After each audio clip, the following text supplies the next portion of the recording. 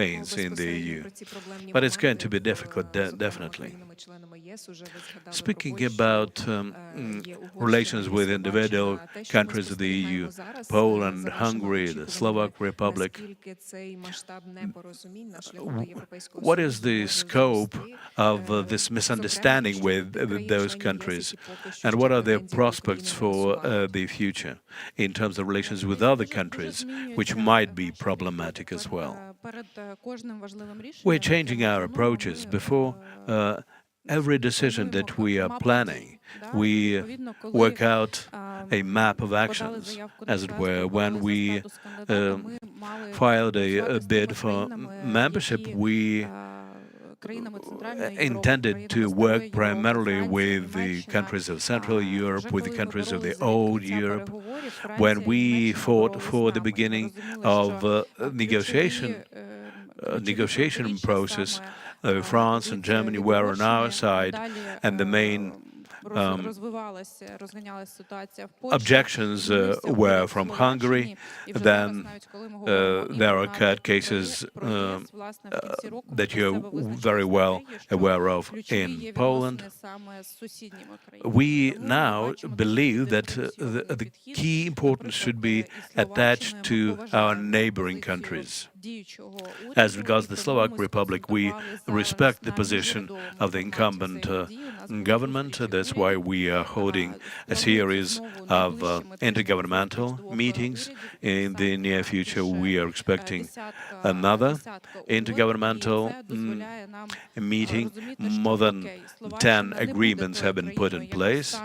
And, well, we understand that the Slovak Republic will not be in the tank for Ukraine, but anyway, we hope that our relations will be more or less balanced. The same can be said about relations with Hungary, and even in the yesterday's meeting of the European Council, we could see proofs thereof. Likewise, with Poland, we've managed to focus on the issues of Polish farmers. This is not an issue of the overall relationship between Ukraine and Poland, and we hope that the general friendship between the two countries will remain. So our key priority now is good relations with our neighboring countries. As regards the summit of NATO in Washington, we have a lot of expectations, but what can Ukraine realistically get at that summit? I'll put it that way. So far, we have not found a person among all our partners or the headquarters with whom we could speak about this in earnest. What do you mean by that? I mean that now all the dialogues with the headquarters boils down to the fact to them saying, relax and behave calmly during the Washington, because we don't know what Trump is up to when he comes to power. Well, obviously now we are not talking about membership in NATO, and even before the summit in Washington, we suggested a format of an invitation, which would be very preferable for Ukraine. What I find strange is the position of the Allies, because obviously the Allies do not think that NATO can offer Ukraine mechanisms which will make it possible for Ukraine to defend itself. I think that even the Allies themselves do not believe in NATO now. Well, this is a very interesting statement. I think we'll be able to discuss it in more detail later. Our expectation was that probably we will have some kind of an invitation which will be made at that summit. From what you said, I see that you think this will hardly happen because of the instability which we are currently observing in the US. We have no illusions. Our position is very simple and straightforward. the issue of invitation means much more for us than just a political message. Given all the statements made by NATO throughout all the years of our independence were nothing but words on paper. Those were not obligatory decisions. Like the summit of 2008, Bush came to Bucharest from Kyiv with President Yushchenko. And in 2020 in Brussels, we heard nothing but words. I was being told, Olga, just understand, they never had a real intention to support you. Those were just words. Just like now, what we see is just statements and words on paper. That's it. On the issue of invitation, it's not an issue of giving weapons to Ukraine or closing the sky or the issue of Article 5. It's an issue of a legal decision.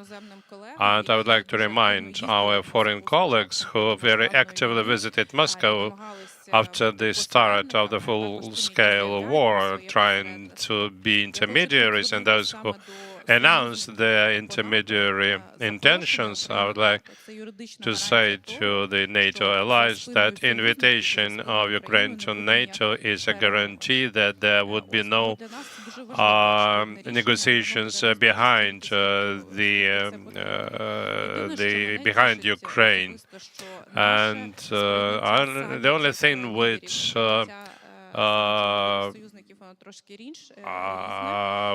satisfies me is that the attitude of allies to the decision and to the summit is different, because the decisions are not made at summit. Summit is just a networking. That's why we are called upon not spoiling the atmosphere. This decision may be adopted at any moment. We should not wait for a specific meeting at the level of leaders. But yes, so far we don't have any counterpart with whom we would be able to have this dialogue. This does not mean that there is no support. At the moment of Vilnius summit, 29 NATO allies supported in the idea of inviting Ukraine to NATO, and 9 of them, the whole eastern flank, blocked all other decisions, and nothing could break them down, any threats. But there are key countries which resist this decision. These are United States and Germany. And I think that the United States do not allow this dialogue even to develop, which makes me very sad. What about the dialogue between Ukraine and the United States on this? No development, nothing. They're also preparing to Washington summit, and we are preparing, but it's done separately. And in spite of all you said, and which demands very thorough attention, within the months we've heard from time to time about some specific format of Ukraine's membership at NATO, potential entry to NATO in parts or NATO umbrella over the territory of Ukraine, which is controlled by the government. We heard that from Anders Fogh Rasmussen, ex-Secretary General of NATO. Do Ukrainian leaders think about any hybrid format of Ukraine's membership at NATO? We are thinking in such categories that we do everything which allows us to survive. That's why, speaking theoretically, could have happened if NATO suddenly took a decision to invite Ukraine. We don't want to speak about it at all. But I would like to look at the situation from another standpoint. The allies themselves don't see NATO as a forum in which any discussions could take place with regards to security guarantees to Ukraine, including military support. For this discussion to take place, there is a need in a legal decision, because at NATO, any decisions are taken according to a relevant procedure. This should be a legal decision, a relevant structure, guidelines. This is the first. And the second, the allies should see NATO as a forum where such dialogue could take place, and then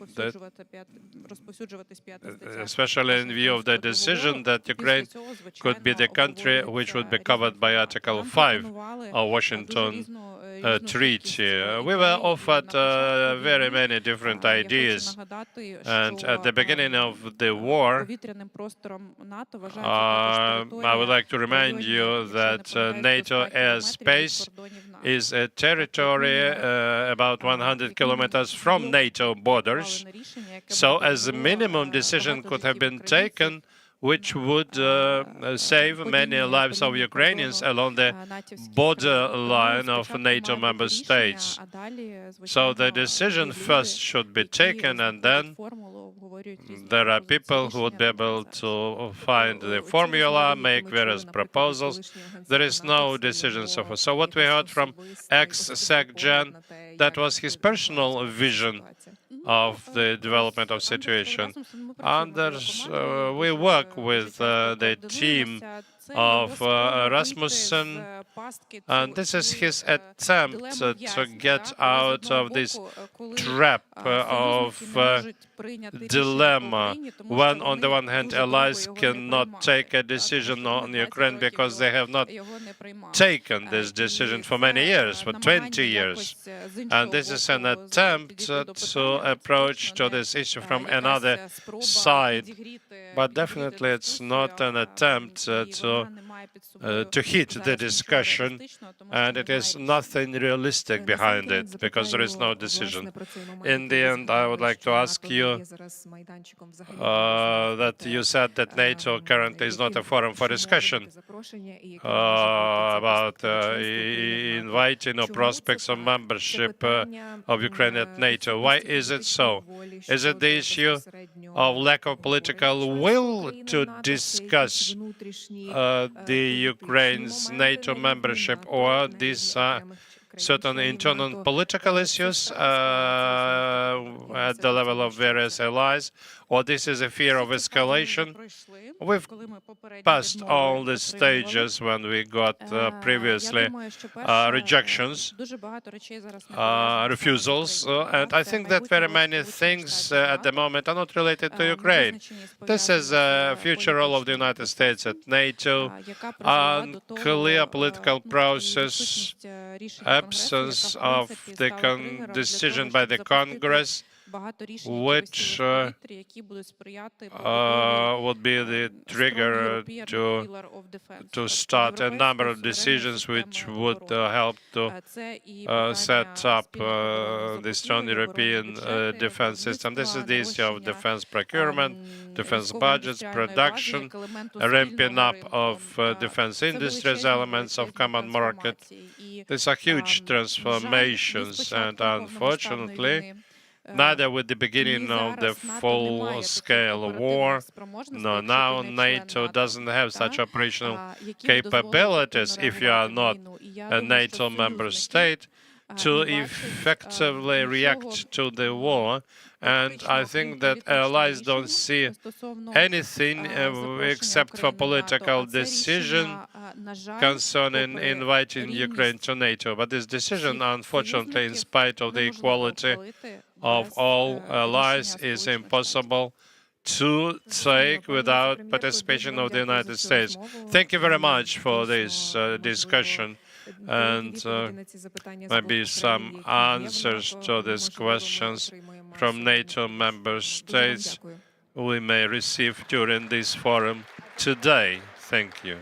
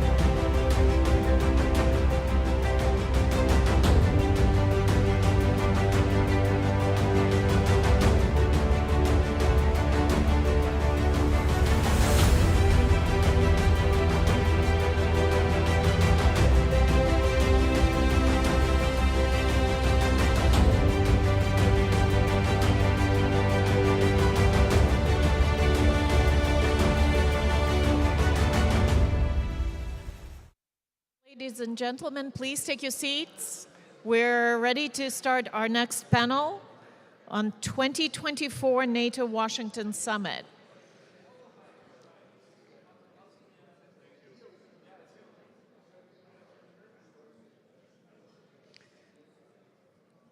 I see that our esteemed speakers and panelists are already up on the stage. Let me take a minute to introduce all of them to you as you're still finding your seats.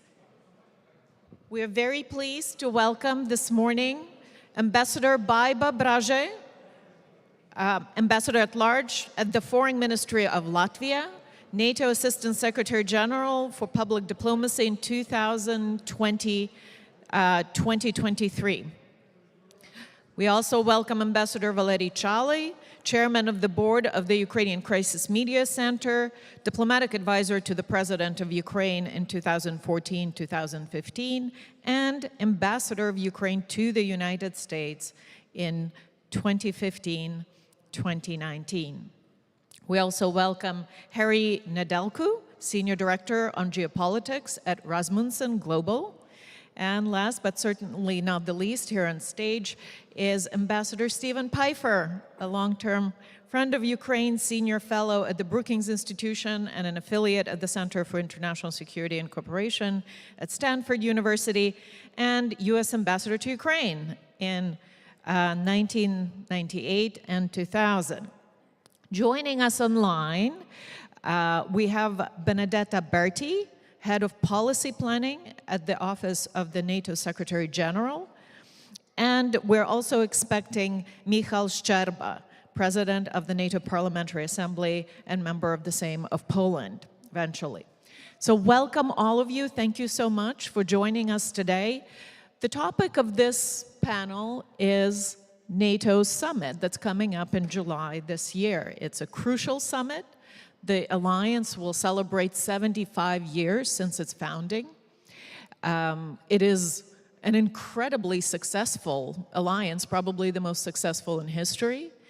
It's a successful, not only a Cold War alliance, let's put it that way, if Cold War was a kind of war, but a successful peacetime alliance. It clearly held together and endured after the Cold War was over. In fact, it expanded its ranks. But I anticipate that the summit will not be so much about reviewing the past and the past successes, but also looking into the future. And so I would like to ask each one of you to reflect on what do we expect from this Washington summit? How will it shape the alliance's future? I will first invite to share their reflections Benedetta Berti. Please. Thank you. Good morning, and great to be with you virtually. It would be even better to be there in person, so I very much hope to join you next year. And I'm glad that our chair of the military committee, Admiral Bauer, was able to be there yesterday. So in terms of what we're expecting for the Washington summit, I start by completely agree with your analysis. This is not going to be just about recognizing the 75 years of successes that NATO has had. I think we are very much focused on the future and how to continue to adapt NATO militarily and politically so that we can continue to deliver in what is essentially the most complex and volatile security environment we've had since the end of the Cold War. So in that sense, I expect the Washington summit to place a great deal of focus on the continuous reset of NATO's deterrence and defense posture. As you know, this is a process that started a decade ago, but really accelerated after the beginning of Russia's brutal war of aggression in 2022. I think key issues to decide upon and deliver at the summit include continuous investment in defense spending. That's something that underpins the credibility and strength of the alliance. So defense spending will be very important. Just as important, and this is something that I know you have discussed throughout the conference, is how do we continue to ramp up our industrial production? And that is something that is urgent, not just to support Ukraine as it exercises its right to self-defense, but also for ourselves as we rebuild our deterrence and defense posture essentially after decades during which we deprioritized it. So this will be very important in terms of shaping the summit. Then I think I would be remiss, given the forum I'm speaking at, if I didn't talk about the expectations with respect to NATO's relations with Ukraine and support to Ukraine and Washington. And I think from a political point of view, our objective for the Washington summit is really to ensure that the allies send a strong, unequivocal, robust commitment to continue to support in Ukraine so that it can prevail as a sovereign, independent country. And I think that is the main political message that we need to deliver at the summit. This is about both concrete commitment to step up support here and now, and that's something you have heard both from the Secretary General and from Admiral Bauer since the beginning of the conference, the importance of all allies to dig deep and find what they need so that Ukraine can get the equipment and the support it needs to continue pushing back against aggression.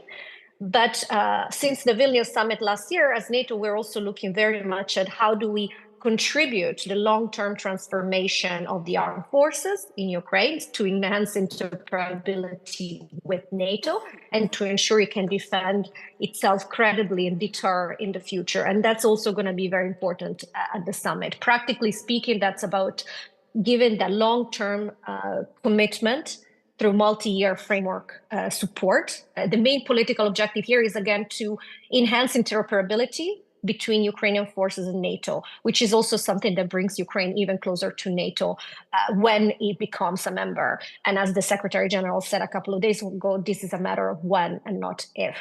So in terms of Washington, I think we need to, first of all, send a clear signal that we're not losing our resolve to support Ukraine in the short term, that we have a long-term commitment to ensuring interoperability, support investment in resilience, energy security, defense innovation, and all of that is done by increasing practical cooperation with NATO. We're also looking at what additional NATO can play in terms of ensuring that there is a robust, coordinated, and sustained support to Ukraine in the long term.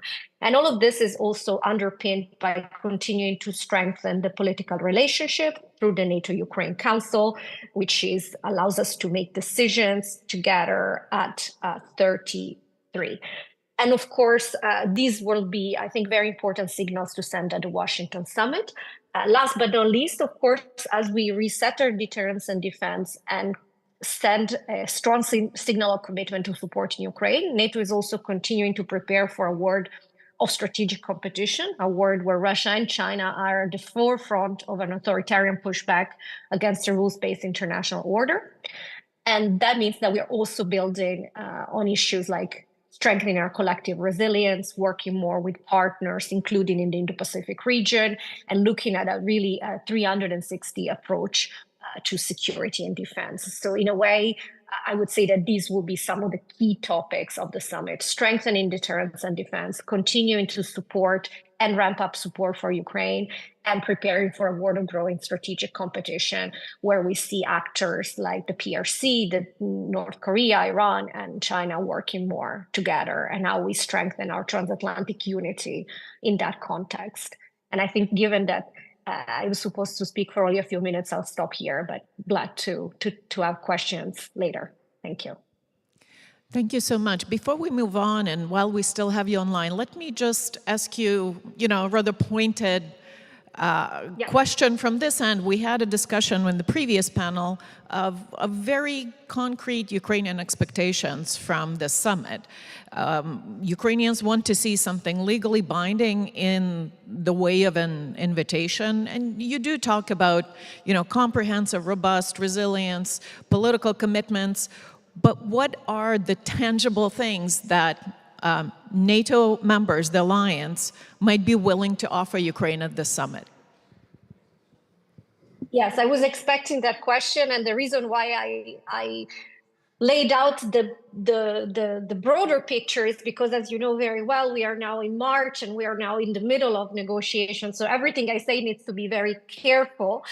But but if I want to give you some headlines, I think first of all, we show support in deeds, not just in words. So that is about stepping up the amount of the assistance, the scale, the scope, and looking at how we can best utilize NATO, especially when it comes to support the long-term transition towards fully interoperable forces, doctrine, and standards. Here is very practical. So what I expect from Washington is the announcement of additional support, additional funding. Of course, in the next months, we're also going to open the Joint Analysis Training and Education Center in Poland, NATO-Ukraine Joint Center. So I think the focus will have to be about practical projects, initiative, assistance that concretely on the ground contribute to strengthening Ukrainians' defenses now, whilst also boosting its ability to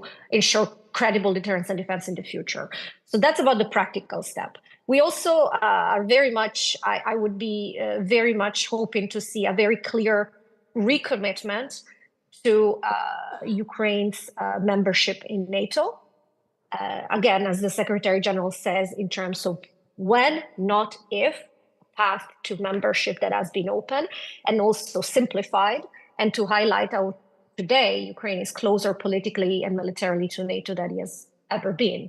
And so building on the Vilnius summit decisions and going forward, both politically and militarily. I appreciate the lack of granularity you would wish to have, but in order for us to be concrete in July, I better leave the negotiations take place over the next few weeks. So I'll leave it at that.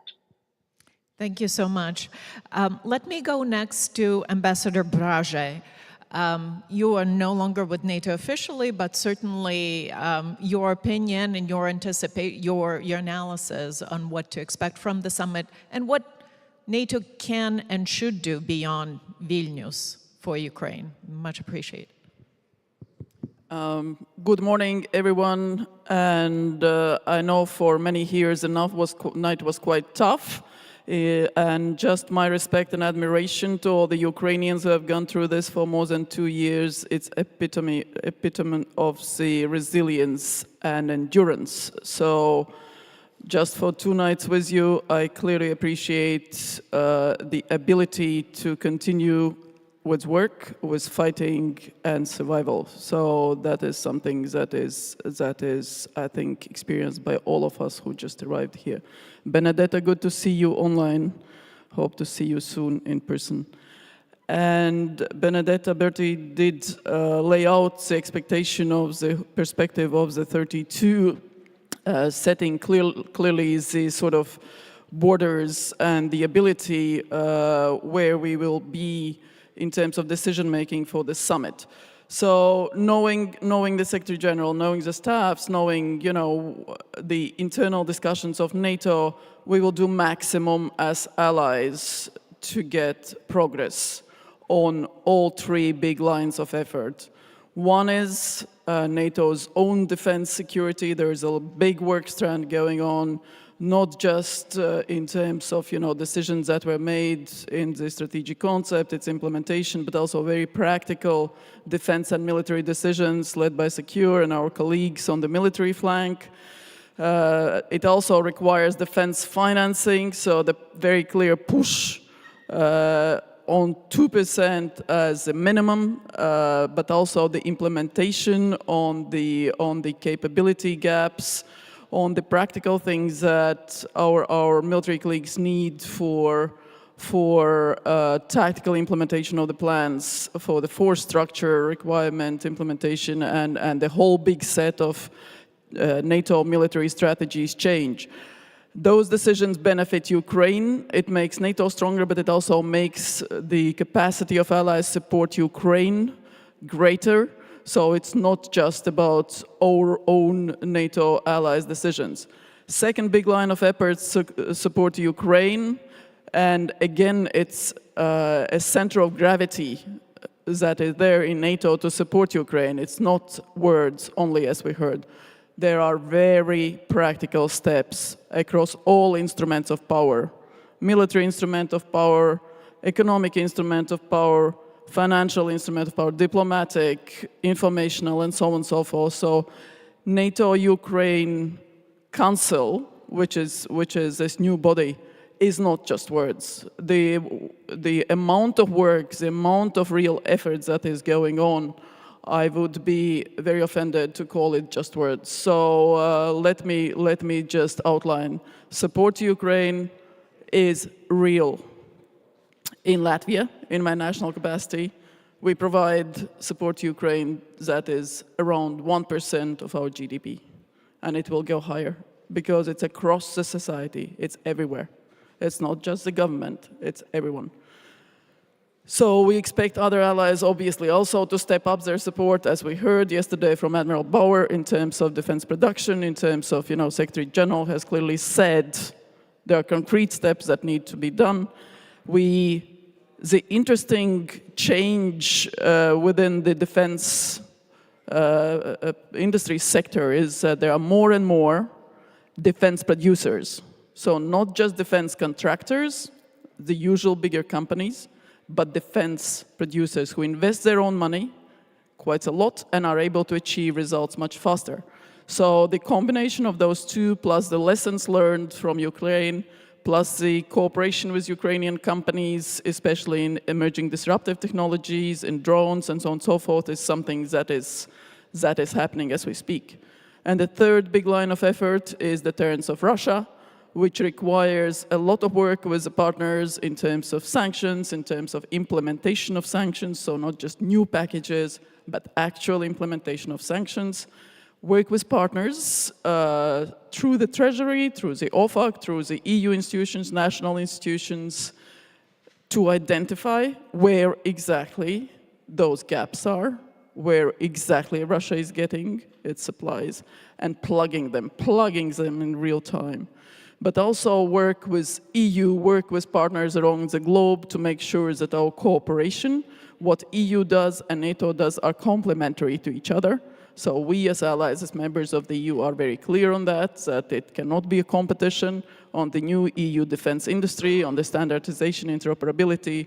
So there's a lot of work. And again, as Benedetta outlined, the work with global partners, because there are challenges out there, whether it's Iran or North Korea or enabling of the war by China. There is a lot of work that we do on diplomatic and practical fronts. So these are all the work strands leading up to the summit. So it's not just about the wording in the summit on the paper. Thank you so much for outlining the way that the alliance can already operationalize some of its existing commitments. I'll turn next to Ambassador Charlie, to you. We already heard in the previous panel some, very straightforward expectations on Ukraine's part. Perhaps you could elaborate on that as well. Thank you. Good morning, everybody. Thanks to organizers, we have a great opportunity to discuss this very important issue. And by the way, I've been really surprised of today's sensation from our officials. Vice Prime Minister, she's mentioned about real situation, thanks her. And that's opened new opportunity for us for discussion. I want to just bring your attention for something this happened last years. First, December of 2021, the Putin and Minister of Foreign Affairs of Russia, Minister of Foreign Affairs, led us to, not to Kiev, to Brussels, to NATO. They tried to blackmail in NATO and to make this discussion more important. Respond, membership of Finland, membership of Sweden. According to Admiral Robert Bauer, Ukrainian flag will be next to Sweden, to Swedish flag. It's good news for us. So it's a question when. But I think it's a question when, it's a question of yesterday. Today, we have to put on the table question how. Why? Because I think this historic opportunity, Washington summit, and my position slightly different from position of our officials today, I think we have this opportunity.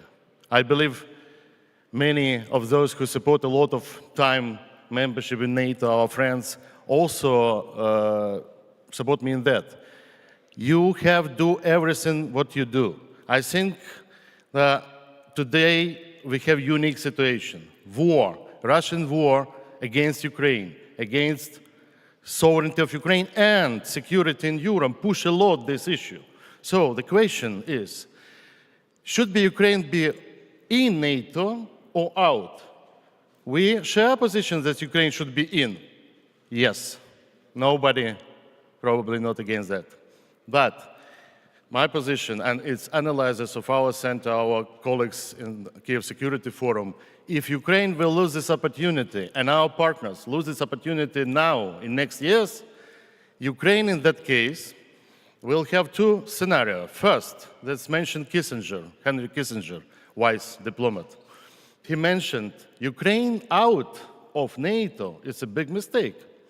Ukraine should be in because safety of Europe in this case will be more guaranteed. First. Second, it will be good for Mr. Putin because in that case, Ukraine will never be against Russia. Russia will be in security. So it's one reason, one scenario. Another scenario, contribution of Ukraine and Ukraine in NATO excludes such a gray buffer zone that allow Russians come and open this war against Ukraine, one of the factors.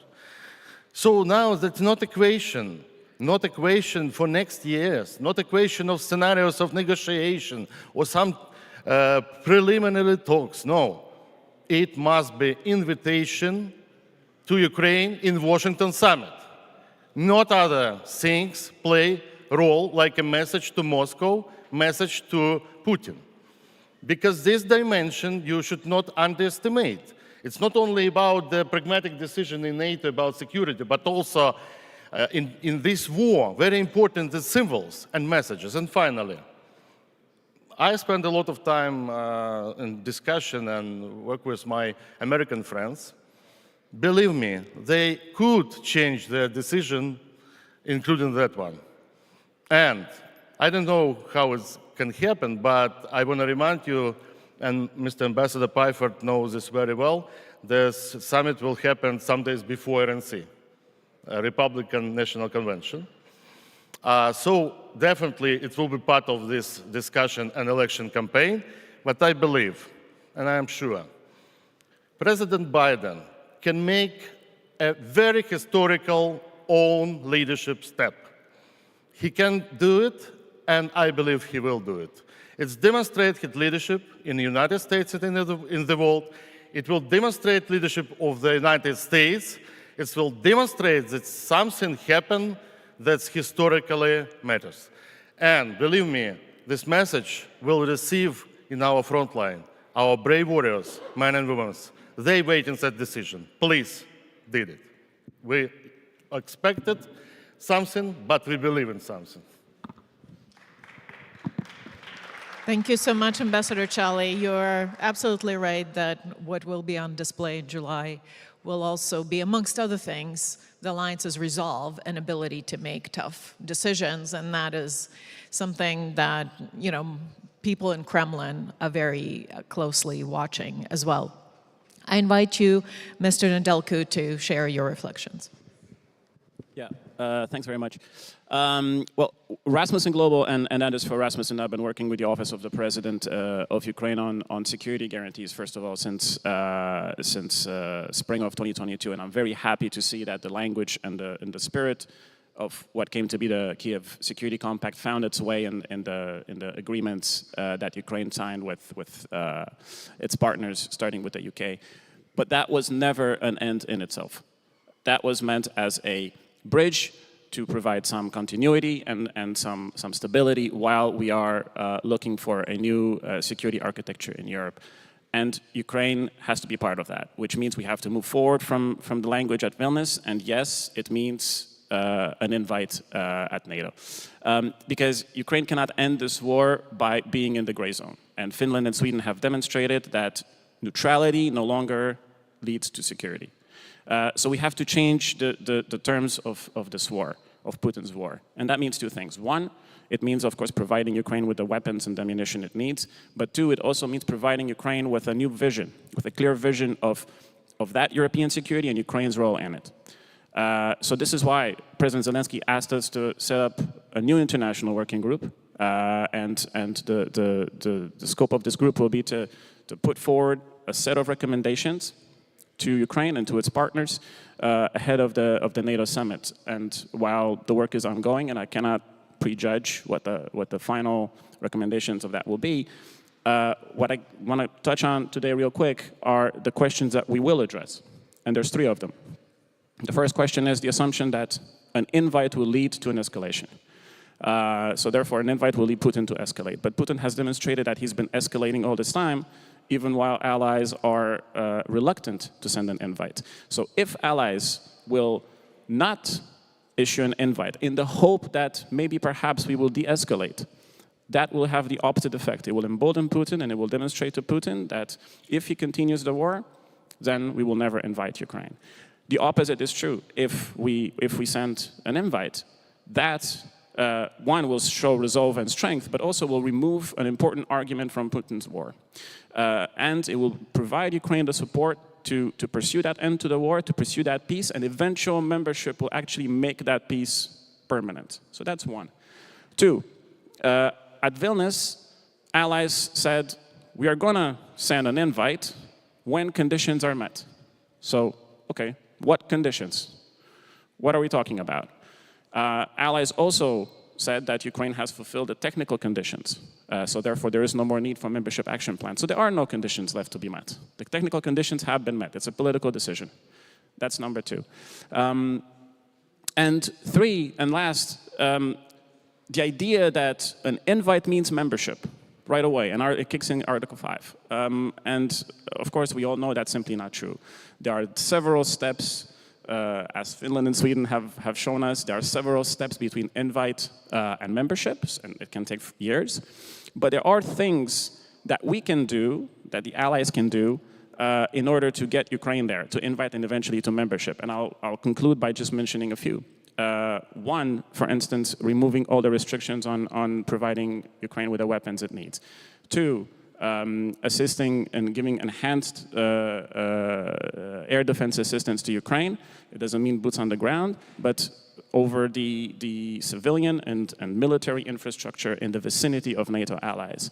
It can mean Black Sea freedom of navigation exercises or forward logistics bases. And finally, for instance, as Latvia does, or Lithuania, for instance, allocating a certain part of our defense spending to Ukraine. So these are just a few things we can do to reduce the parameters of Putin's war and get Ukraine to invite and to membership. And I'll end there, and I'm looking forward to questions. Thanks. Thank you so much.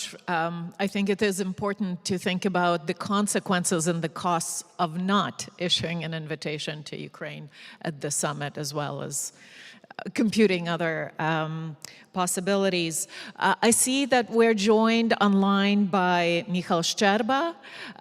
Welcome, Mr. Szczerba. I will invite you to share your reflections with us. We've been discussing, the big event, the July Washington summit of the NATO alliance that's coming up, and discussing, analyzing the costs and benefits of either inviting Ukraine or issuing, other formats of consistent support to the country.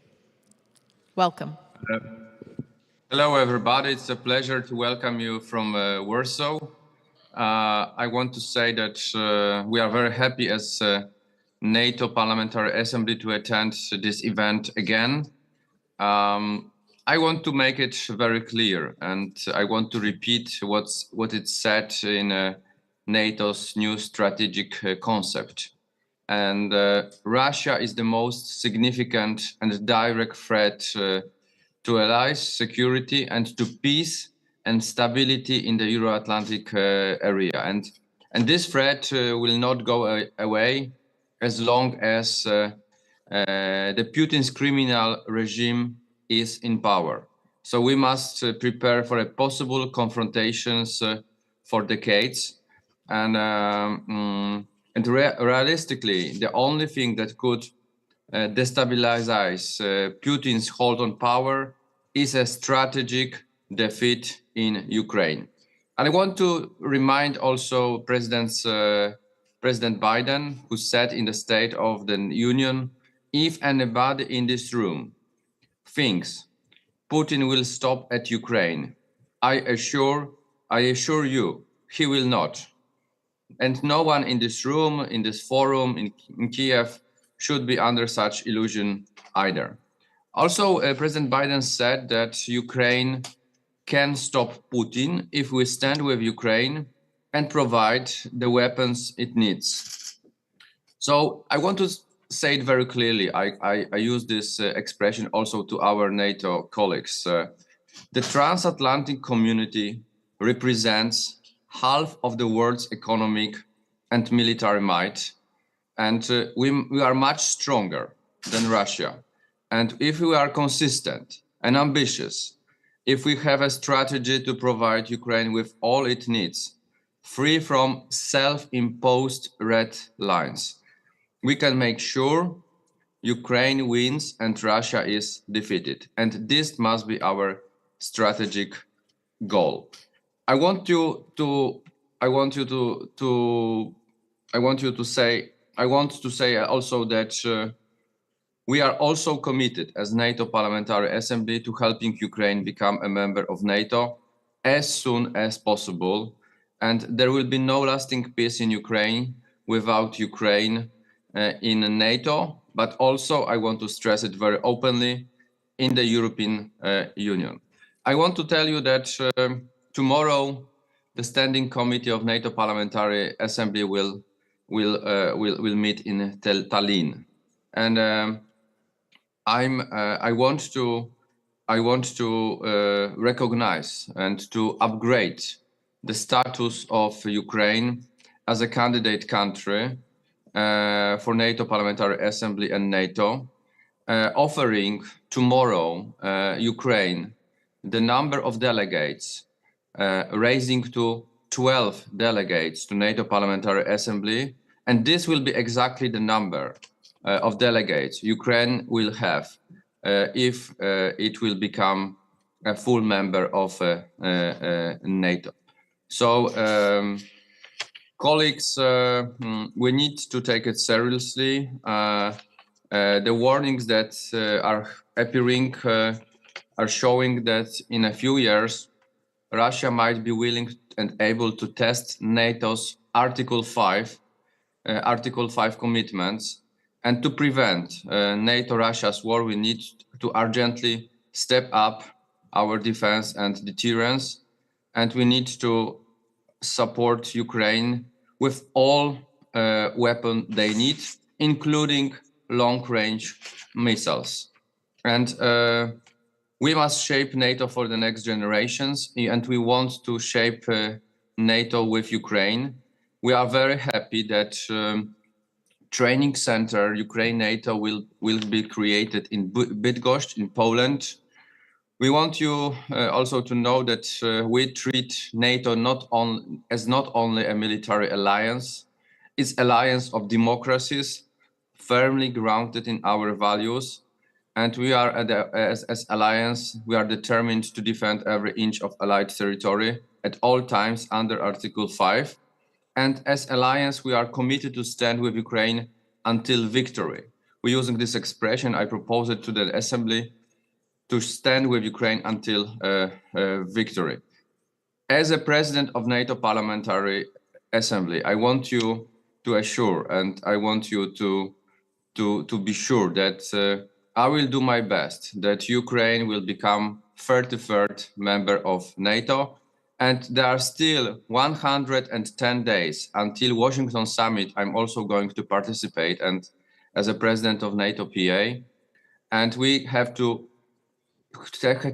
do our best to bring Ukraine closer to membership. We need next important steps towards membership, and I hope we have still time to find compromises. We have to find solutions to make a Washington summit a big success for NATO, for 32 allies, including Sweden, but also for the benefit of Ukraine as our new member in the future. Thank you very much. Thank you so much, Mr. Szczerba, and thank you personally, but also your country for the support it has consistently extended within the EU and within the NATO alliance to Ukraine.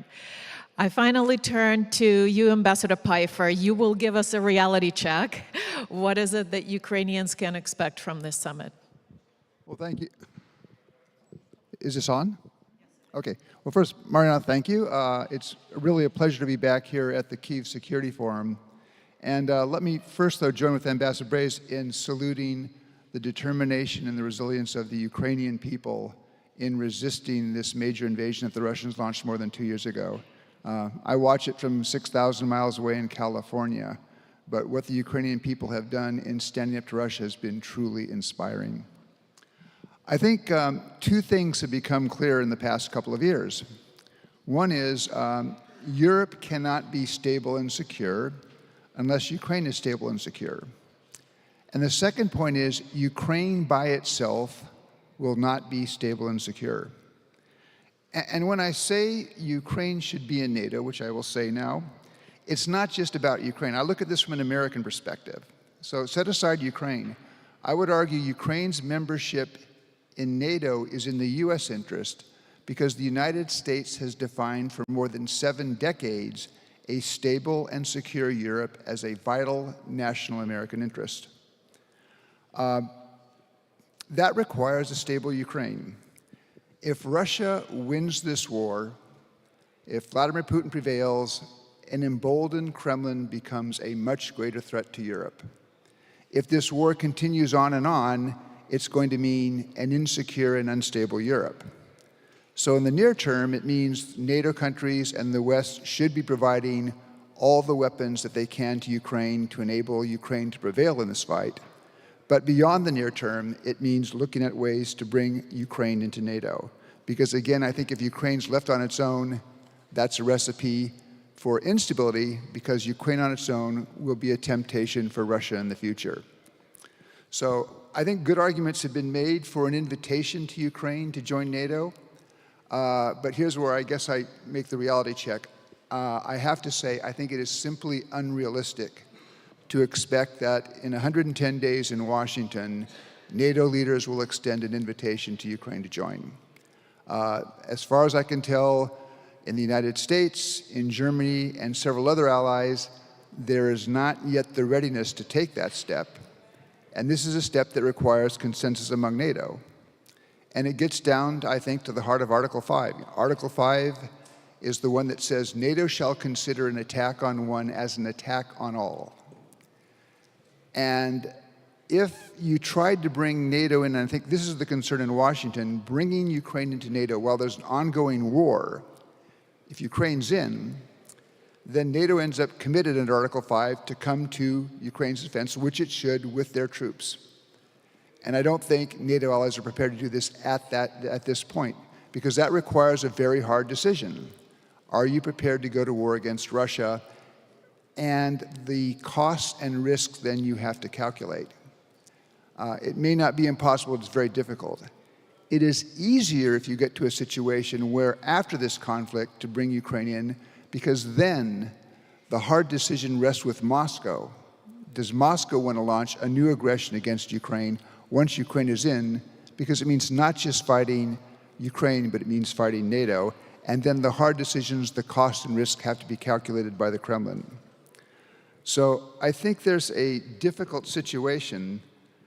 Some have suggested that perhaps NATO might adjust Article 5. There was one suggestion, perhaps Article 5 covered just that part of Ukrainian territory that Ukraine occupies. I think there are practical problems with that, but I also have a bigger issue, which I think it would be a mistake to dilute Article 5. That's not going to be good for Ukraine. It's not going to be good for other members of the alliance. Article 5 basically commits allies to consult and then respond within their means. But NATO has spent a lot of effort to make clear that that response will be military. And I want Article 5 to be as stark and as absolute as possible, that potential aggressors understand that if you try to use military force against 1 inch of NATO territory, there will be a NATO military response. So let me talk about what I think can be done in Washington. And I think this question of the NATO-Ukraine relationship is probably the most difficult question between now and the actual summit. Ambassador Herbst and Ambassador Fried and I are part of a group that made a proposal that we thought might be a way to find a middle ground that would work in Washington. And that would be that if Ukraine cannot get an invitation to join in Washington, that NATO leaders and President Zelensky agree to launch accession talks with the goal of extending Ukraine an early invitation to join the alliance. The NATO-Ukraine Council is already talking about the steps to prepare. The NATO-Ukraine Council would be the logical point for that discussion. And thus you would have a parallel course where Ukraine would be having accession talks with both the European Union and with NATO. I think this proposal offers 4 or 5 advantages. 1, it puts Ukraine on a more definitive path towards membership, certainly more definitive than the outcome in Vilnius. Second, it would send a message to Ukraine of NATO's long-term commitment. Third, it sends a message to Moscow that you can't waste the West out, that there's a NATO commitment to Ukraine that is going to be pursued. Fourth, if at some point you end up having a negotiation between Moscow and Kyiv on a settlement of this conflict, having accession talks underway strengthens Ukraine's hand.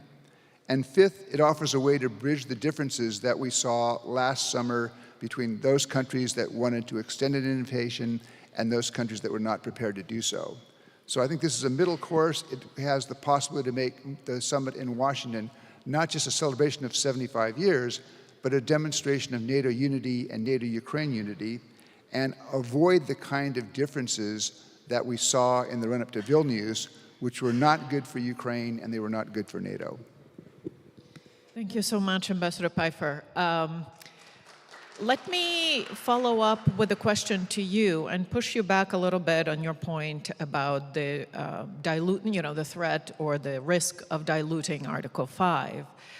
It's a point well taken, surely, but it seems to me that it could also be interpreted as a hesitance to get Article 5 tested.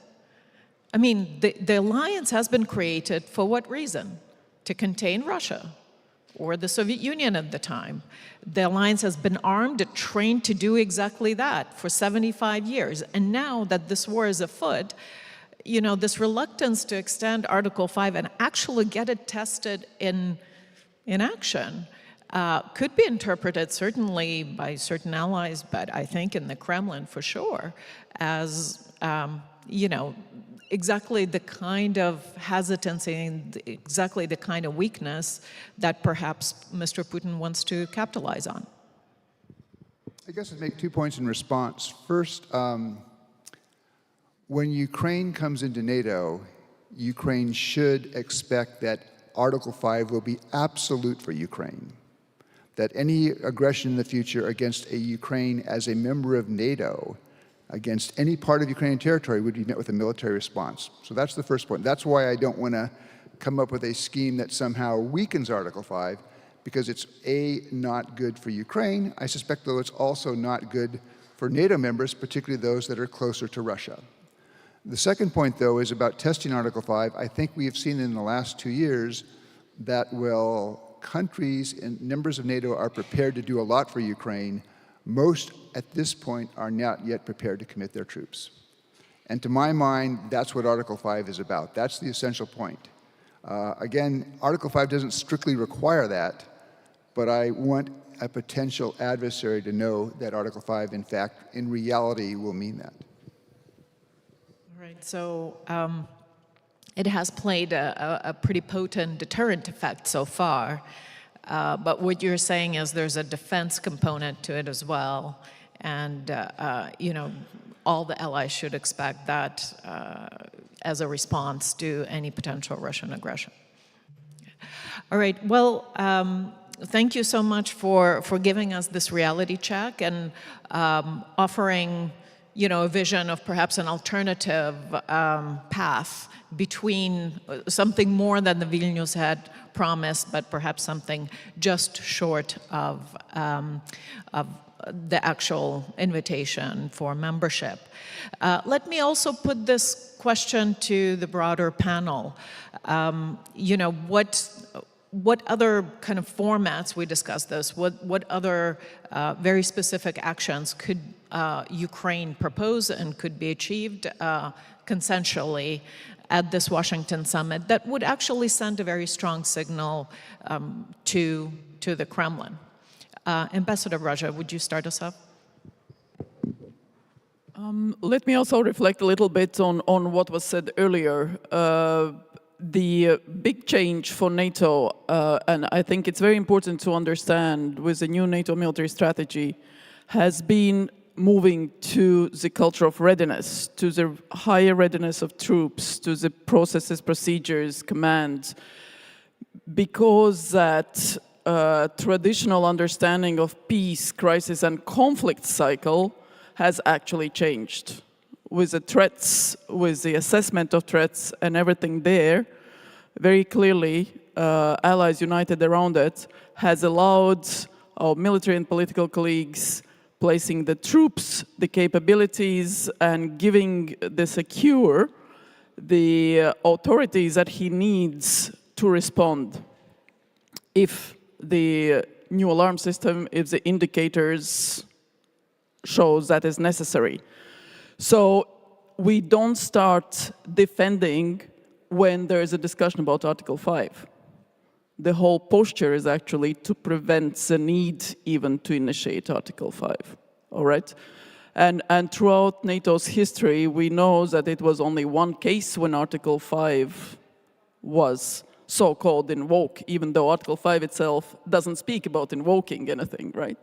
So very clearly, the whole posture, the whole thinking, the whole philosophy is the readiness, the prevention, the early warning, and the ability to detect and deter and, if necessary, defend.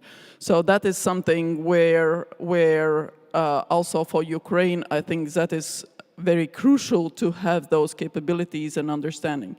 Ukraine is outside NATO, so it doesn't have NATO's defense plans per se. So whatever NATO does with regard to Ukraine does require consensus from the allies. It's an out-of-area operation. It's a completely different type of setup that we are in.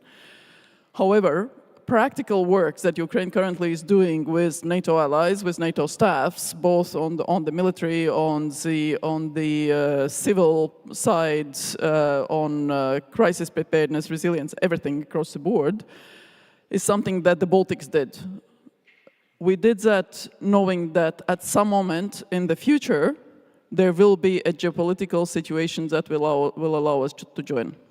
We didn't know when it will come, so we did everything possible to be ready.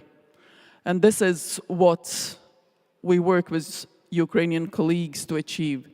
Whenever that political decision is ready to be made, so that Ukraine would be ready. And again, the war, the unity, the center of gravity, both for NATO, for the allies, but also for Ukraine itself, is unity. We heard very lively political discussions here, and it's great. It shows, again, the Ukrainian democracy in full sort of flourish. In the same time, maintaining that unity, very clear understanding of the political and practical aims, and working in unison with NATO's allies. And EU member states, indeed, because both we see in the flags here, Ukraine between the EU and NATO's flags, is something that always both Ukrainian politicians, society have to keep in mind, and we have to keep in mind, because Russia is going after that center of gravity, the unity of allies, the unity of Ukraine, the unity of Ukrainian political parties and society. So let's not give in to Russia on this cognitive front, but also keep in mind the ultimate outcome we are looking for, and that is peace and security in Europe, and the return of that as soon as possible. Thank you so much. Mr. Szczerba, let me turn to you with a similar question. So here we are discussing Article 5. There seems to be a strong emphasis on its deterrent function. That's great, you know, as long as it prevents the war, but we have to be also stand ready that that deterrence can fail. And in that sense, you know, then Article 5 becomes about commitment to actual defense, to actual putting boots on the ground. For you, you know, you come from Poland, you know, certainly a very staunch supporter of Ukraine, but is this reluctance to extend the kind of Article 5 guarantee to subsume Ukraine, or the readiness to offer that guarantee to Ukraine, does that fill, you know, Poland and NATO's eastern flank with confidence in Article 5, or does it actually somewhat undermine it? We want Article 5 to be at the heart of the Washington summit. We want to discuss this issue also during the speakers forum and parliamentary summit, which will take place just before Washington summit, 8 to 9 of July. And this is the idea of US delegation to have this political talks, parliamentary talks just before the meeting of the leaders. So for me, it's obvious that Ukraine needs some security guarantees, and the best guarantee will be joining NATO as soon as possible. But we have to also, I want to also to stress that a lot has taken place since Vilnius. And Ukraine is coming closer to NATO every day. We cooperate in the different formats, but I want to stress that Ukraine's priority must be to continue with key reforms. That's why we are also proposing to establish a Center for Democratic Resilience at NATO headquarters, just to assist candidate countries as Ukraine, Georgia, and Bosnia-Herzegovina in key reforms. So this is the idea we put on the table, and we want our leaders, the heads of the governments and states, to decide. Our priority is to redouble our efforts to support Ukraine on its path to membership, and I agree with the former speakers, to continue to strengthen allied consensus, because we are a consensus-based organization. This consensus is not reached easy. We know that we had these problems with the ratification process for Finland and for Sweden. We have to do our homework. We have to explain this and to push our allies, Turkey and Hungary, to finish the job. I want about my expectations. The Washington summit must recognize the significant progress that Ukraine has made towards meeting in Vilnius, and to meet the conditions for an invitation. This is just the most important thing, and we can create a consensus.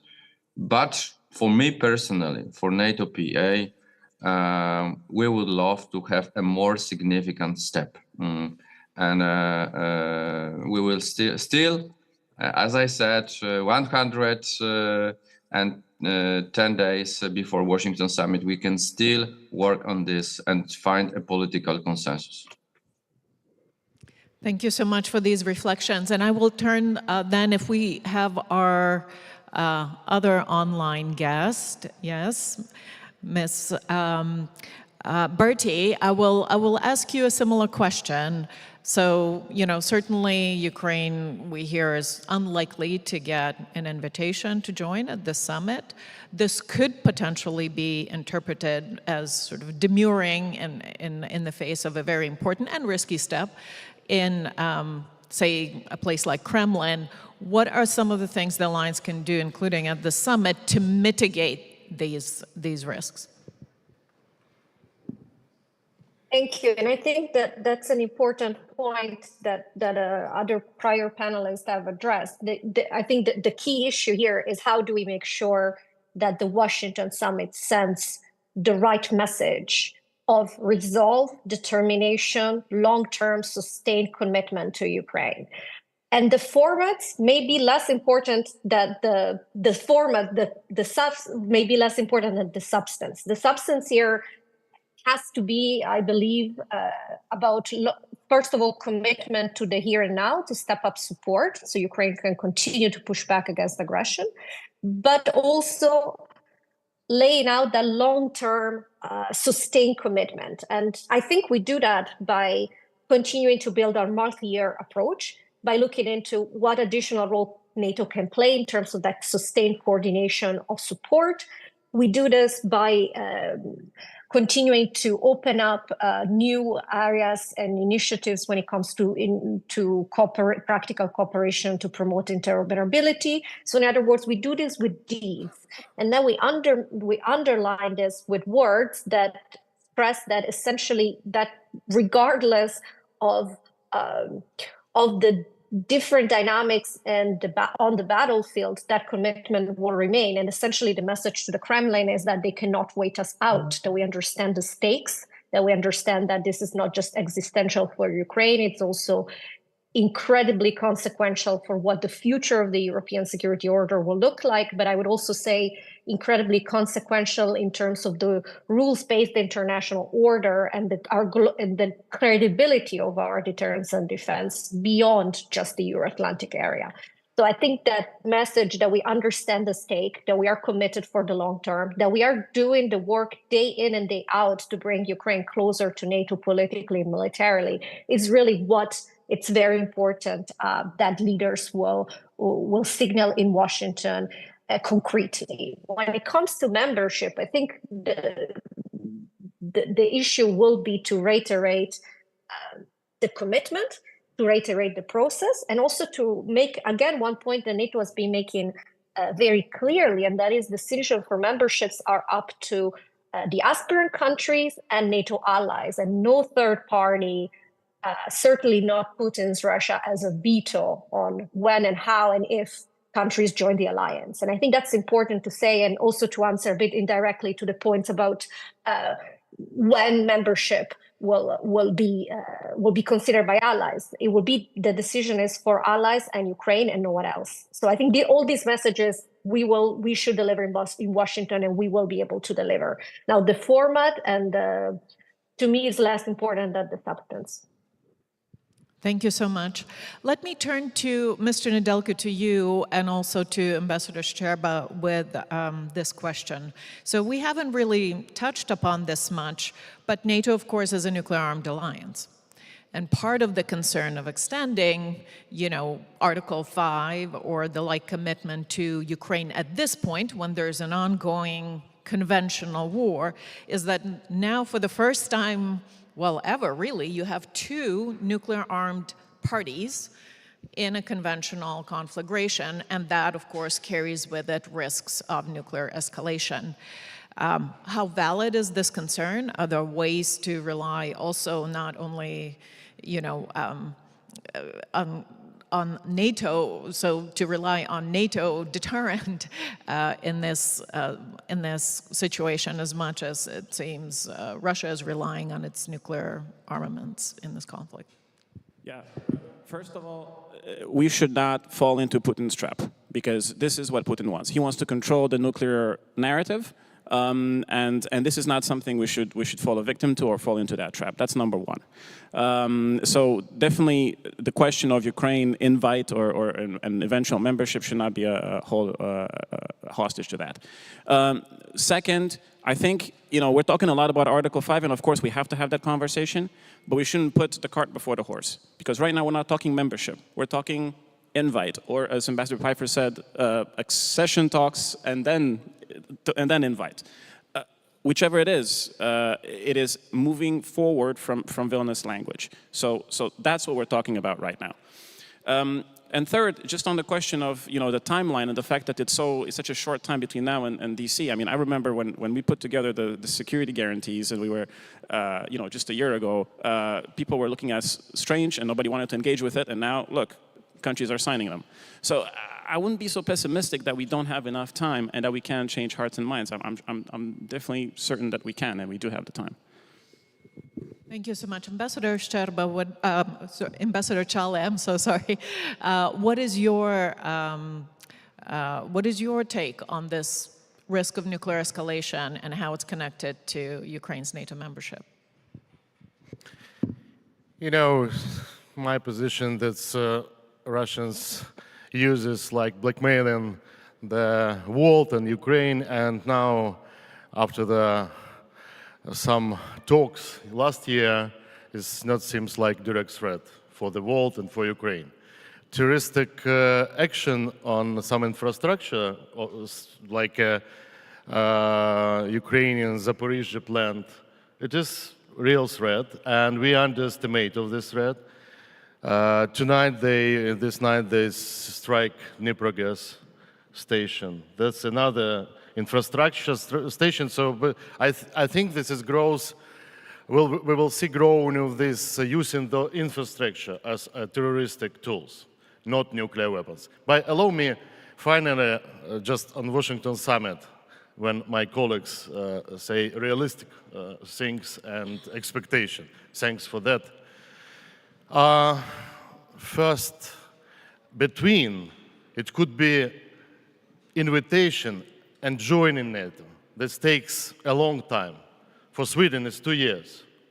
For some of our neighbors, successfully Poland, take more time, even more time.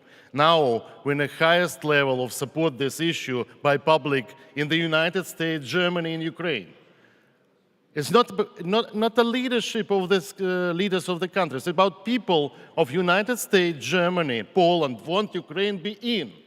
That's why we should apply directly to that people, because other tools we see we do not have. And so you ask a very right question about sequences.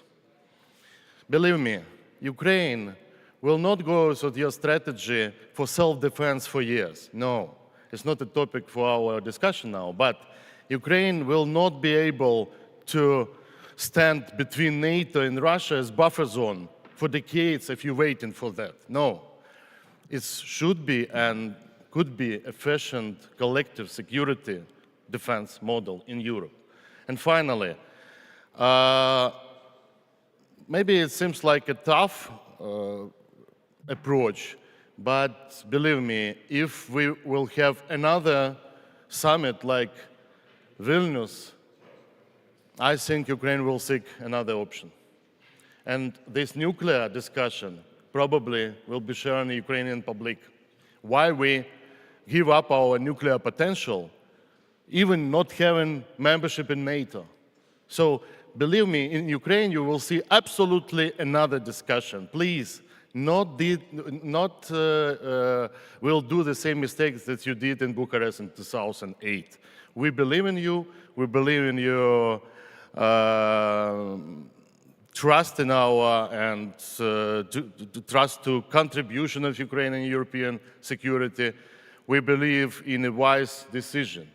Wise decisions means in this historic time brave decision.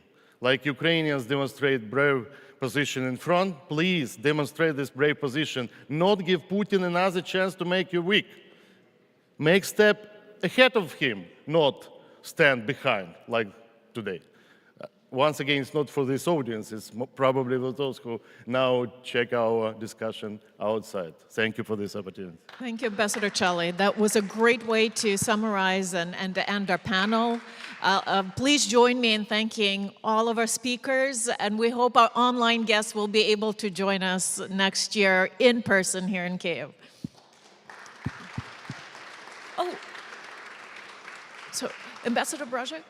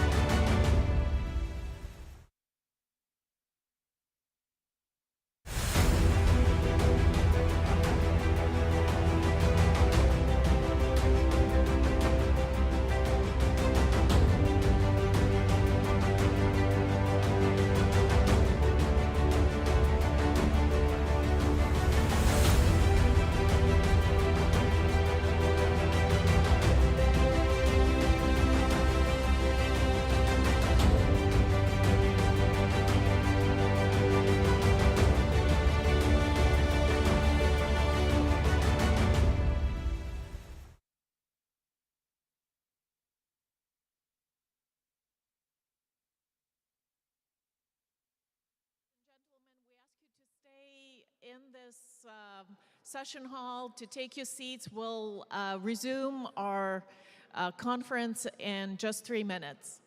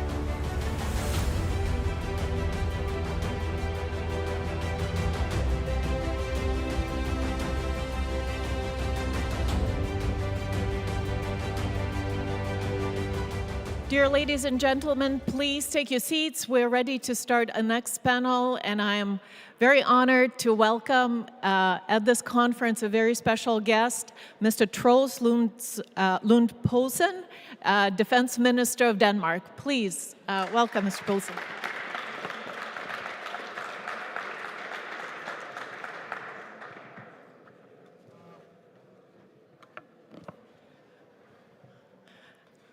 So before we proceed, Mr. Poulsen, Denmark has been a stalwart supporter of Ukraine and has done more than most NATO allies to extend the military support, political support, and otherwise to Ukraine this hour of need, and most recently announced that it's going to transfer all of its artillery to Ukraine.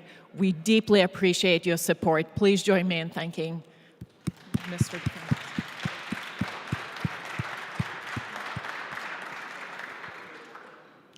So, Mr. Minister, I've never been to Denmark myself, but I'm told that in Kronborg Castle, there's a statue to Holger the Danske, Holger the Dane, who's this mythical Danish warrior, and he is seated there asleep over his sword. And it is said that he will wake up when Denmark is in peril, and he will stand up to defend his nation. Is Holger awake today? Not yet, but thank you so much for your regards and remarks in the beginning. We are very concerned about the situation here in Ukraine and also in the surroundings, also in our neighborhood. So the reason why I'm here today is, in fact, also to talk to the people of Ukraine and say in a clear voice that we will be committed also to be here for as long as it takes. And that's, in fact, the most important part right now for European countries. That is not only to be here 1 year or 2 years, but be supportive in the coming years. Well, indeed, and Denmark has definitely put its money in actions where a lot of other leaders' mouths had been. We just recently, this morning, actually heard from the Kremlin spokesman, Peskov, who called to stop calling this a special military operation, but admit that it's a full-fledged war. And of course, it's a full-fledged war because the collective West is getting involved and supporting Ukraine. Not that, these statements matter in the sense that we see the facts on the ground. This has been a full-fledged war from Ukrainian part, but certainly from the standpoint of Kremlin, this is an escalation, right? This is a new sort of reality that they're creating for their own domestic audiences, possibly in view of the upcoming mobilization. It also tells us that, as many had anticipated, now with the special electoral operation over in Russia, we can expect escalation from Russia. What is Danish thinking on that with your defense agency? How will your country, but also the broader alliance, be prepared to counter this escalation? Yeah, you're totally right. I've just arrived this morning by train and have only been here in Kyiv for, I think, 2 or 3 hours. I've just heard what is coming out of Moscow now, and it is, I will say, very critical and also scaring in many ways. I think the most important part is that the countries inside NATO have to step up now to deliver on the 2% and also on the investment pledge for 20% in military capabilities. We have to do that now, and we have to do it fast, because I think there could be escalation from the Russian side, especially when we are talking about the mobilization of people, and that's quite scary in many ways. So we have to step up. We have to invest more. In Denmark, we have reopened our defense agreement. We made a defense agreement last year. And now, over the next 10 years, we will be able to spend about 25 billion euros further in Danish defense than we have decided before. So now we will reach the 2%. And then we also have to speed up investments to deliver on the NATO targets. We have different targets, NATO countries around, and I think we have to do what we can now, also to show Russia that we are ready to defend ourselves. And at the end, we also have to speed up the deliveries for Ukraine, of course. There's a huge need for ammunition right now. We should do even more than we are doing. It has taken too long to deliver the needed ammunition to Ukraine. This week we spent a day talking in the Ramstein format in Ramstein in Germany about that need for more ammunition. So we have to do more, and we have to do it faster, because that's the only way that we can show Russia that they have to step down from what they're doing. Indeed. My understanding had been that this figure of 2% really has been a proxy, right? For the 30 years, NATO has been reaping a peace dividend, right? And to keep up the alliance committed and cohesive. There's sort of this talk of 2% as some kind of benchmark for all. But really, we have to think about concrete capabilities. 2% is 2%, but how do we fill it with the capabilities that will be necessary to defend, not only to send military aid and supplies and ammunition to Ukraine, but to defend an alliance. What are, in the defense planning and in the new reality of an ongoing war in Ukraine, what you see taking place on the battlefields in Ukraine? What are these new capabilities that your country, but also the alliance, should focus on? Yeah, that's a very good question, because I think in the coming years there'll be a quite frank discussion about lessons learned from Ukraine, also for capabilities in the future for NATO countries. I think one of the lessons learned right now is the need and also investment in electronic warfare. I think that's a crucial part right now. Looking to the eastern part of Ukraine, seeing what's going on, I think Ukraine are doing a great job using drones and electronic warfare, and it's also a race in competition about how can we develop electronic warfare systems. And I think that'll be a lessons learned now that NATO should also pay attention to in the future, because how to use drones and also electronic warfare on an intelligent matter, that could be one of the reasons for the future. Indeed. With the accession of Sweden and Finland, we now have a greatly strengthened northern flank of the alliance. Now, we hear from the Kremlin, from President Putin, that part of this reason for this aggression is that Russia feels surrounded, Russia feels locked in by NATO expansion. So certainly from Kremlin's standpoint, the accession of Sweden and Finland is not going to make that problem much easier. How does the northern flank now prepare to, for possible conflagrations or rise of tension in your part of Europe?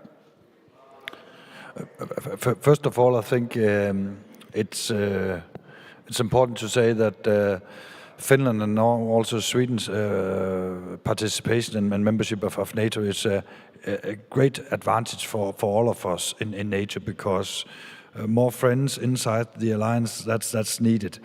And of course Russia, they are doing what they can to provoke, and also the rhetoric about these new members.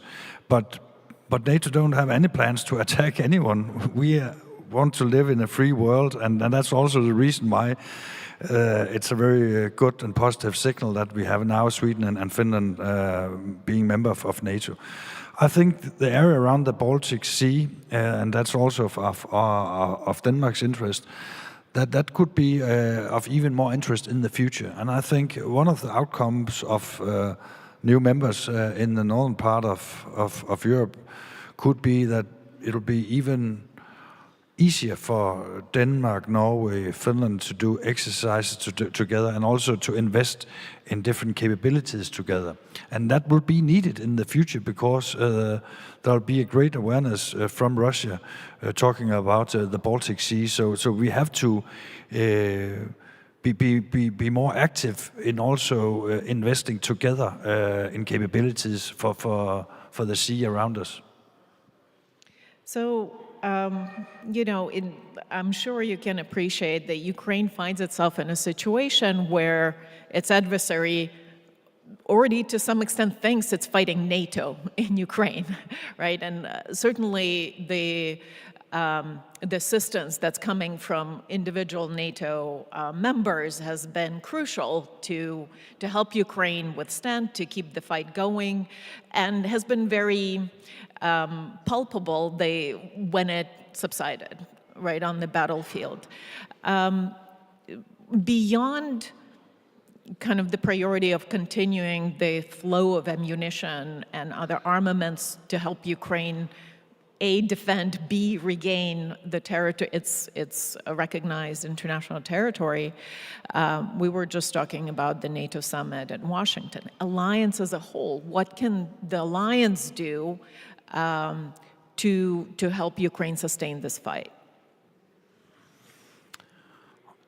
First of all, I think the NATO countries can do even more in being supportive when we're talking about different military capabilities, especially on ammunition. I think that's the most important thing to do right now.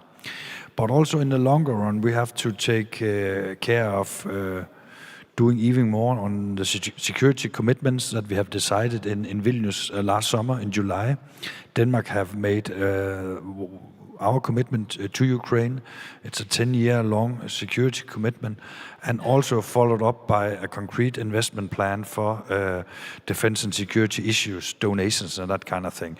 So I think that's one thing that we should do now as NATO members. We should do this security commitment to Ukraine, so we are not leaving you alone here.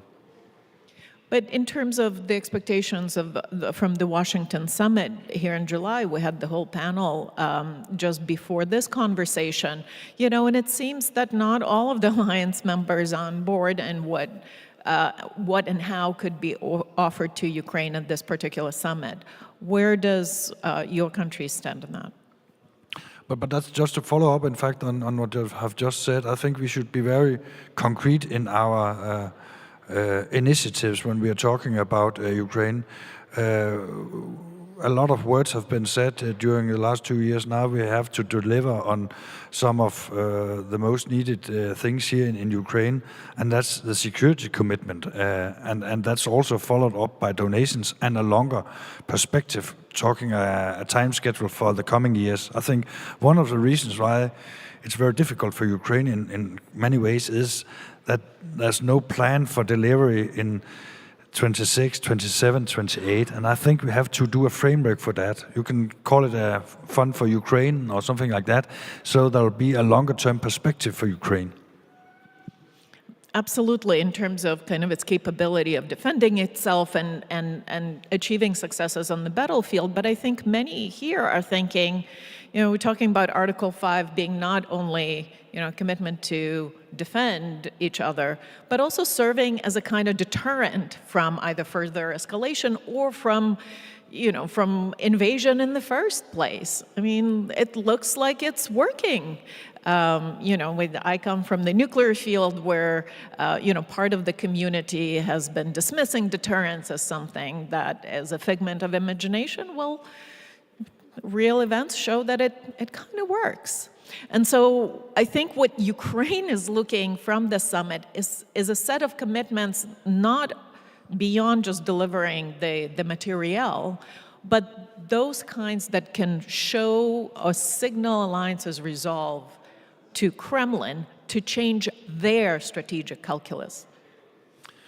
Yeah, and you're right on that very important issue.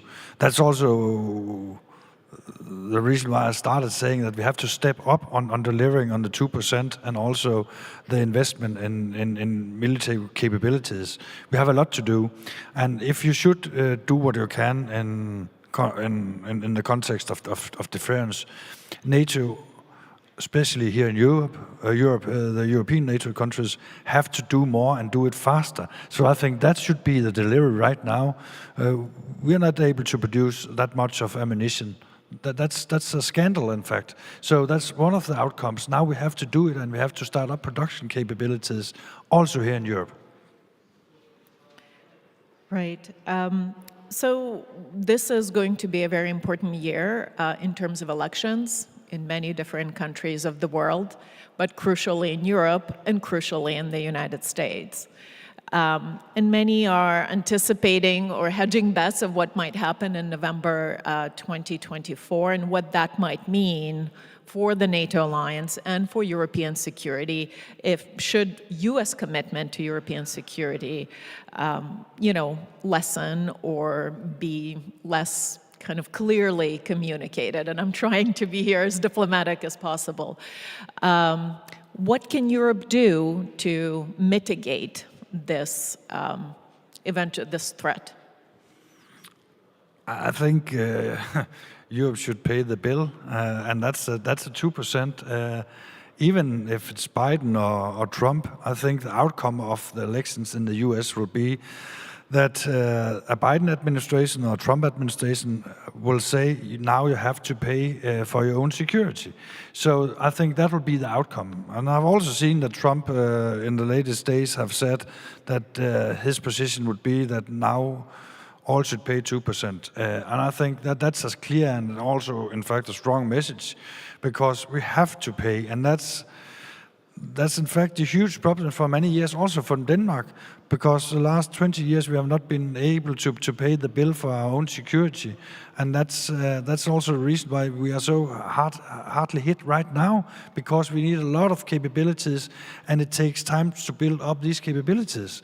So I think what we will see in November or December, that will be a strong message coming from US to Europe that we have to spend more. But I also see that US, in fact, also in the future, would need a strong cooperation with Europe. So I'm not that fearful of that discussion that many have talked about the last couple of months. So you have been emphasizing this 2% as a way to provide for Europe's own security for each one of the European members, and the peace dividend to which many European countries got used to in the past 30 years. Internally with your domestic constituencies, with the population and your citizens of Denmark, how do you make that case to your citizens that have been used to a certain level of social programs and everything? Something's got to give in some way, and Ukraine being quite far from Denmark, the war is not happening on your borders. What has been the secret, I suppose, to your success domestically, and how to sustain it? What are the lessons for other European states? Yeah, that's a very, very good question. I think the reason why there's such a great support for giving support in the longer run to Ukraine, talking about billions of Danish kroners, that's in fact because of a broad political agreement in the Danish parliament. All Danish parties in the Danish parliament are supportive to Ukraine. So I think that's the reason for also having a broad public support. Talking about investments in the Danish defense and the defense agreement last year, almost every party in the Danish parliament were a part of that agreement. But the difficulties in the future will, of course, be when we have to even invest more, and I think that will be necessary. There will be a discussion about welfare, defense spending, healthcare spending, all these kind of things. But right now we have not seen that discussion in Denmark. There's a broad political support for spending more on defense and also being able to spend more to support Ukraine. But I think the reason also for that is the sense of urgency. We are living quite clear to the Baltic states, or quite near the Baltic states, only 1 hour by plane. We know our Baltic friends are afraid of what's going on. Quite many people from Ukraine have worked in Denmark in the agricultural business, so we are also committed and also, in fact, quite familiar what's going on here in Ukraine. So I think that's the reason that the sense of urgency has also hit the Danish public opinion. Well, we definitely appreciate it, and we hope it is sustained long term, even in these turbulent times politically for all European nations.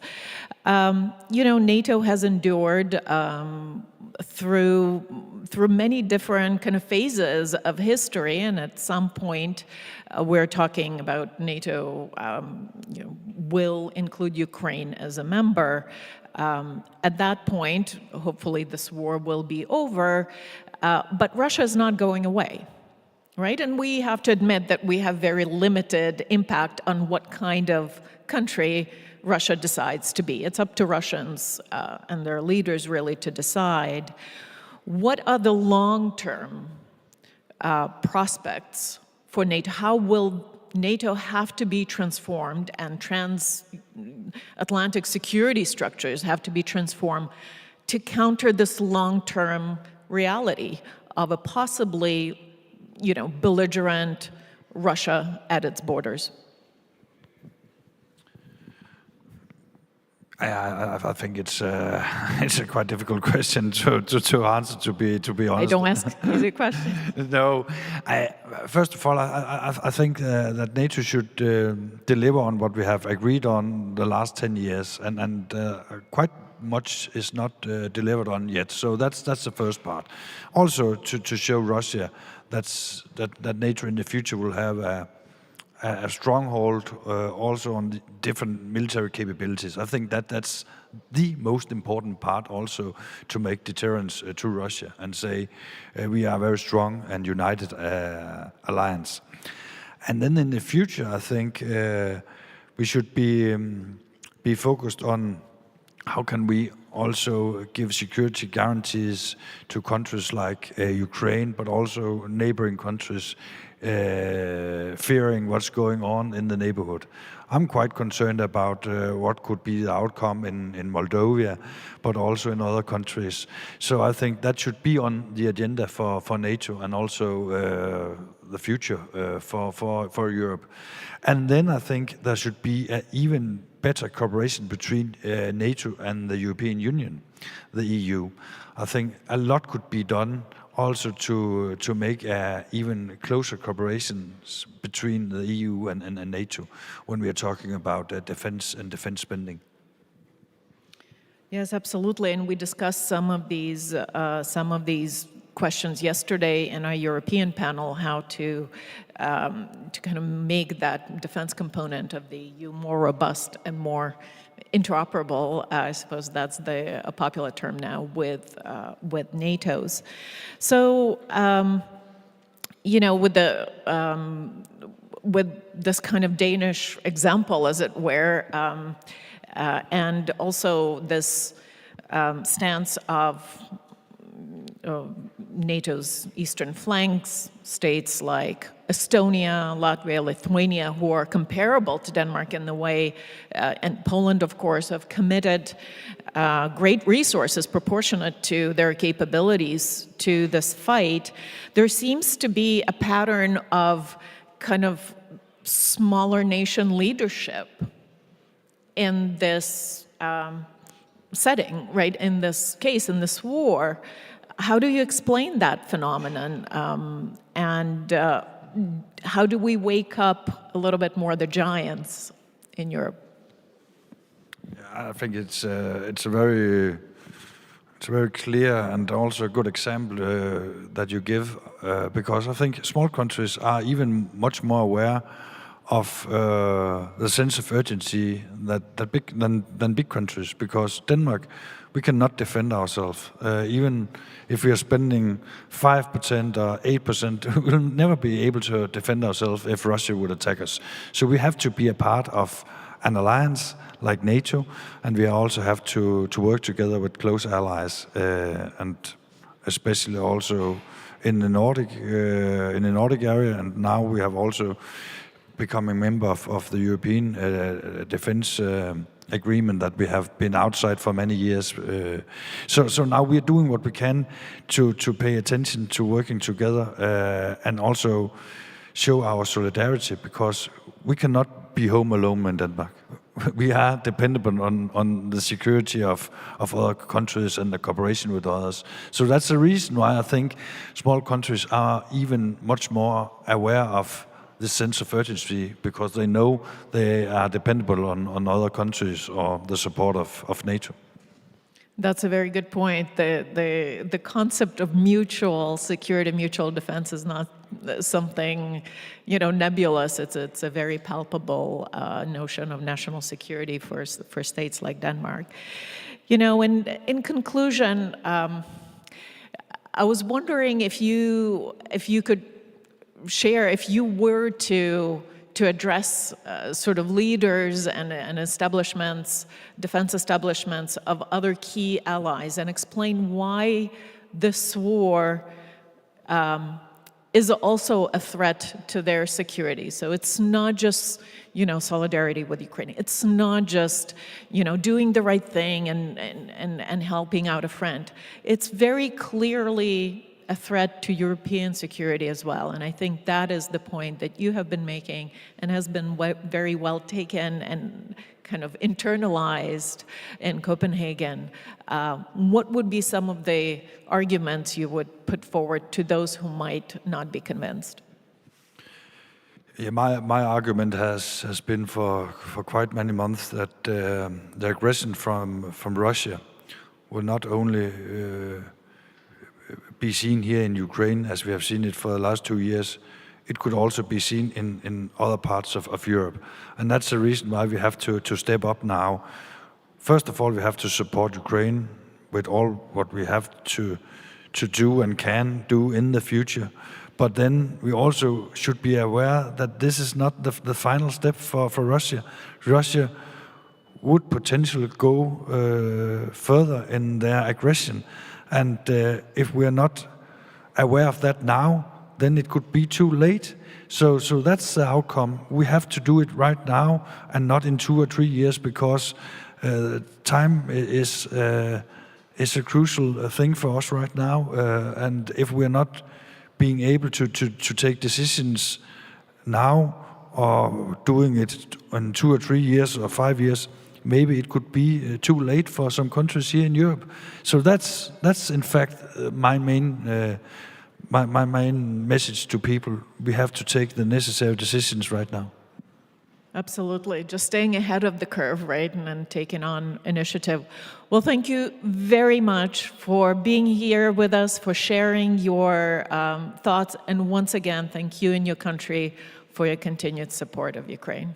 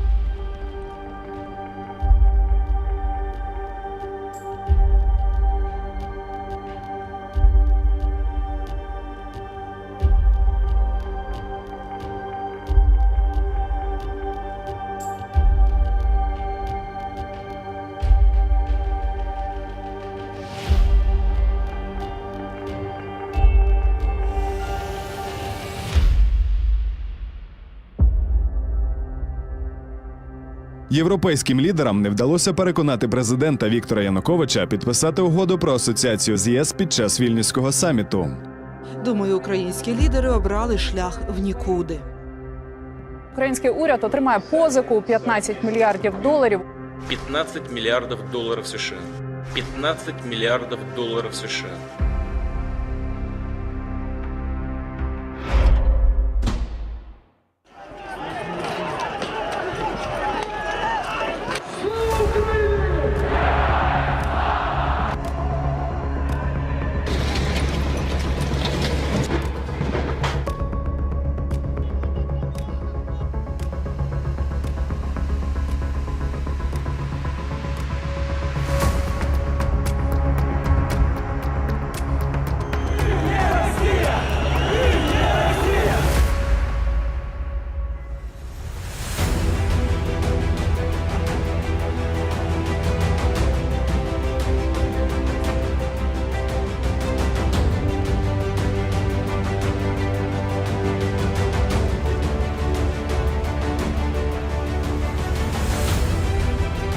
Це символічний день. ЄС стоїть пліч-опліч з народом та урядом України і готовий підтримувати українців політично та економічно.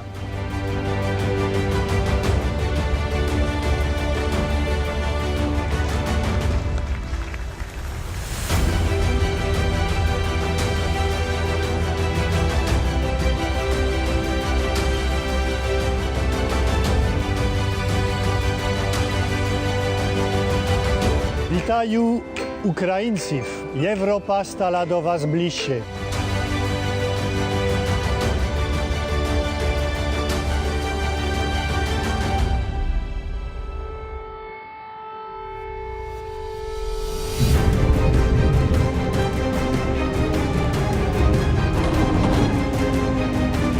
Россия будет бороться за свои интересы до конца.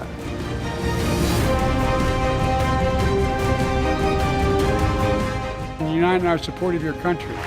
Because we're going to stand with you as long as it takes.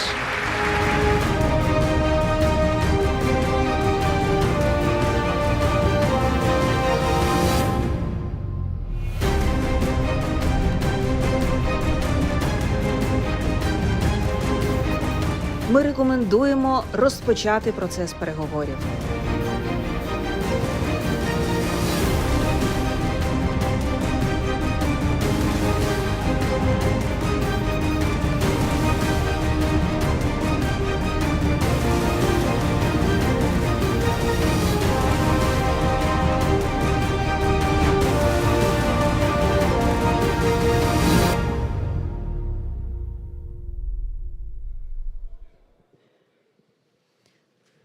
Шановні гості та учасники Київського безпекового форуму, ми продовжуємо. Наступна наша панель буде англійською мовою, тому, будь ласка, упевніться в тому, що ви маєте наушники для перекладу, якщо він вам headsets for simultaneous interpretation if you need them. I welcome you all back at Kyiv Security Forum, and I'm very honored to invite General David Petraeus, who is already online with us. General Petraeus, good afternoon, and thank you for joining us. Thank you very much. And please check the microphone. Is it switched on? It is on. Yes, thank you very much. General Petraeus, thank you very much for joining us today. And my first and probably the main question will be, what is your assessment of the current situation now, what you see between Russia and Ukraine on the front lines, and what scenarios do you foresee for further developments within Russian-Ukrainian war?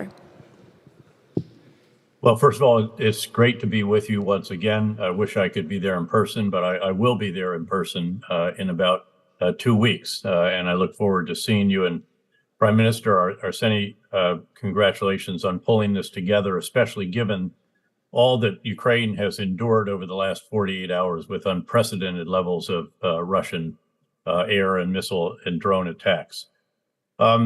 I was recently asked by foreignpolicy.com where I thought the war was going this year and beyond. And I think the only honest way to answer that is to say that it depends. It depends on a number of different factors, some of which are right here in the United States, others in Ukraine, other European capitals, and so forth. I think that what it depends on, we will see decisions made that enable Ukraine to go forward effectively. But first and foremost, of course, is the issue of further U.S. assistance.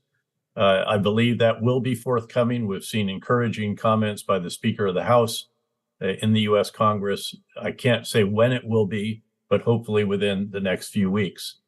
I think it depends on Ukraine, on your Rada, your parliament, resolving the issues of conscription and how you're going to generate additional forces. I know that that's a very sensitive, even emotional topic there.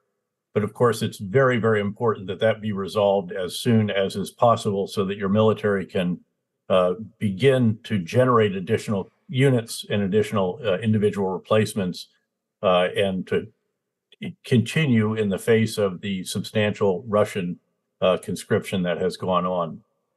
It depends on the continued support in Ukraine, and I might let my great colleague from the past in 101st Airborne Division, Ben Hodges, speak to that since he lives there, and I do not, but it appears that that support has been solid, the 50 billion euros of EU money committed right before the Munich Security Conference. Individual countries, as you all know, have been coming to Ukraine, making agreements, and I think that will continue. But again, it's the industrial strength U.S. support that is really most urgently needed right now. I think it depends on the ways that you might be able to get access for Ukraine to the $300 billion in frozen reserves of Russia in Western countries. Right now, apparently, you're going to get the interest on that, which is several $billion a year. But freeing that up and using it to help Ukraine rebuild in the face of the continued the damage sustained by these Russian strikes would be very, very important. And I think an enormous boost for morale as well. It depends on continued technological advances, such as Ukraine has demonstrated at sea, where the combination of maritime and aerial drones has taken out about a third of the Black Sea fleet of Russia, has forced Russia to withdraw its ships from the critical port of Sevastopol in occupied Crimea, and enabled Ukraine to once again export grain by sea through the Western Black Sea, rather than having to go by ground. This is crucially important, not just to the fiscal situation in Ukraine, but also, frankly, to the food security situation in Egypt and a number of other North African countries. It depends on further technological advances in other unmanned systems, noting that Ukraine has demonstrated enormous engineering skill, technical skills, manufacturing, and so forth. And if we continue to enable that in various ways, I think that that can make a huge difference. So again, the only honest way is to say that it depends, but at the end of the day, what it will depend most on is what we have come to respect most from the outside, and that is the extraordinary determination of the Ukrainian people, the Ukrainian soldiers, as you are fighting for your very independence. This is your war of independence. And again, I think it's entirely possible, if all of these different factors come together that I have described, that Ukraine can not only hold Russian advances for the course of this year, but get back on the offensive at some point late this year or early next year, once the pipeline has been refilled by the United States and the really industrial strength munitions, systems, and so forth are provided. And I would also add there that I hope that we'll see some critical decisions made by the United States as well on the longer range precision munitions for the multiple launch rocket system and a handful of other very important decisions like that. Know that we are with you. We are thinking of you constantly, and that has been especially the case, as I said, over the last 48 hours, as we have seen the reports of the horrific missile, air, and drone strikes. But once again, I'm sure that the trains will be running on time, even without electricity. They've already pulled the diesel locomotives out to use them for that. And again, the admiration that we have has no limits. So thank you very much for allowing me to say a few words. And also thanks for getting me together again with my air assault buddy, Ben Hodges. Thank you, General Petraeus. May I ask just a brief follow-up question? As you mentioned, it is very important to see that there is any progress with this U.S. aid package that is now stuck, let me say so, in Congress. Is there a chance, in your opinion, that, I don't know, that there will be no progress because, in particular, of the political situation in the United States and during this pre-electoral period? So is there a chance that there will be no aid package approved in Congress, so that there will be no progress, and how it may influence the situation in the front lines this year? No, I think there will be progress. I think there will be a package approved. I don't know if it will be absolutely what has been requested and approved by the Senate, but I do think that the House of Representatives, there's a very substantial bipartisan majority that supports it. It's just the curious dynamics of the majority party that have prevented the Speaker from bringing it to a vote. But he apparently now is determined to see this through. And again, whatever mechanism it takes and whatever ultimately the actual number is, I think it will be very, very substantial, and it will enable us to refill the pipeline and take it all the way through the end of this year and into the next. Just a short question, as well as I have just 2 minutes.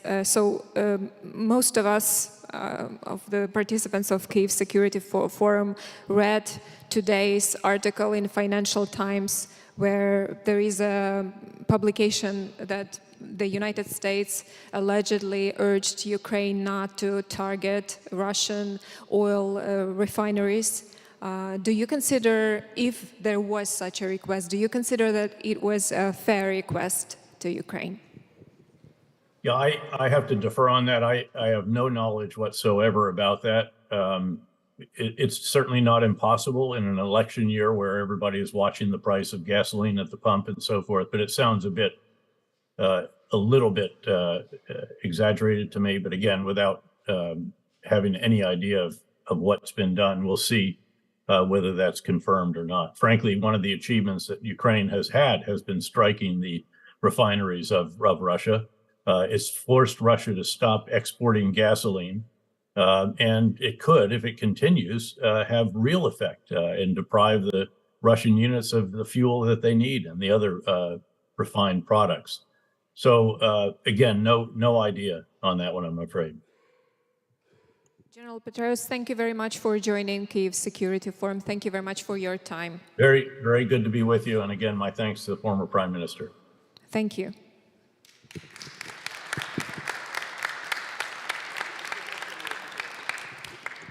Панове, ми будемо продовжувати без перерви, переходити до наступної панелі, яка називається «Україна на лініях фронту». Троє з наших учасників приєднаються онлайн. Я запрошую тим часом на сцену General Riho Terras, Dr. Evelyn Farkas, and Mykola Beliskov. Please, we welcome you here at Kyiv Security Forum. Генерал Терес, пан Микола Березков, прошу вас піднятися на сцену.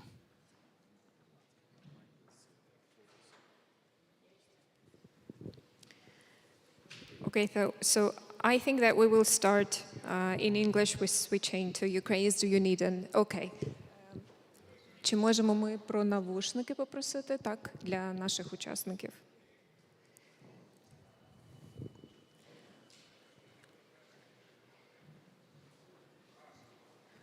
Okay, so as we have a bit of time, I'm going to say that we will be waiting for Andriy Biletsky to join us like in 15 minutes, so we will start with General Hodges, and I see that General Hodges is already online. General, thank you very much for joining us. Thank you very much for the privilege. So let me start, General Hodges, let me start by asking you, in one of your interviews not so long ago, you referred to year 2024 as a pivotal year for the further course of Russian-Ukrainian war. Could you explain why is that, and what is needed to have this turning point in favor to Ukraine? So what I said is that 2024 will be the year of industrial competition, and Ukraine and the West should win this competition.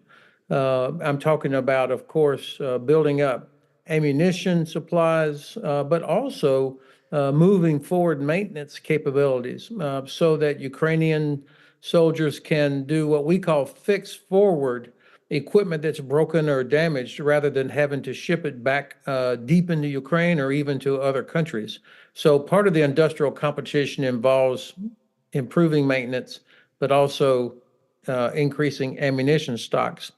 It also includes going after the Russian energy, oil and gas infrastructure that you just discussed with General Petraeus. I think if that was said by anybody in the administration, I would recommend ignoring it because going after Russia's energy and gas infrastructure is going to have significant impact on Russia's ability not only to pay for its war, but also even to provide the fuel and lubricants that are needed for their own military machine. I would also recommend that we continue the sanctions that are in place against certain things that are necessary for Russia's war effort. And I'm talking about spare parts and lubricants needed for the Russian rail system. Reports came out a couple of days ago talking about how much stress the Russian rail system was under and that thousands of locomotives are not functioning because sanctions are already having some impact. I think there's a company that makes ball bearings in the United States that is getting them to Russia via India.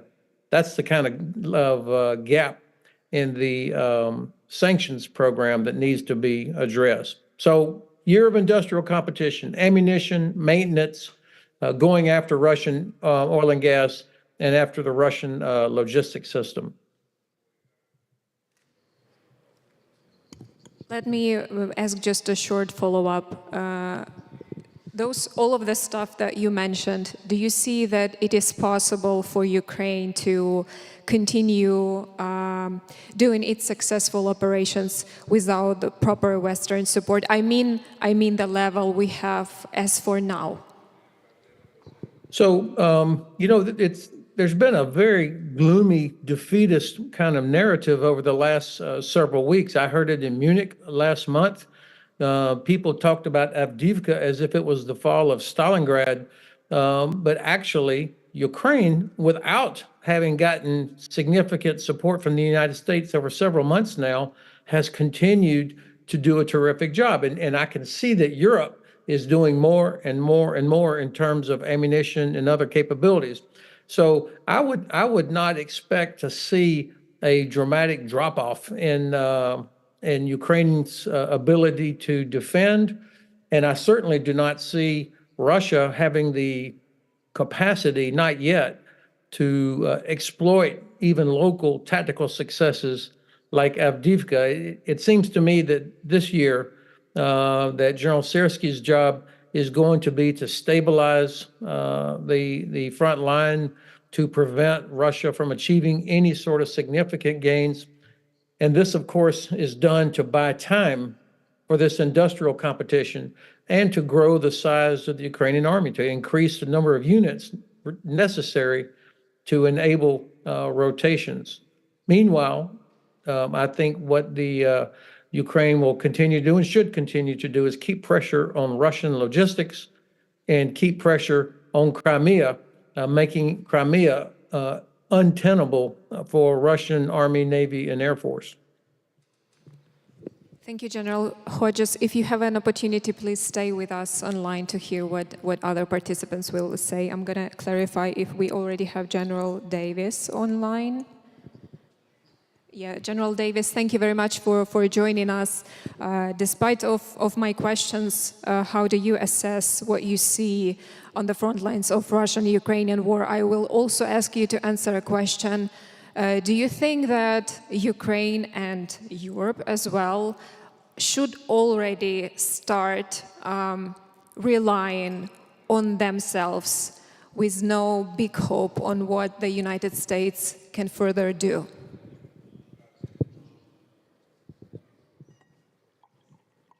So great questions, Olena. And I'd like to talk a little about defense technology, which is really my focus and background. But to answer your questions in a few words, I think first off, what we're seeing on the front lines is obviously a number of tactical challenges, but also incredible innovation by the part of Ukrainian forces. And challenges because of the mass, the depth of Russian resources, from manpower, troops, munitions, systems, platforms, air power, et cetera. And then, of course, depth in terms of geography to support that effort, in which Ben has just rightly addressed. In terms of whether or not Ukraine needs to rely more on itself and perhaps on Europe, I mean, I think that's already a hedging strategy that I'm sure the senior political and military leadership are thinking about. But as also General Petraeus said in his remarks, there is incredible amount of support in the U.S., and it's not time to abandon hope. In fact, it's time to just double down and make sure the message gets to the key leadership and public to support the assistance that Ukraine needs, deserves, and is in the interest of the U.S. And so I'll stop there, but can I take a few seconds to talk about battlefield innovation? Yes, please. Okay, all right. Because I noticed there was quite a bit of expertise on this panel, and I wanted to kind of fall back on some particular insight I gained 3 years working with Ukraine ministries, I'll say not just defense ministry, but others, as well as defense industry on modernization, privatization, and its viability. Second, just simply because since the Russian invasion of 2022, I focused on developments in land and air power, in particular C4ISR, targeting, integrated air missile defense, drones and counter drones systems, et cetera. So 2 points for context. I think Ukraine's 3 greatest strategic challenges this year and next are maintaining the financial and military assistance that's been spoken to, internally sustaining the military manpower over time, and Ben talked about the units of manpower, and then gaining and integrating the right capabilities and supplies needed to successfully defend and regain territory. Now, next, as I said, Ukraine's got relative weaknesses in manpower, land power, air and sea power, but it has a relative edge in areas such as leadership, civil military coherence, public support, and battlefield innovation. And these advantages have combined to contribute to Ukraine's successes to date, defeating the initial attempt to seize Kiev, regaining territory in 2022, slowing advances last year in this, and of course, neutering the Russian Black Sea Fleet. Now, external support and sufficient manpower, I think, are going to remain sine qua non conditions. I think others can talk to the trajectories. But let me talk about what I think is imperative and a challenge, and that's sustaining the pace and effectiveness of battlefield innovation for the foreseeable future. Now, innovation can't replace assistance or manpower, but it's an incredible force multiplier. A few examples of note. Battlefield innovation has enabled smaller but effective Ukrainian forces to prevail against Russia's advantage in troops, weapon systems, air power, munitions. Battlefield innovation has enabled Ukraine to harness the power of drones and AI-enabled data systems for situational awareness and rapid, effective targeting to destroy thousands of platforms and systems and cause thousands of Russian casualties. And battlefield innovation has enabled Ukraine forces to cobble together an effective integrated air missile defense from a myriad of different radar, effectors, and C2 systems, including exchanging munitions between Ukrainian and Western air defense systems. Now, Ukraine doesn't have the amount of systems and munitions to defend all its critical assets and population centers as we see on a daily basis. but its ability to integrate what it has in terms of systems and munitions and innovate tactics has allowed it to create an air missile defense system that is greater than the sum of its parts. Now, there are a lot of key ingredients to Ukraine's success to date, and that's necessary to keep in mind and sustain. But I'll highlight four. First, a well-educated and resilient population, military and civilians who are digital natives, IT and tech savvy, creative and agile in the face of extreme diversity,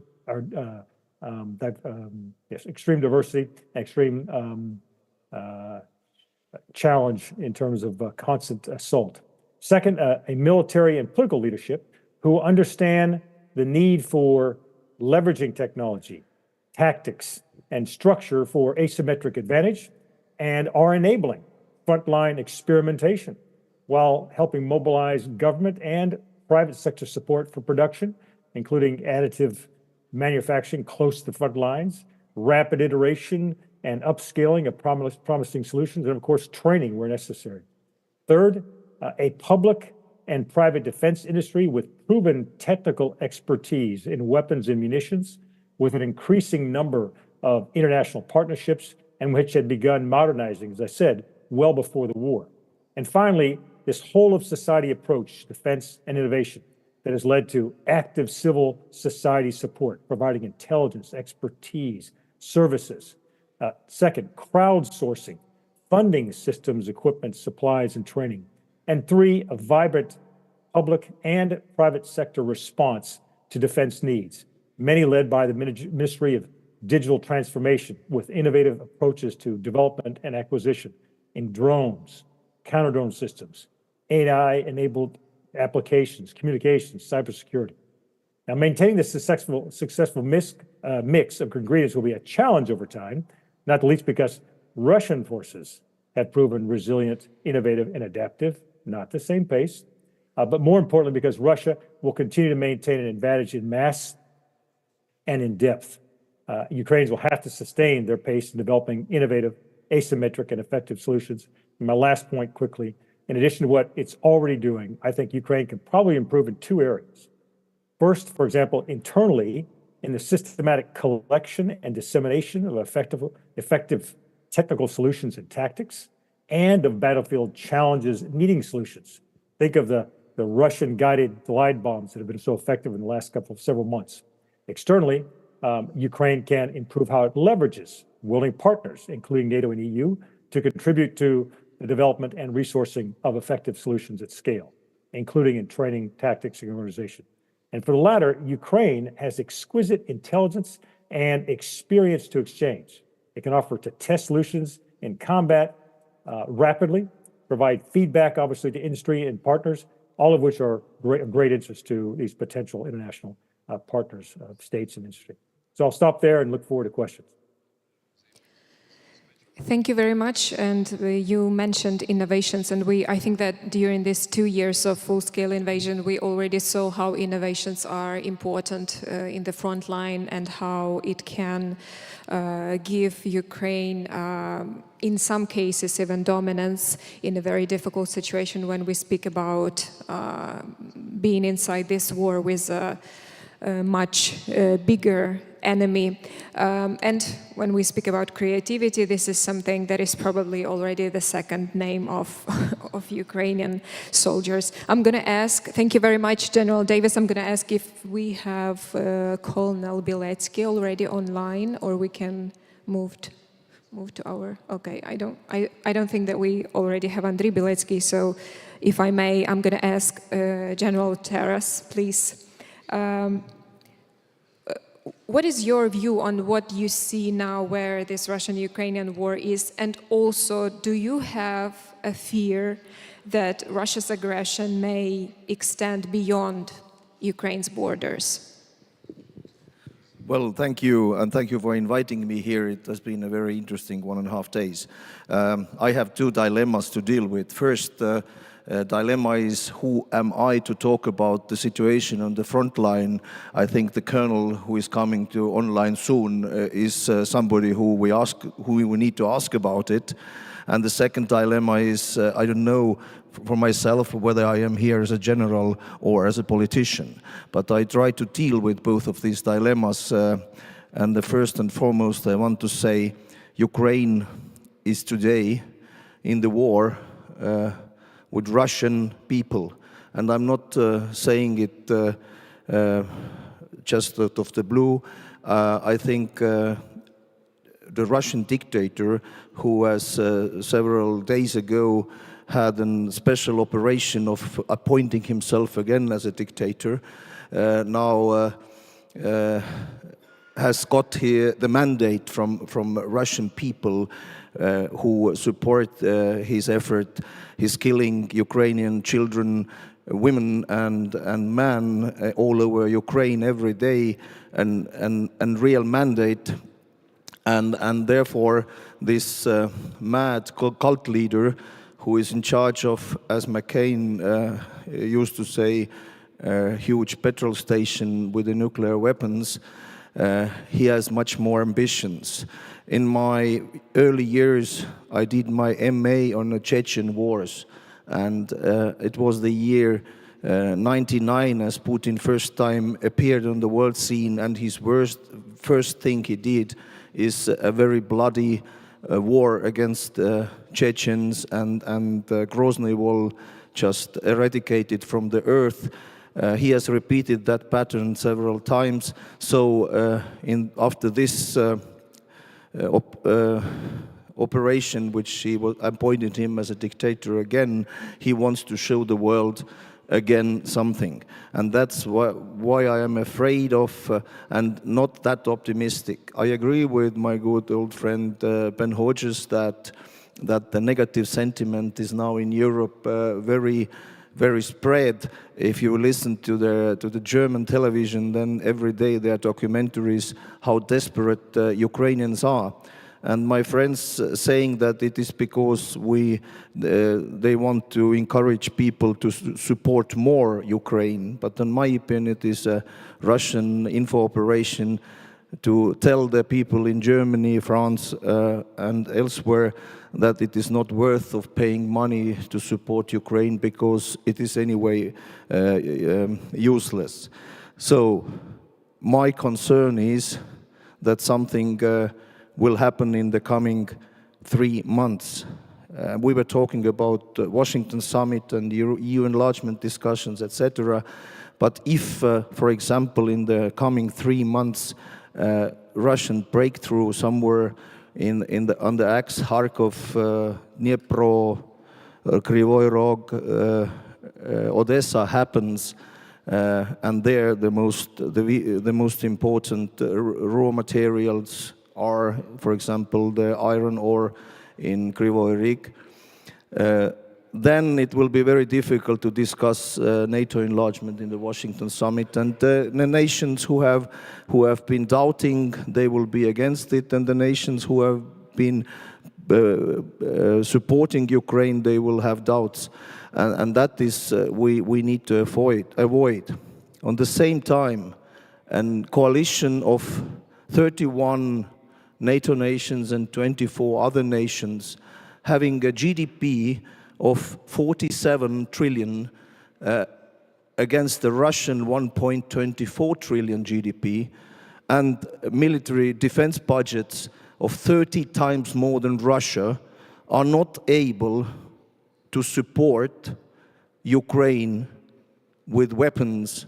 And the current numbers are ridiculous. Couple of weeks ago in European Union, Commission came out with a defense industry strategy and the defense industry program. The defense industry strategy is an excellent document with perfect ends and ways, but the program, which should talk about the means, is 100 times less than actually is needed as a minimum for that strategy to work. It's 1 billion against 100 billion, and that is not a serious talk. We hear President Macron talking a lot about to support Ukraine. At the same time, and the ambassador yesterday was not willing to answer the question why France is almost the lowest supporter of Ukraine if it is accounted by the percentage from this GDP. The France is just supporting 0.07% of the GDP to support Ukraine. And if that goes on that way, then the glided bombs, 1.5-ton bombs, which are now the biggest threat and challenge for Ukrainians in the front line, will go dropping. The same time, there are nations and companies still having trade relationship with Russia, even US, etc. And that gives Russians the money to kill Ukrainians. About the technology, which I am also a big supporter of. If we talk about the modern technology, the Ukrainians are very innovative. They do very good experiments on the front line because they have no other ways. At the same time, Europe is sending 50, 60, 70 years old equipment to Ukraine frontline, which is, quite honestly, useless today. What Ukraine needs is, and that is my personal view, today, at 10 times more ammunition support with a high-level technological ammunition, and not just stupid 155 shells, which are, of course, also needed, but we are not able even to deliver that. And they need a radio-electronic warfare equipment to misguide the guided bombs. And this technology exists in France, in Germany, in United States today. And I call for Macron's and Scholz's of Europe that if they don't want to send missiles which are endangered to be used against the occupant in Russian territory, in it ridiculous sentence, but that's how it is, then send the modern top technology radio-electronic warfare means to misguide the guided bombs, and airplanes and air defense means, which me and Ben Hodges and General Breedlove already in the letter in June 22 called for to Ukraine in order to push the capability of launching the missiles, the guided bombs, over 150 kilometers, because they now reach almost 60 or 90 kilometers of distance. So if we don't do more, it is very dangerous, in my opinion. And I call the Speaker of the Congress in US, make America great again and win this bloody war against Russia. Thank you very much, General Terrace. We will move forward. Dr. Farkas, I want to ask you, General Terrace, he said that he has this, let me say so, bad premonition of what may happen in the following few months.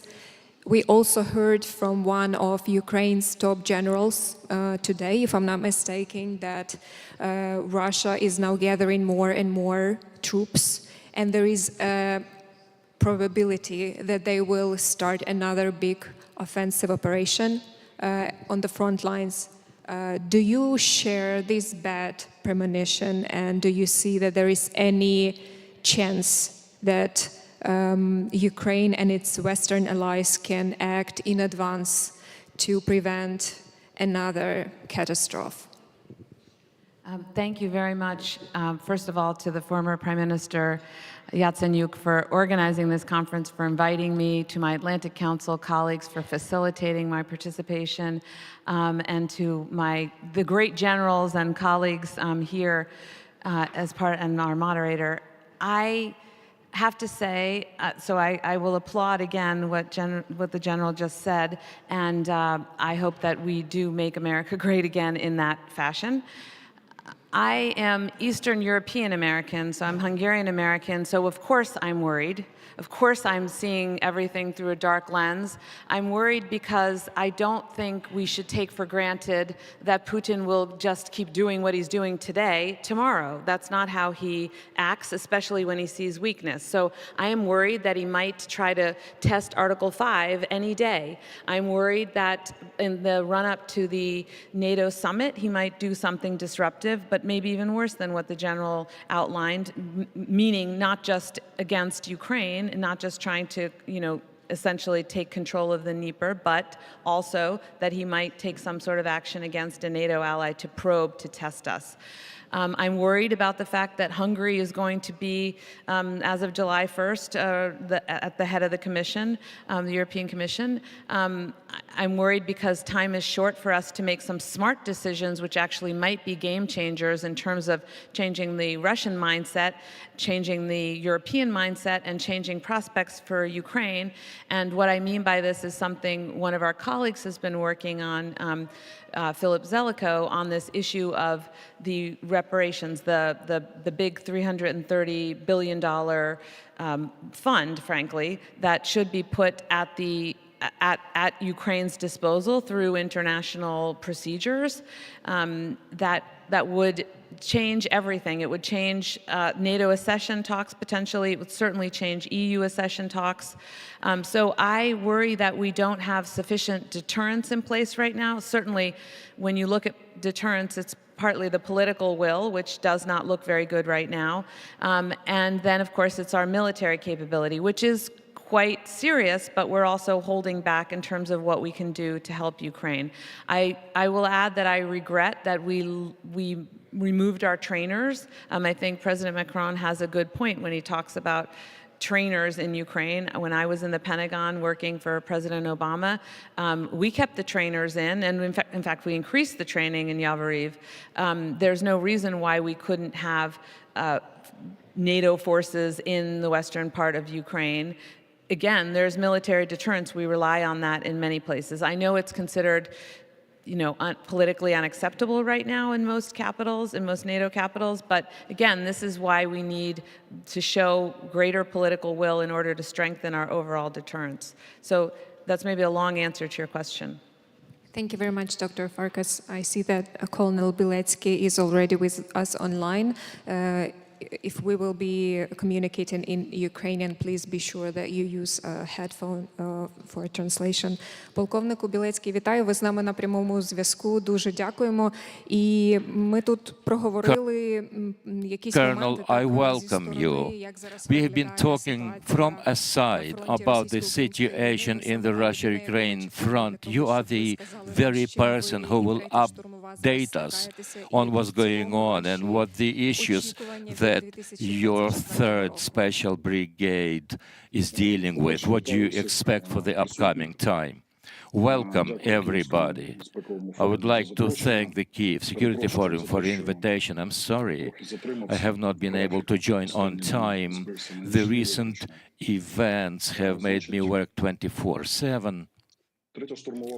The 3rd Assault Brigade is currently in the Avdiivka direction. We've been deployed here before Ukrainian forces withdrew from Avdiivka, and we were doing the advancement mission. We were covering the retreat of our forces. Of course, this is the major direction of the enemy's advancement along the Russia-Ukraine front. Situation is, of course, complex. Recently, the brigade has faced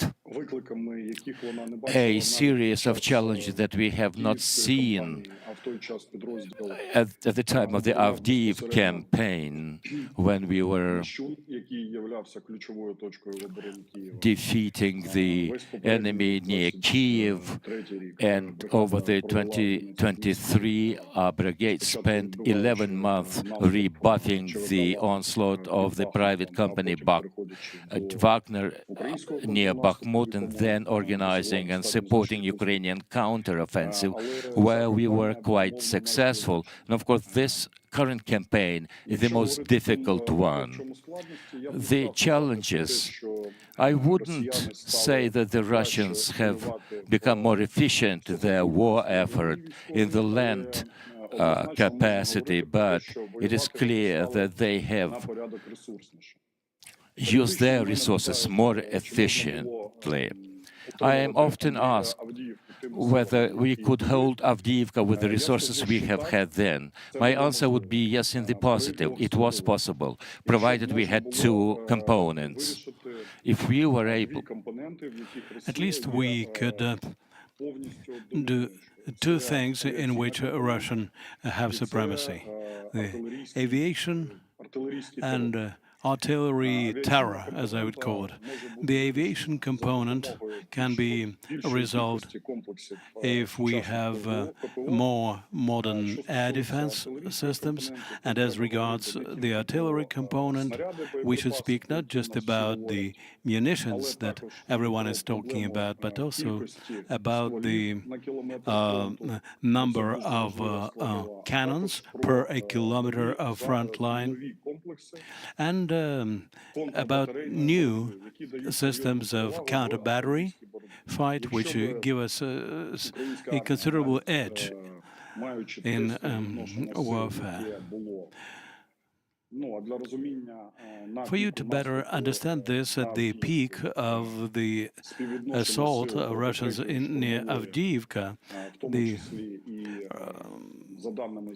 balance of forces was 7-1 in favor of Russians. We were largely outmanned, and similar ratios were in other military units, not just ours, not just in our section. But even given that, if we had resolved the two aforementioned problems, we could have held the ground there without any pullout. But these are the problems which remain unsolved and remain to be critical.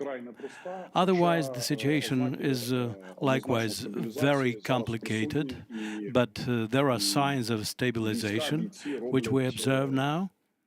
And our military do everything possible and even impossible to stop the Russians near Avdiivka. So we can speak about this as fait accompli. We've managed to do this. Of course, this costs us a lot, and but Russians sustain even larger losses than we do. Within almost 2 months near Avdiivka, we destroyed, we killed 2.5 thousand of their personnel, 18 tanks, and we seized more than 50 pieces of their hardware. And for that period of time, our brigade did not lose a single tank, and our personnel losses were lower than those of Russians, at least tenfold. So we can fight, but we do require some additional resources. As a military person, what would I expect from 2024? Primarily, we're talking about two key issues. Number one is Ukraine's homework. We need a viable law on mobilization. Even though our brigade primarily includes volunteers and contractual servicemen, but we have also quite a number of mobilized fighters. Mobilized fighters can be perfect, provided there's one condition met: if this soldier is self-confident. And self-confidence can come from two things: trust in commanders, and second is proper training when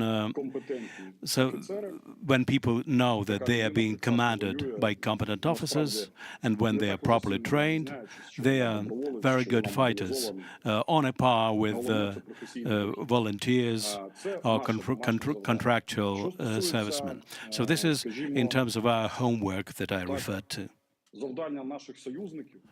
As regards our partners, we primarily would expect that Ukrainian military would be provided with necessary weaponry and munitions. I keep being asked, what do you need most? And I answer very simply, just everything.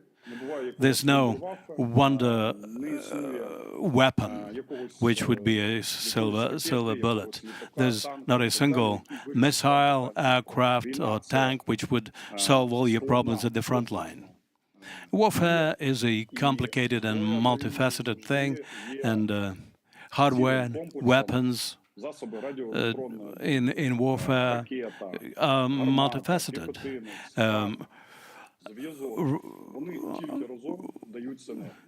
Communications, weapons, rockets, munitions, radio warfare, all that is needed for all the units, ranging from rifle units to operational missiles. But again, going back to what I said before, if we need to prioritize, primarily we need air defense systems, which could help us even out where Russians have most advantages, I mean, in the supremacy in the air. Otherwise, everything will be welcome. Thank you very much, Mr. Bilecki. It was very important for all of us to hear what you said. If you can stay with us, please stay with us for some more time. I also would like to ask Mykola Beliskov to ask something on behalf of the Ukrainian analytical community, think tank communities. Which loopholes do you see? Which gaps need to be filled? And what is your personal expectation as regards 2024? And what will happen if our partners fail to provide us with the assistance they used to give us before? Everything Third Assault Brigade is doing. So we are proud of you, and we thank you for this opportunity to be here. And well, I want to start with the broad framework, and what we hear today, and in general, we see an example of problem of leadership during war. So being a leader during war, you need to combine three things. You need to be honest, because honesty and objective assessment of the situation is the basis of right policy.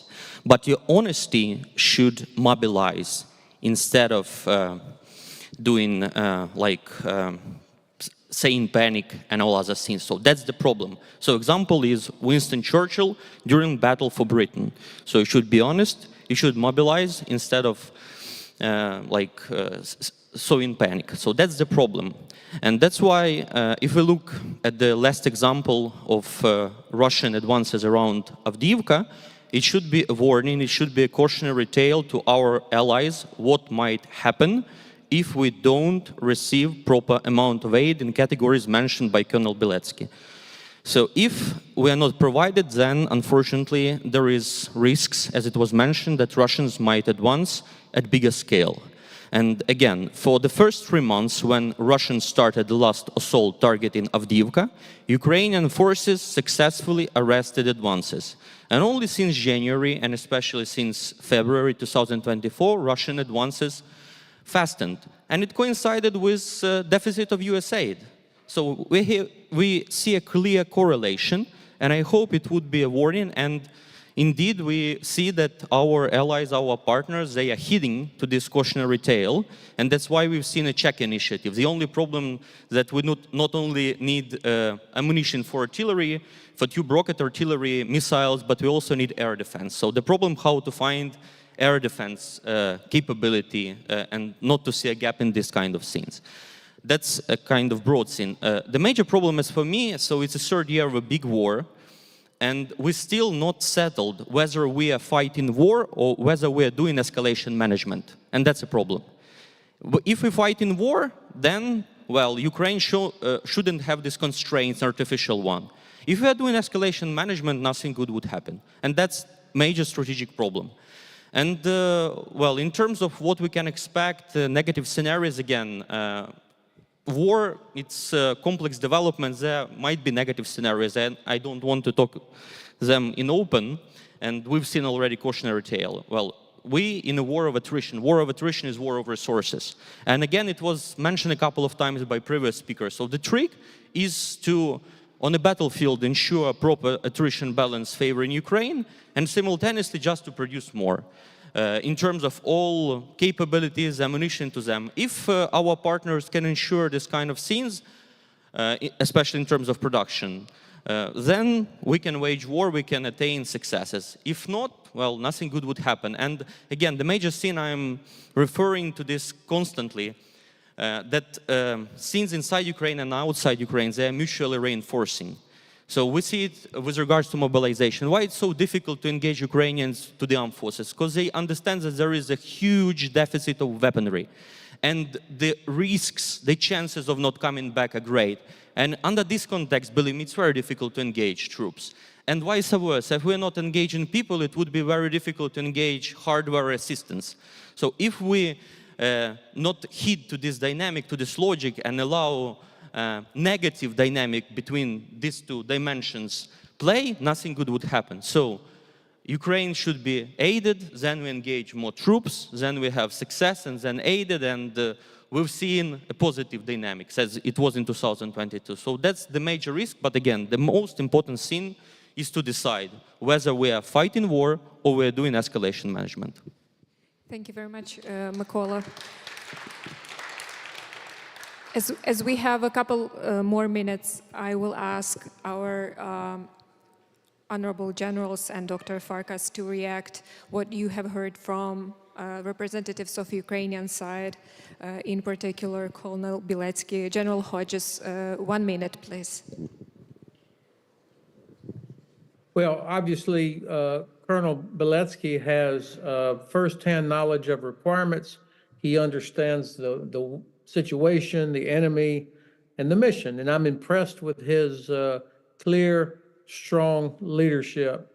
I was impressed that he commented on the fact that Ukraine has to fix the personnel system so that there are enough soldiers to build enough units to enable rotation, reconstitution.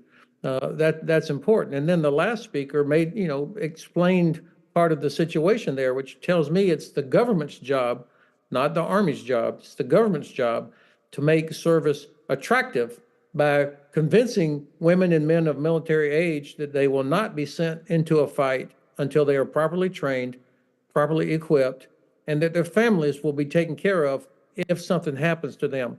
My last point, the biggest thing that's missing is strategic clarity. What is our objective? And I'm talking about for the United States and Germany in particular. The president has to say, we want Ukraine to win, and then all of these nonsensical things on the margins will go away.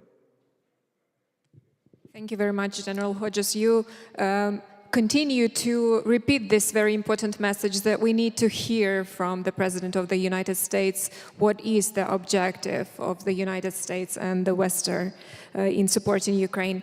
Thank you very much. General Davis, what is your view on what you have heard from the Ukrainian speakers? So first off, let me just endorse, the fact that, we've got a voice from the front line who's got a good understanding of what the requirements are.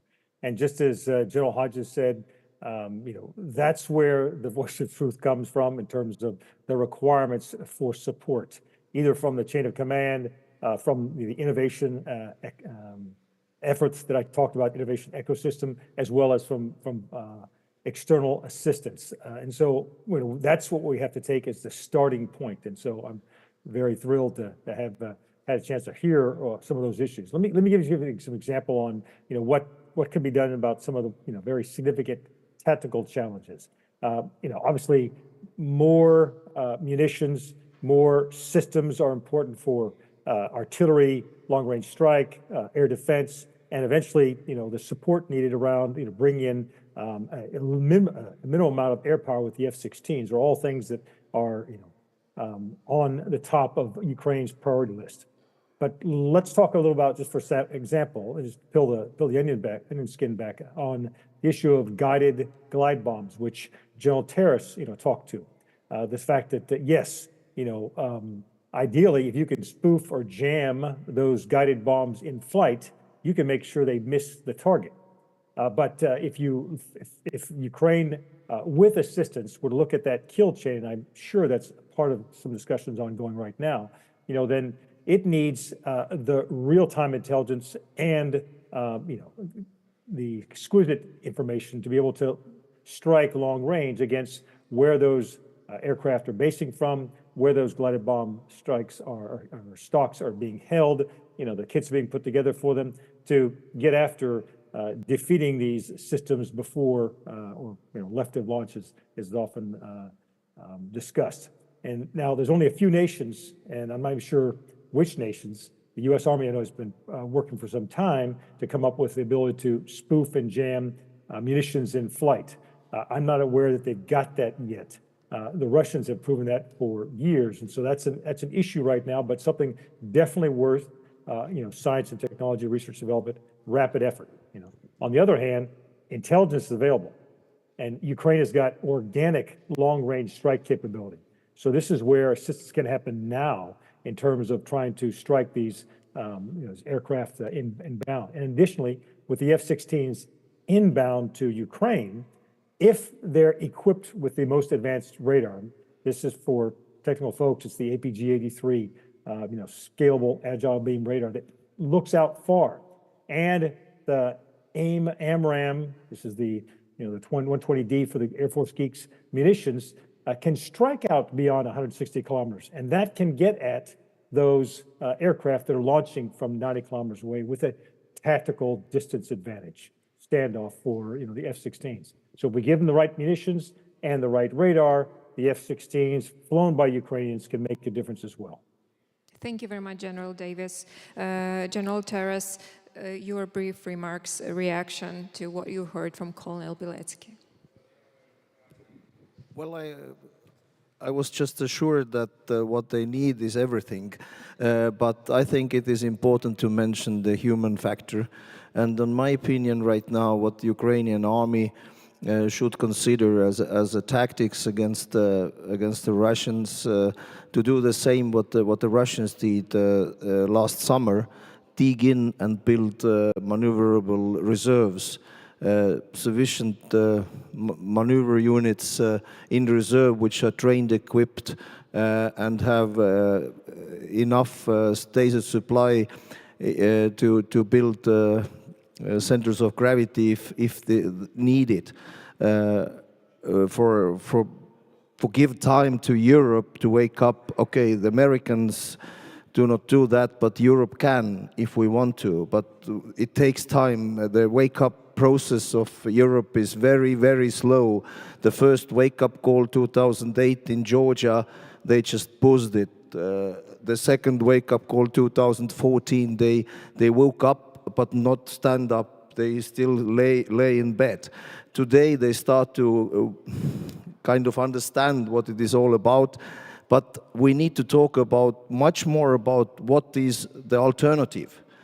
And 40 million nation with a huge national resources in the hands of a Russian dictator, and 40 million angry people who feel themselves let alone if Putin will have success in Ukraine. That means tens of millions of refugees, because people know if Russians come, they kill and rape and do all these things.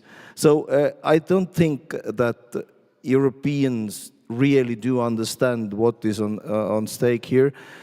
We need to talk about more. In Afghanistan and Iraq, where I was 2007, we talked about winning hearts and minds. I think we need to have a fight for hearts and minds of Bavarians or Tyrolers or French, that they would understand that it is not the war about Ukraine, it is a war about Europe. That's my feeling. Thank you very much, General Terras. Dr. Farkas. So I think can you hear me? Yes. I think I want to comment on one thing that the Colonel left out when he talked about mobilization and also the need for increased and ongoing ammunition and material supply from the United States and from Europe. There's one other piece that is needed, which is the ongoing fight against corruption, because especially in the Ministry of Defense and in the armed forces, because for the troops who are going forward or on the maritime domain serving, they want to know that their officials are watching every penny that's spent and taking very good care to make sure that all the proceeds are going to fight the war. And that same calculation comes into play in all the capitals around the world who are providing support to Ukraine. So that's one other part. The anti-corruption fight must remain front and center here in Ukraine. I want to add just a few things because the Colonel talked about some good news, but I think even though I'm Hungarian, I'm also American. And so my American side says I have to end with a more positive good news kind of summary. So I want to list a couple of things. I mean, first, as my good friend General Breedlove said, the Russians haven't taken anything strategic back from Ukraine. You know, at Kyiv, of course it was horrible, but right now we are looking at a situation where it's not as if they took Stalingrad, to quote the general. Number two, there's money coming from frozen assets, even if you don't get the $330 billion.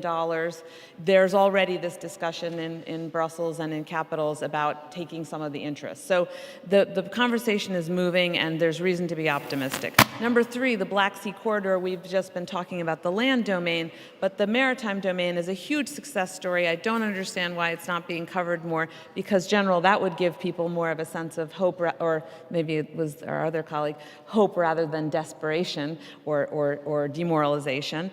And that will bring billions of dollars annually into the coffers of the Ukrainian government and obviously then also into the defense establishment. Number four, the Russians have many vulnerabilities. We haven't talked about them, but let's not forget that. The fantastic, campaign now against the refineries into Russian territory, cutting off some of their support, logistically otherwise. According to The Economist, the Russians are running out of artillery guns. I don't know. That's an opportunity for export control, which is also the case when you look at the oil refineries and other things the generals also mentioned, because Russia still depends on Western technology and Western tools. And then finally, Putin's confidence could very well lead to overreach. So while I'm worried about what Putin's going to do, also Putin all along with all of his horrible things that he's done has kind of helped get people out of bed at least. And the system in Russia is still very fragile. Let's not forget that it was less than a year ago when Prigozhin conducted his weird march on Moscow. So I want to leave on a positive note. I know that Ukraine can prevail, and we will provide the assistance. I just don't know when. Thank you. As we decided to finish with hope, I think that as Ukrainian defense forces are our main hope, I will probably ask Colonel Білецький. Пане Білецький, чи ви хочете щось додати дуже коротко зараз для аудиторії, зокрема із іноземних гостей? Like to add something briefly for the audience. First of all, I want to say that I really believe that we have enough strength and force to defeat Russia. The most important is to use them effectively. We all should remember about the consequences of reversal developments. Ukrainians would not want to serve if their own army would have a higher level of probability that they would serve for the occupational army. And people in Europe or in the United States who do not wake up now would have a high probability of their own war, which we are having now here. And I think Ukrainians would understand what to do, and our allies in the Western civilization will also understand their mission and what they have to do. Третій штурмовій величезне дякую за те, що ви Thank you very робите. much. І I think it will be fair enough gratitude to the 3rd Assault finish this Brigade panel with saying thank you to Ukraine's defense forces for making it possible for us to gather here and have an opportunity to discuss what we discuss. Thank you very much.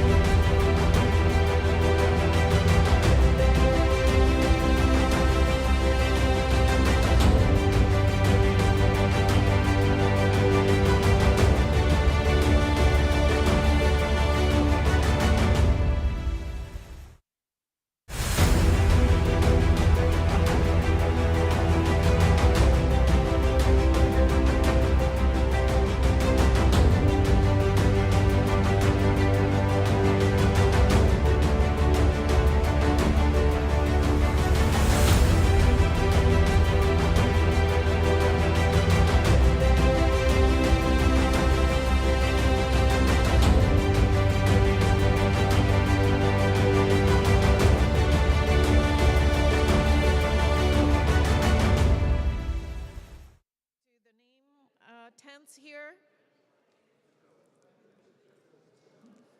All right. We're in assembly. So it is my distinct pleasure to introduce this next panel, we're joined here by Ambassador Volodymyr Hrysko, Minister of Foreign Affairs of Ukraine in 2007-2009. Welcome, Ambassador. We're joined here by Ambassador Steven Sestanovich, Professor Emeritus of the Practice of International Diplomacy at Columbia University and Ambassador at Large at the U.S. Department of State in 1997-2001. We also welcome here Nicolas Tenzer, Chairman of the Center for Studies and Research on Political Decisions in France and non-resident senior fellow at the Center for European Policy Analysis in Washington, D.C. We also welcome here Ambassador Simon Smith. He is the chairman of the steering committee of Ukraine's forum at Chatham House, which is the Royal Institute for International Affairs, and was ambassador of Britain to Ukraine in 2012-2015. And last but certainly not the least is Ambassador Olena Zerkal, Deputy Foreign Minister of Ukraine in 2015-2019.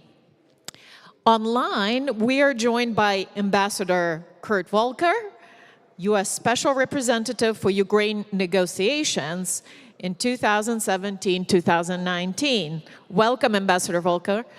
Now, this panel is about negotiations. Negotiations in the context of this war.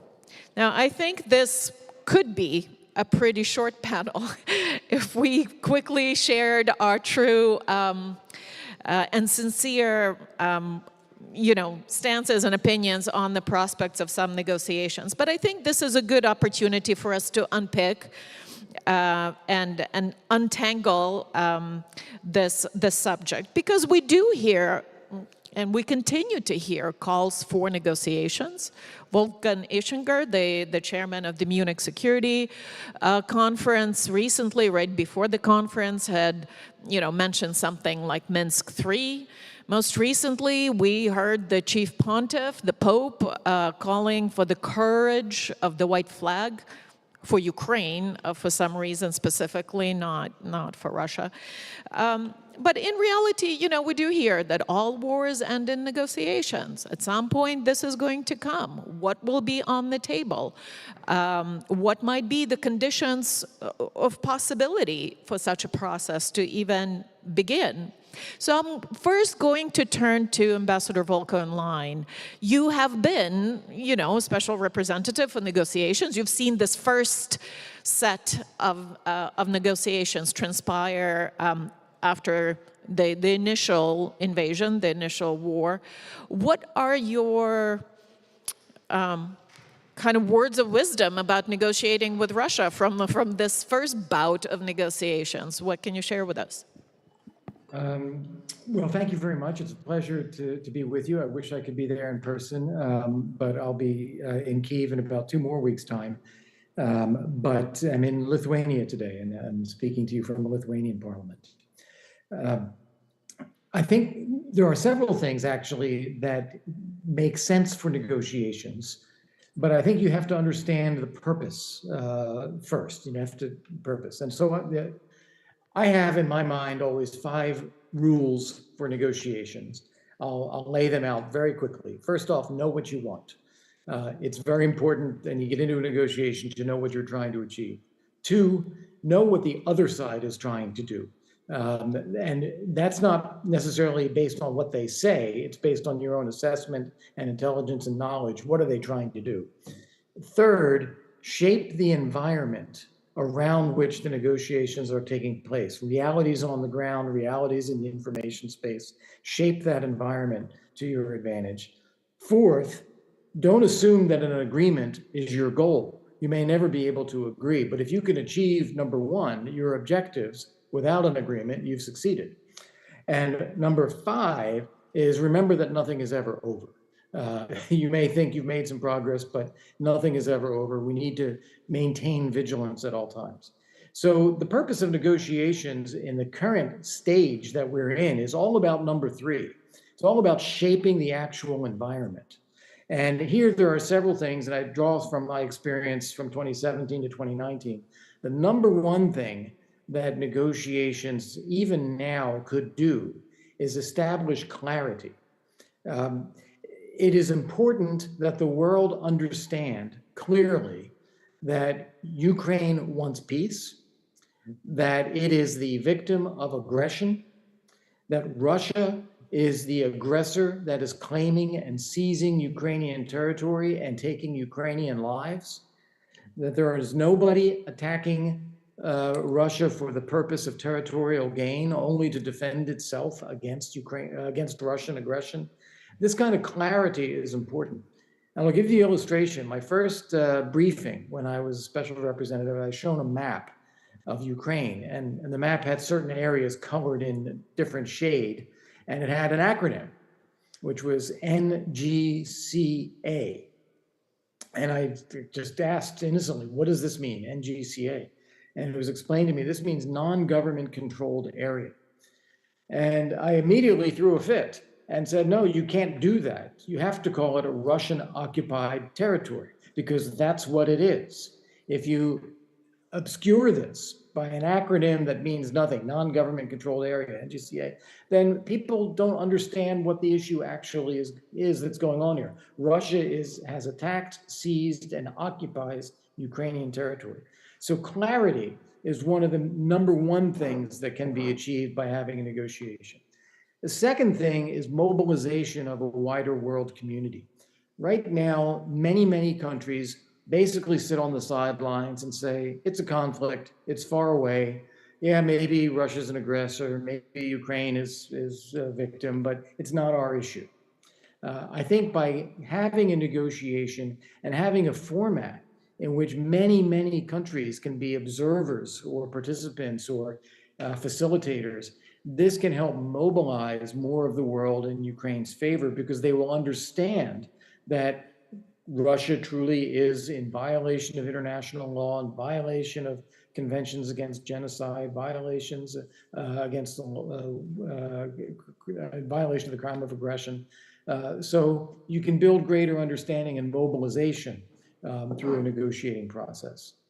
A third thing is that you can link Ukraine's position and objectives to the elements of the UN Charter.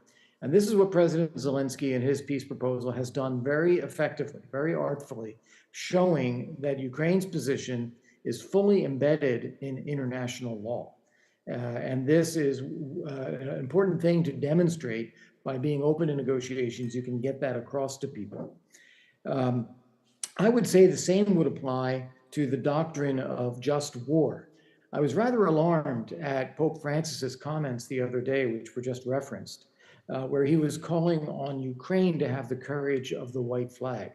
This makes no sense to me, even within the Catholic doctrine of just war, which requires a position of peace in the future, which requires working towards a greater good, which requires proportionality. Russia is in flagrant violation of all of those principles of a just war. And indeed, the Catholic Church should be coming out very assertively demanding that Russia cease this war and pull back. So I think also using a negotiation as a vehicle for demonstrating that Russia is in violation of these key Catholic principles would also be something that could advance Ukraine's interests.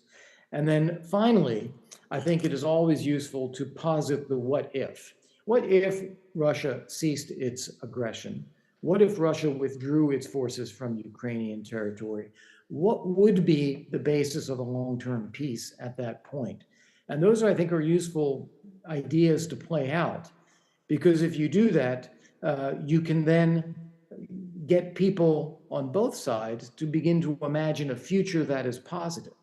So playing out those what ifs, if Russia withdraws and stops the war, I think is also a useful thing to do. And I'll pause there. I recognize that I'm online and you have a great audience and great speakers in person. So I will be listening in, but I'll put myself on mute.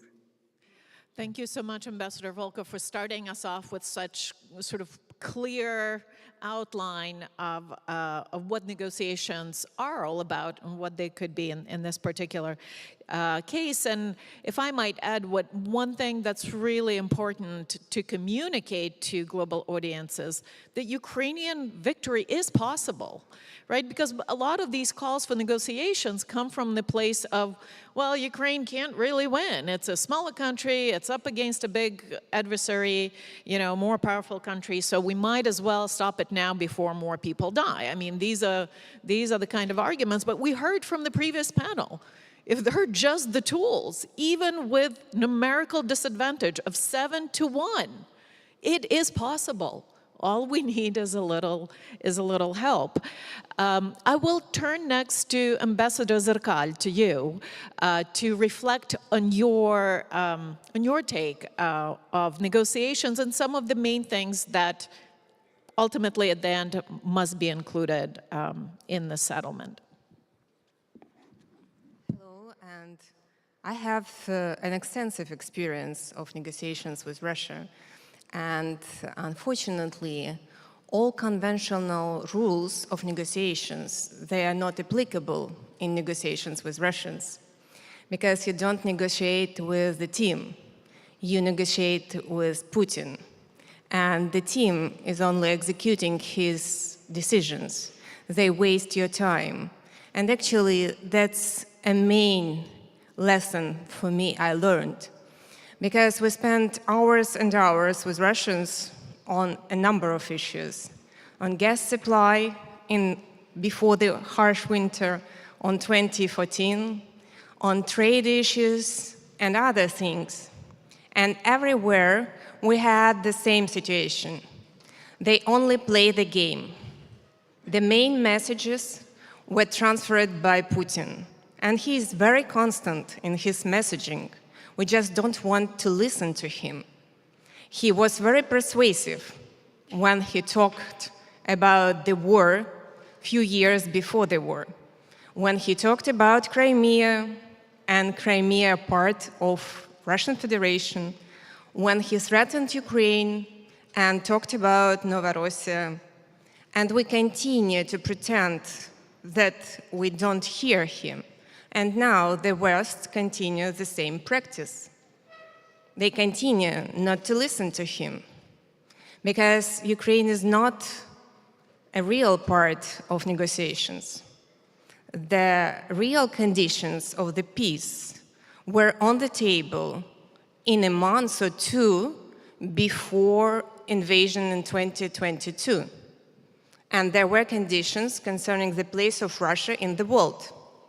So we need to understand that that's the terms of reference, not the territory of Ukraine. The territory of Ukraine he considers as a buffer zone, and he's also very vocal about this currently. So we need to understand the whole range of options, and they're on the table. So what is the West is ready to offer to Mr. Putin? That's the question. Thank you so much for that, because it seems that every conversation about negotiations is addressed somehow to Ukrainians, right? And this is, Western partners have a lot of leverage over Ukraine. What leverage do they have over Russia and Russia's positions? Russia is a small economy, and the West should learn a lesson of sanctions. What sanctions should be now adjusted? What kind of measures the West can take in order to limit Russia's possibility to gain more money and to continue their blatant war in Ukraine and to prepare to other kind of aggressions? It seems to me that we still think that this conflict connects only to the Ukrainian territory. But again, that's a kind of tactics not to look up. As the Ukrainians, we all know that that's a huge fight, and we showed already our readiness to fight. We do understand that there will be a lot of provocations and a lot of options which will be on the table, but it will be fake options. because it's obvious we need to understand that he now thinks that he is more powerful than he was a year ago. And he does not have in his mind any idea of peace talks with Ukraine. Yes, we need peace, we need prosperity, but we need to be ready to fight for some additional years. And we need to be ready to protect our existence, not only on the war, but also on the international stages. Thank you so much. That's very well put. I'm going to turn next to Ambassador Sestanovich. Now, we hear a lot, in the West in particular, that all wars end in negotiations. Does it mean all wars end by negotiations? Could you give us a bit of that historical perspective? What and when negotiations will come into this process? Yeah, most wars are not, are either won or lost. They're not negotiated. And you have to decide if you're in a war, which it's going to be. And do you intend to win or lose? Some don't end at all. And that's another possibility that one can consider. And some can be negotiated in a way that makes an early repetition or resumption of the war more likely. The critiques of the World War I settlement were that they left too much undone, and that's why the World War II settlement was better. Let me say a word about negotiation and diplomacy in general. I think one of the silliest things said about diplomacy, usually in a spirit of very cold realism, is you don't negotiate with your friends, you negotiate with your enemies. And this is to prepare us, to steel us for the dirty business of sitting down with the other side. But anybody who's been a diplomat knows that, in fact, you spend most of your time negotiating with your friends, not with your enemies. The reason for that is very good. And it isn't just that there's not always a basis for negotiation with your enemies. Right now, I would say there's not really a foundation for an agreement with the Russians, and that most talk of negotiation is really idle. But that doesn't mean there isn't room for diplomacy. Diplomacy can have a great deal of value among friends. You spend your time as a diplomat making sure that you're united with your friends, that those who may or may not be your friends, who are undecided, will not take the wrong direction. And I think that's the task for Ukrainian diplomacy, and for Western diplomacy, especially for that of the United States. Ukraine has spent a lot of time formulating peace terms, not so much because they think there's a basis for an agreement with the Russians, but in order to unify a front against Russia, to slow, let's name some names here, to slow the drift of China, for example, toward the Russians, to limit the kind of cooperation that the Russians may get from the Chinese. That's part of diplomacy, is to try to make sure that the undecided camp stays undecided or starts drifting in your direction. But even more important, and the real agenda, right, the diplomatic agenda now for the United States, for Ukraine and its friends, is to make sure that everything we do telegraphs to the other side that we're united. An important test for that will be the Washington summit. That we're committed to giving Ukraine the support it needs, And that will be an important test for the US Congress. That Ukraine is acting on its reform agenda. That's an important test for the Ukrainian government. That there is agreement among our side about goals. And I'd add lastly that there's effective messaging to the other side so that they begin to understand the hopelessness of their position. On that basis, you can ultimately create the basis for the foundation for a negotiated end of the war, but that comes primarily from improving conditions on the ground. Yes, thank you. I think a lot of people would agree with your assessment, especially with that last point. Let me turn to Mr. Tanzer, to you. Now, your country and your leadership has been in the past, a supporter of negotiations, right? We've heard from Élysée that other parties need to come to the table, and that has recently changed. If you'd like to perhaps take a few minutes to explain, France's position on the prospects of negotiations or not.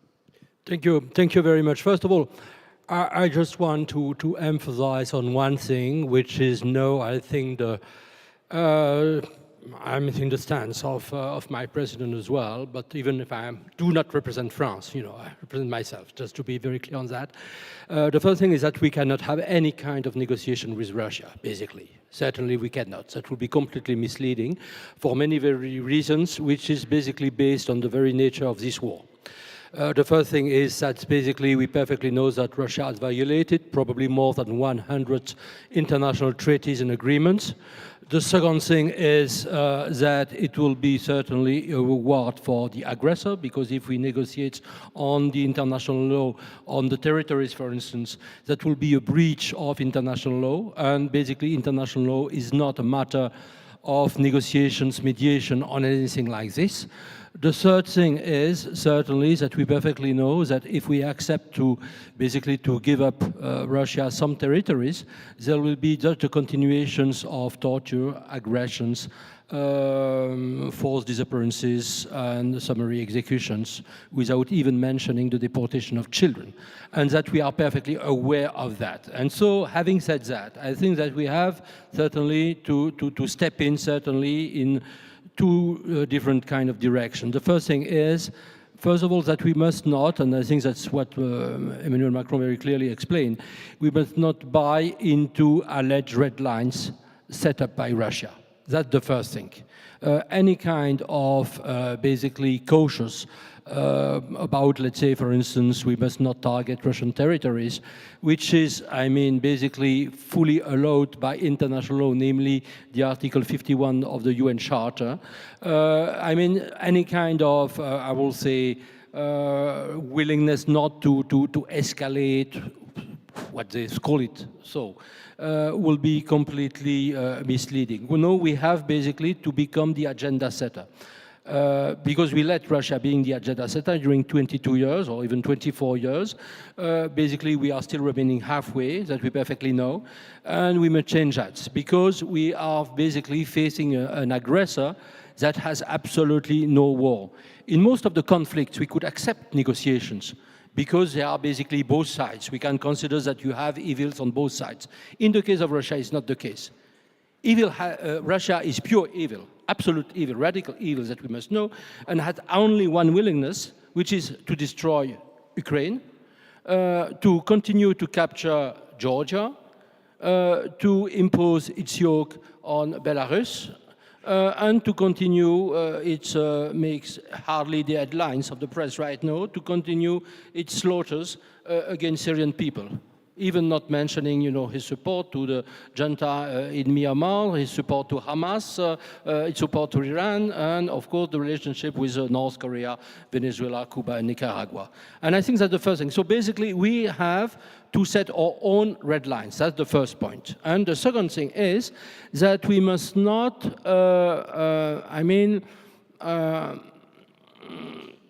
let's say, we must put all the options on the table. We must put all the options on the table. We must very, very clear on our war aim. If our aim is to defeat Russia, and we must defeat Russia, and I think that the first time on February 26, my president said that very clearly. Before he said we must not allow Russia to win. No, he said we have to defeat Russia.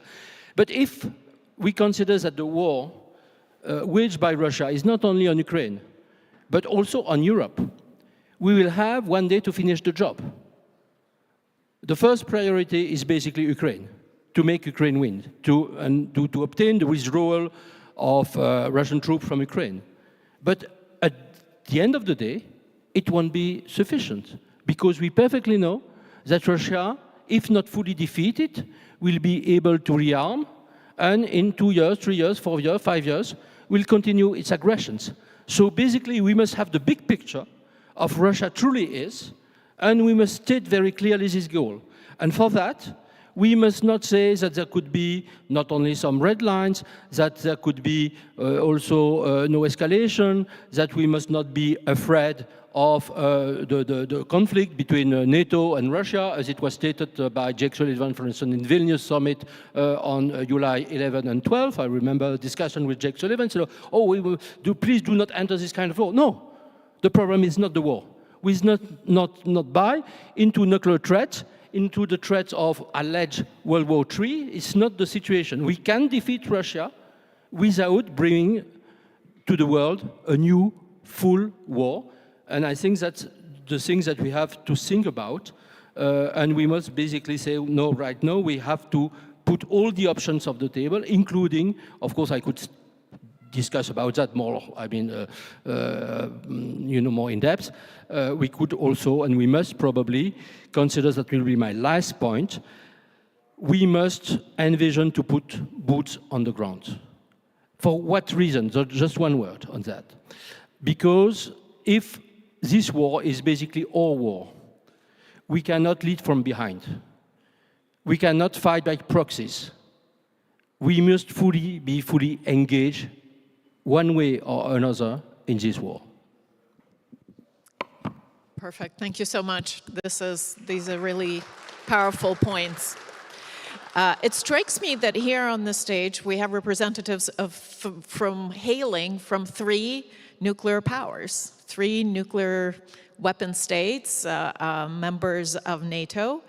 And, let's be honest, the nuclear factor, the nuclear dimension of this war makes it different from the previous wars, World War I, World War II. And this is partially why we hear, well, we ultimately have to agree with someone like Putin, because otherwise we risk, we risk nuclear escalation. We need to give Mr. Putin a face-saving way out. Have any of you heard that face-saving line? We have more than once, right? I'm playing devil's advocate here, but I would like to hear from you, Ambassador Smith.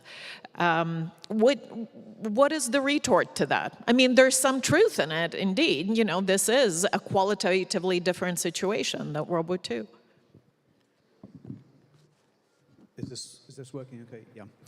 Thank you very much. Could I just start very briefly by thanking Prime Minister Yatsenyuk and the Kiev Security Forum for inviting me and quite a strong team from Chatham House here. Chatham House has been cooperating with the Kiev Security Forum for some years, since 2017, and we look forward to continuing that cooperation in future. On a personal note, thank you also for being the stimulus for me being able to get back to Kiev for the first time in 8.5 years. When I was British ambassador here, through the Revolution of Dignity and the first Russian invasions of Ukraine, it was an enormous privilege to be working amongst people who faced really tough times with incredible determination and commitment and good humor. And right now it feels like that, but just multiplied many times. It's an immense privilege to be back amongst old friends. Okay, now I can... Wow. Your words made a boom. I did not think my words were so explosive, but now, now I'll get back to the interesting stuff. Yes, you're quite right, Mariana. It's a question we hear a great deal in the United Kingdom, in other countries in Europe. The argument that says, throw Putin some bones at least, give him some sort of reward to take away from all this, give him some sort of incentive to negotiate, to engage in negotiations. I think the response to this, certainly from the UK perspective, it is no longer a response that we feel we have to give that regularly. I think that both decision makers, opinion formers, and the British public, and I think this is the case in many parts of Europe, have very much moved on from this argument that says somehow you have to find some off-ramp, some exit strategy. In some ways, I think Putin himself has given the best riposte to this question, because he has dug further and further into his hole in explaining what his real objectives are for his war in Ukraine and his war on the rest of us, that it has become of itself an absurd proposition to say, in the current circumstances, precisely where do we start giving rewards to Putin for his attack on Ukraine? Which concession do we start with? I think it is pretty easy to answer that question very briefly and say, do not start anywhere. And I think it is, I sense, certainly in Britain, it has become more and more a kind of mainstream assumption that there is simply no point, there is simply no prospect in an outcome of negotiations with Putin. And to put the point more broadly, there is probably no prospect of an adequate outcome for negotiations until Putinism is out of the Russian system. Now, those are possibly two different timescales. They may happen at the same time, but they bring me to just two very brief points I would like to make on why negotiations. My two answers both conveniently begin with R. Why is it good to be thoughtful and active about negotiations? One, because of readiness. Two, because of reasonableness. What do I mean by readiness? I think someone else has already alluded to the fact that things could move and change quite quickly. Even that transition from Putinism to post-Putinism, personally, I think that will be a slow process. I think once Putin has gone, we will get more of Putinism, but it may not be so. The transitions that may happen, the changes that may happen in Russia may happen quickly, so it makes sense to be ready for them. It makes sense to be ready for that time when it is no longer necessary to say that it is a waste of time negotiating with Russia. That time may come, and I think it makes sense to be ready for it. Readiness, I think, also extends to the partners in negotiation that Ukraine will need. Again, thinking back to the Minsk negotiations, we all understand the reasons why those negotiations had to happen very quickly at very short notice and a big rush. But I think I'm not alone in thinking that the product of those negotiations were, in many respects, problematic, the agreements that resulted, and problematic is probably a much politer word than I have heard many Ukrainian friends use about those negotiations. But one of the, in a sense, one of the reasons why those negotiations were so challenging and so complex was that there was very little time to be ready for them. So readiness for negotiations really counts. Reasonableness, I think, brings me to my second and last point, which is to say that I do agree with those colleagues who have said that even a sort of quasi-negotiation, almost a kind of rehearsal for negotiation. It could be, for example, something that is on the basis of the 10-point peace formula that President Zelensky has put forward.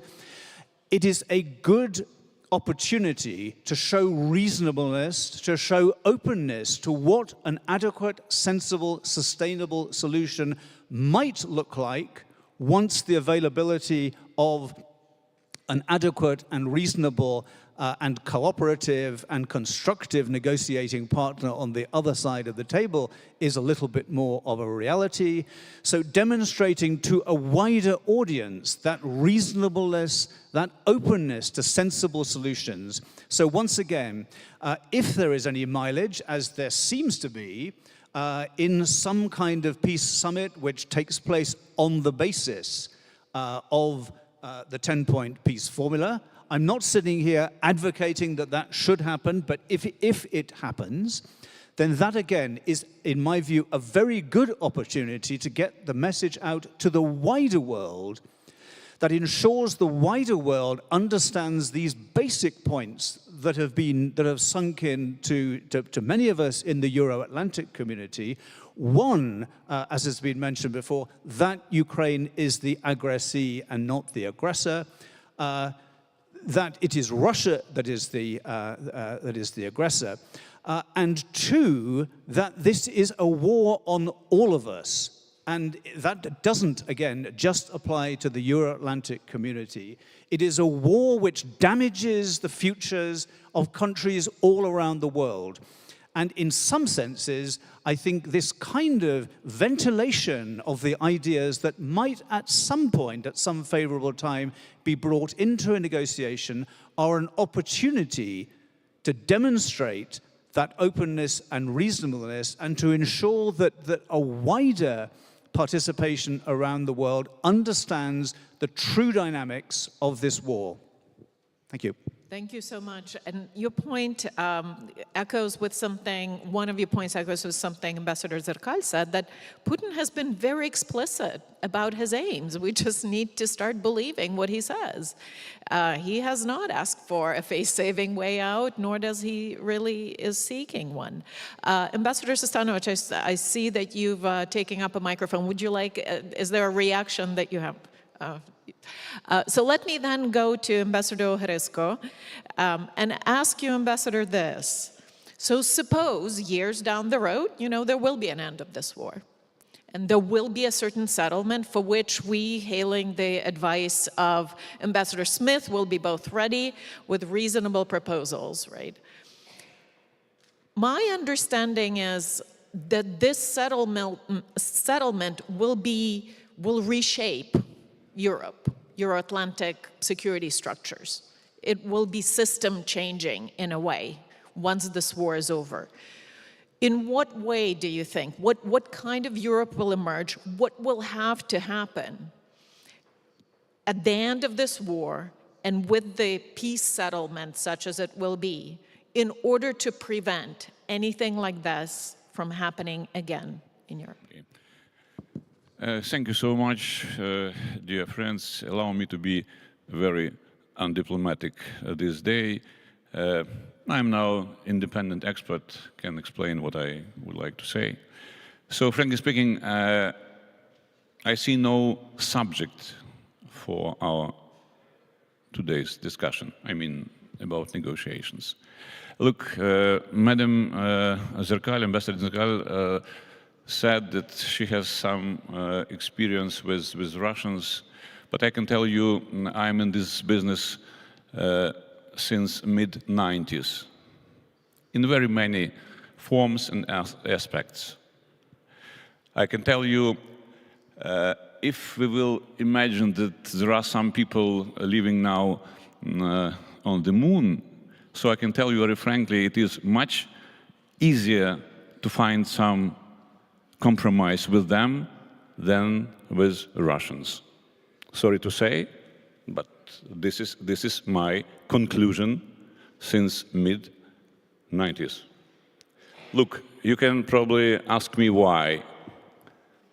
Because Russians lie on each and every corner. No, so this is the nature of sorry to say, these people. And once again, for me, very important is the question about the roots of such Russian policy. With my friends from the Center for Russian Studies, we are now trying to understand this nature of this country, this population, and I will recommend you this book. It is available in internet. Multinational Russism, at the beginning and the end. I really think that it is something what can help to understand what we are talking about and what shall we do with this, I would say, post-Russian territory. So, Mariana, coming back to your question, look, telling now about negotiations, it immediately, I immediately come to another question. Are we going now to bury international law and to bury international order, which we have now? Because what does it mean to start negotiations with the aggressor? It means that we recognize that the force will rule, that aggression is okay, that all crimes are okay, that you can do what you want. Probably everybody knows that Russia committed the crime of international aggression. So what kind of negotiation can we have with this country? About what? That is why, dear friends, my idea is that we can, of course, think about possible forms of such negotiations, but in my view, much interesting is to discuss the future of this Russia or post-Soviet Russia. And in this sense, there are many reasons to start negotiations about forms of these new states on this territory, about the militarization of this territory, about the denuclearization of this territory, etc., etc., etc. So this is, in my view, much more reasonable than now find or at least form some ideas, some scenarios about nothing. Because until we will have this regime in Russia, it will be absolutely, in my view at least, not possible to have any negotiations. What will be after Putin, it is another question. So let us go step by step. Thank you. Thank you so much. Let's hope that in several years at this forum we'll be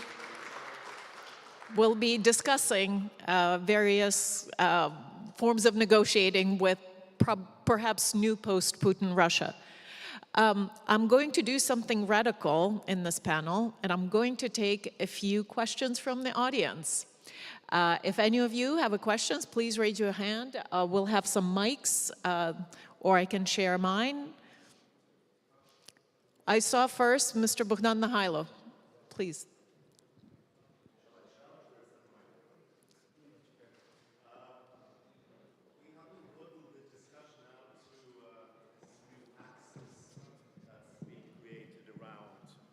Russia, Iran, China, North Korea, etc. If some compromise were to be reached, exhaustion, fatigue, genuinely the fear of nuclear war or whatever, what does this mean for the world? A partition into what kind of world? And secondly, we haven't spoken about the security architecture. I mean, is there any role for the OSCE in the future? What about the UN and the Security Council? I realize that this is not about the terms of a settlement or compromise or whatever it is, victory, defeat, but what is our thinking about that? Europe is being galvanized as the US steps back and is preoccupied with internal political infights. What is happening? How is the world shaping up as this war is progressing? Thank you. Thanks. So, given the time constraints again, I'll just leave it at this question and see if anyone would want to react to it about Mr. Ohrescu. Thank you, Anna. You are absolutely right, because now we have a very special situation worldwide. Look, Security Council is blocked by Russia, as probably the UN as such. OSCE is blocked by Russia. This organization is absolutely, sorry to say, is not possible to take any decision, I would say so, etc., etc., etc. So the idea to transform Russia, to have something on this territory which will be democratic, which will have economic priorities but not militarism, priorities to develop social standards, etc., etc., is much more interesting than try to preserve Russia as it is now. And for our Western partners, this is really probably very revolutionary now, to imagine that probably for your Western security feelings, there is much better to have something new on this territory than preserve this global threat for another 10, 20, 50 years. Thank you. Thank you so much. Ambassador Volker, I saw you had a reaction. No, I was saying but since you called on me, I'll just say that I think that we do face a situation where the discrete challenges that we faced, Russia's aggression in Europe, Iran's effort at hegemony in the Middle East, and threats against Israel, China's efforts at hegemony in Asia, these are all starting to look more and more linked these days, with Russia dependent on supplies from Iran and North Korea, Chinese purchases of energy fueling Iran's and Russia's economies, Iran getting away with its threats, if you will, in the Middle East, in part with Russian support, Russia's activities in Africa being a threat to countries there and undermining them with its mercenary presence. So these threats are looking more and more linked, and I think this is becoming more dangerous. So to Bogdan's question, I think we have to push back on them aggressively, discreetly, in order to avoid having a more concerted and global challenge ahead of us, such as another world war. We have to prevent that war. Thank you so much. Ambassador Stanovic. I'm going to use a word that will appear in some later sessions, and that's containment. When you talk about security architecture, you can either mean an architecture that's agreed on both sides, or it can mean an architecture that's agreed on our side of the line. The latter is the strategy of containment. And the security architecture that we need to look toward in the future is one that we build with our friends. It's less promising to think right now of how that would involve the Russians. But let me add one thing to this, which I think is important, and that is, in the way we talk about the future, we should avoid helping Putin. And I would say that when we talk about post-Russian territory, we are helping Putin. Because Putin says the goal of the West is to break up Russia. The success that he has had in creating a kind of nationalist consensus in Russia is based in part on his success at convincing people that actually the aims of the West are to break up Russia. Those aren't our aims, and we should be clear about that so as not to help him. That's a good point. Ambassador Zerkal. I think that we may call this situation as hypocrisy, because even League of Nations took steps to get rid of Soviet Union when Soviet Union made this aggression in 30s. that now, despite all kinds of violations of international law, Russia continued to be a permanent member of the Security Council. So we may say that there is a furnace of the international law, and we need to admit this. And this is also one of the things which is not recognized by the international world now. Thank you. Mr. Tenzer.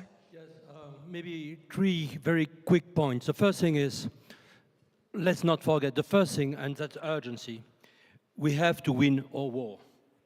We have to defeat Russia right now. We had to make Ukraine successful on the battlefield. And as I said just before, we are still remaining halfway. We are not taking all measures. We are not delivering all the weapons Ukraine needs. We are not also enforcing all the secondary sanctions to countries who are helping Russia right now. So let's be serious. Let's be serious. We are not. We are not right now willing, I mean the West, to make Russia pay for its crime. The second thing is, when it comes to long-term strategy vis-à-vis Russia, let's be very clear. As long as we have either Putin in power or someone like him, we must not come back to business as usual with Russia. The only hope that we can have is to maintain the sanctions as long it is needed, as long as the children deported to Ukraine are not coming back, as long as all the war crimes against humanity, crime of genocide, crime of aggressions are not punished, as long as all the sanctions, all the reparations, all the damages are not paid. And let's be very clear on that. And that's the only chance, and that also is what the Russian dissidents are telling me, only chance that we could have a regime change in Russia. It is not a taboo to speak of regime change. The third, as Lance thinks, I mean, basically, the international organizations are in shambles right now. And we must not ask for any kind of authorizations to the UN or to the SCE, etc., basically to reach our own goals. And our goals is basically, right now, to change the world. And not only, I would say, to contain, but also up to a certain point to roll back all the powers who are damaging the world security. And we have to think about that. We must think about the long-term view. We had to create, as you rightly said, this new architecture. But I think it's a very long way. And the real thing is, and that's my questions, that's my concern, will we have in the decades to come a willingness from the US, from the EU, to really engage in these directions and to take part of their burden? And that's a question mark. Thank you. And finally, Ambassador Smith. I'm just going to follow up with a very brief reflection, which I think follows up on the previous comment. I mean, I've sat here and several times in discussion of NATO heard the sort of the kind of paraphrase of Article 5 saying that an attack on one of us is an attack on us all. Well, wait a minute. An attack on us all is exactly what is now happening.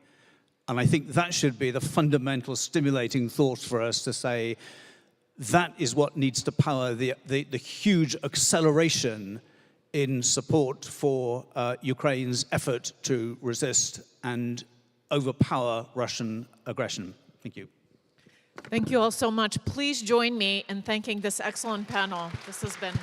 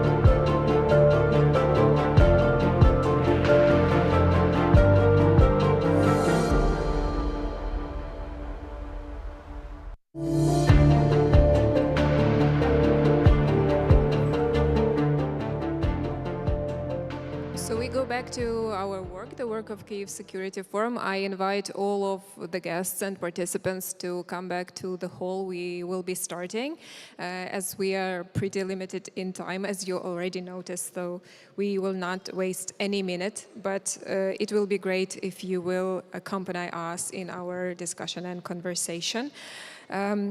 I welcome you all, the participants of this panel, and thank you very much for your time. And I think that the topic that you were invited to talk about is pretty difficult, because we now have pretty difficult times, and we are now not only at the level or at the point when we talk about Russian-Ukrainian war, we already talk about a possibility of Russian aggression spreading around Europe, around maybe Russia attacking some of NATO members. What we heard, for example, from Polish president, that he has this fear that just in a couple of years it's going to be a reality. So we will talk in particular about this. Dr. Altola, I would like to invite you to our conversation, and I would like to start with the fact, I think, which is great, that Finland joined NATO, and I can only congratulate you with this. Did this fact of Finland joining NATO gave the country's population the feeling that people in Finland are secure already, or is there a fear that still there is a threat that they may be attacked on some level? Well, that is a good question, and of course Finland made it. It was the fastest NATO membership process ever. Of course, for Finns it was too slow because there were fears of some kind of a hybrid activity, and many of those fears were also realized. The Finnish-Russian border is now closed.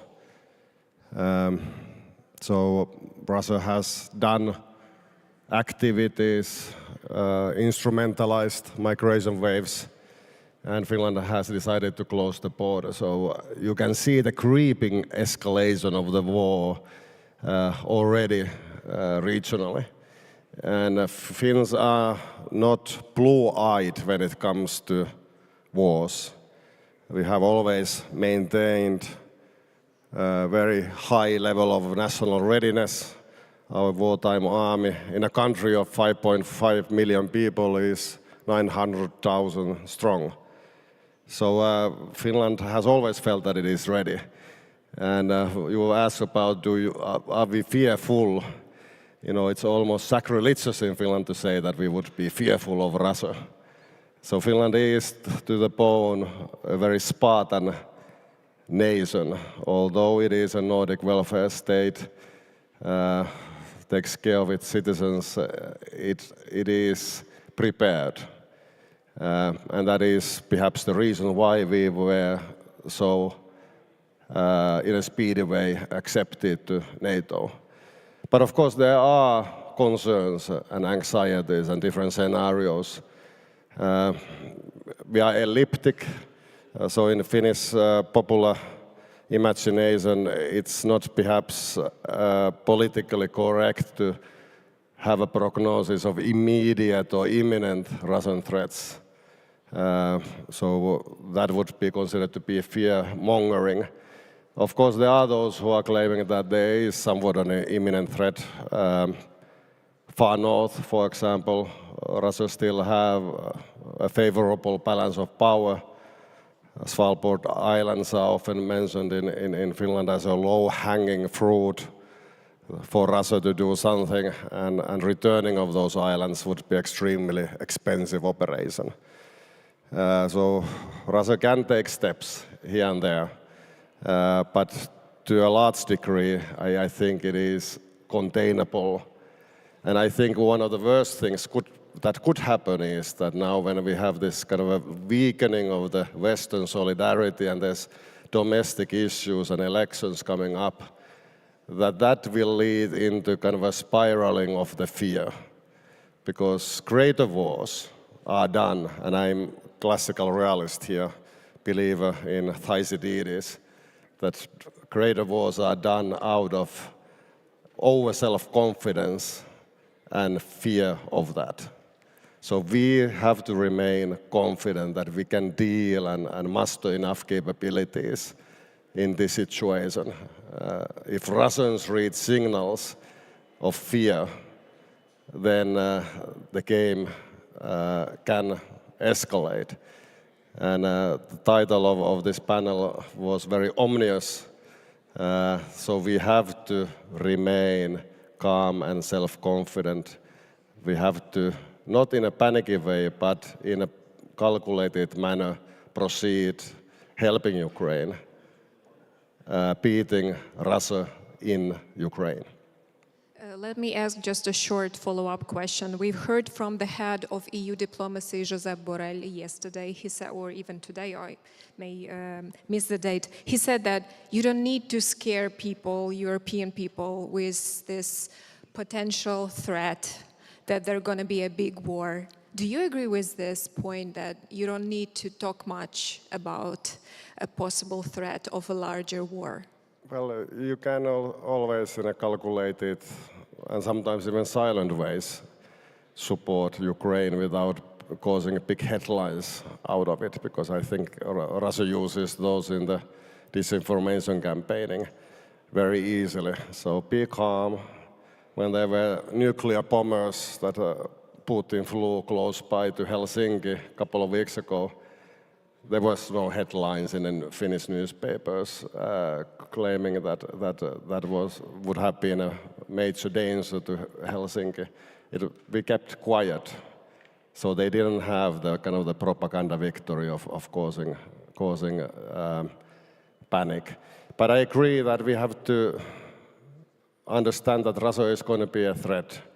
If situation proceeds as currently looks like, 5 to 10 years, we might see a regional war in Europe. And if there's a regional war in Europe, then we are talking about much bigger wars potentially in different corners. That is what history tells us. So in order to avoid that, let's be confident, let's build resources, let's understand what is going on. Then there are prognoses that from 1 to 3 years Russia might be a threat. But I think those are usually done in order to wake people up. And in some other countries, that might be a useful tactic in order to make, for example, Germans pay attention to what is going on. It might be workable, but you have to pay quite a lot of attention to the public communication of these things, and not kind of overplay the fear, because as I said, fear is a constitutive element of an escalation. Thank you very much. And I know that you need to leave earlier, so when you need, you just go. Mr. Chair, I know that you have a short presentation on the topic of our panel, so I would be grateful if you share your points on this battle between democracy and tyranny. Thank you very much. I've actually been asked to speak about the dangers of a wider war, which I believe are intrinsic to the war currently taking place in Ukraine. Let me just begin, though, by saying I have often been unhappy at the Kiev Security Forum because I have not usually been here in happy times. These are not happy times now, but I am, as ever, honored to be here, and I thank all of you very much. for inviting me.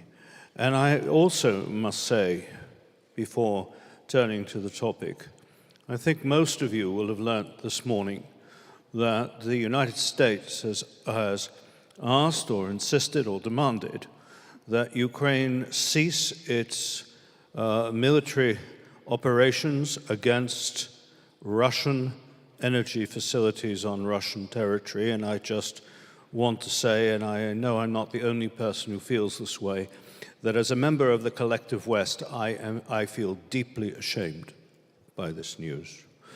The danger of a wider war, if and when the current war ends, one needs to understand two things about it.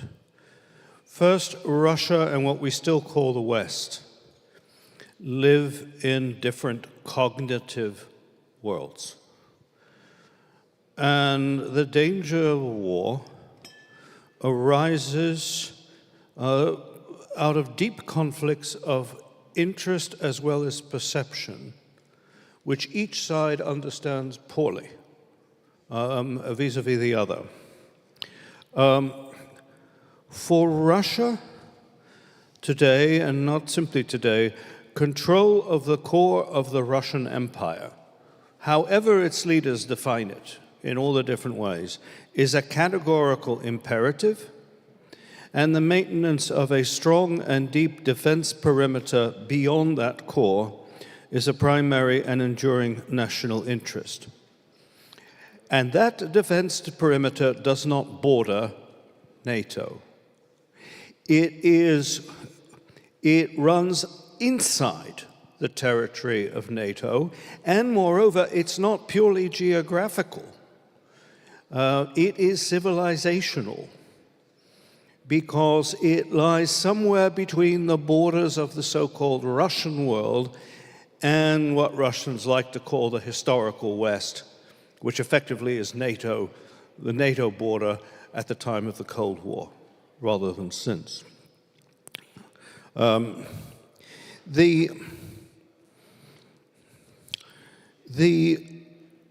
key variable if you consider both this categorical imperative and these primary interests, the only variable that really matters for Russia, the greatest obstacle, is the correlation of forces at any particular time. The greatest obstacle for the past 30 years to Russia realizing these primary interests has been the existence of an independent and sovereign Ukraine. And because for a Russian this is so obvious, this is so overwhelming, it intrudes into everything, it's axiomatic in Russia, and there are other reasons for this too, that the emergence of Ukraine after the end of the Soviet Union as an independent state has been from the beginning a Western project and a core Western interest and an anti-Russian Western interest. And that therefore means, the Russians see it, that Russia's victory in Ukraine, the West's loss of Ukraine, will be what they call a чувствительный удар, a crippling and painful blow against the West as a whole. And they understand very well, when your enemy is in retreat, you must advance. Now, the second part of this is perception. The Russians are devoted to the thinking of Karl von Clausewitz, and one thing Karl von Clausewitz is very relevant now. He said the object in war is to impose your will on an opponent, on your opponent.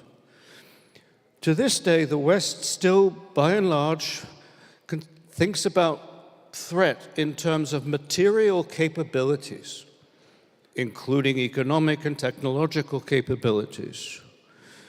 For the Russians, you cannot, the West thinks about strength defines strength in terms of material capabilities. For Russians, you must also include the moral dimension, moral capabilities. In other words, the force of belief of the antagonists. Russians have revived the concept of passionarnost, which means not just readiness to assume sacrifice, but pride in sacrifice. We lost 20 million in the Second World War. For years afterwards, we had millions living in holes in the ground, and yet we won, and that sacrifice made our victory superior and made us stronger. That mentality now is very strong in Russia. And the question that is obvious for them, that they pose, is, does your opponent display the same strategic purpose, the same moral fiber, the same tenacity, the same capacity for risk and for sacrifice? And if the answer to that question is no, then that opponent is not worth respecting. And that is where we are today, I am afraid. If in time of war, your priority, that's to say our priority, at every turn is to diminish tension, to limit stakes, and at all accounts, avoid escalation, what we are doing inadvertently is increasing the danger of war. That is the Western problem. Our very virtues, our reasonableness, our belief in proportionality, our determination to search for compromise, arouses and deepens the contempt of the Russian adversary. And I'll add one other feature, which I won't be the only one to mention it. In mobilizing the Russian economy and the psychology and the political system and militarizing it, Putin has created a dynamic inside Russia which I believe is going to be very difficult to unwind and reverse and could cause considerable dislocations if it's attempted. And therefore, this creates an impulse to go further rather than to step back. So my concluding point, and I'm sorry if I've spoken beyond my time, is this. If Ukraine loses this war, and the West stands aside and allows Ukraine to lose it, the dangers of a wider war increase substantially. Worse still, if as we recognize this and realize this, we then begin to react, the danger will be even greater, and the risk, therefore, is that Russia will start a war on the basis of a miscalculation of Western will, which will rise too late to maintain the disciplines and the balance of strength that are necessary to prevent war. So on that happy note, I will end. Thank you. Thank you very much, Mr. Chair. We'll be moving towards Ms. Budjerin. As we are speaking about wider war, I cannot but mention that one of the topics that we have is the global nuclear war possible? And I think that we need to get back to the fact that Russia violated a Budapest memorandum. And what is an undoubted fact is that this war definitely didn't make the world safer, even if we speak potentially. Do you see what specific consequences of Russia violating Budapest memorandum do you personally see? Yes, thank you, Olena. Can you hear me? Yeah, it's very strange to be on this side of the podium, I have to say.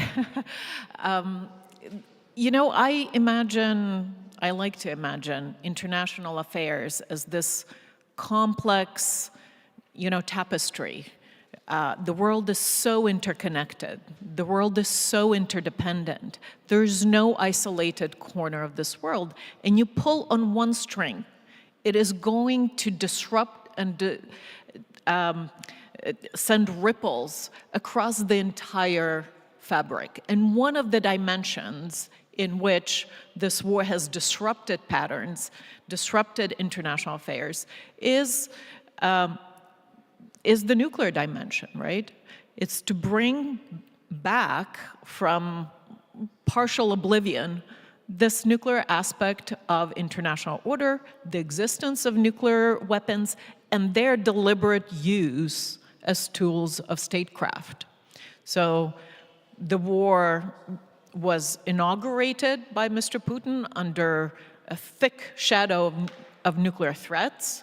It was prosecuted under the shadow with a very, concrete political purpose, which is to prevent, to stave off Western assistance to Ukraine.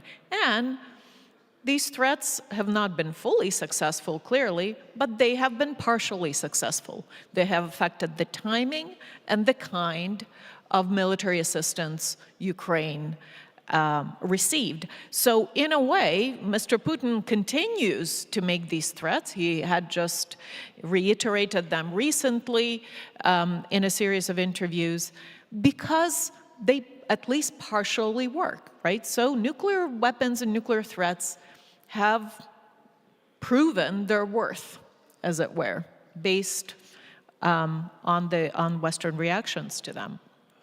The other side of the ledger is, as you mentioned, the Budapest Memorandum and Ukraine's own history, nuclear history, where Ukraine, as a successor state of the Soviet Union, inherited nuclear weapons, nuclear option, an option to develop its own nuclear deterrent, and it has given up that option in return for for security commitments from nuclear weapon states. Now, one of those nuclear weapon states violated the commitments under the Budapest Memorandum to respect Ukraine's territorial integrity, to respect its borders. And the other signatories have taken a rather muted reaction. And I'm talking about 2014, right, when the issue of the breach of the Budapest Memorandum first arose.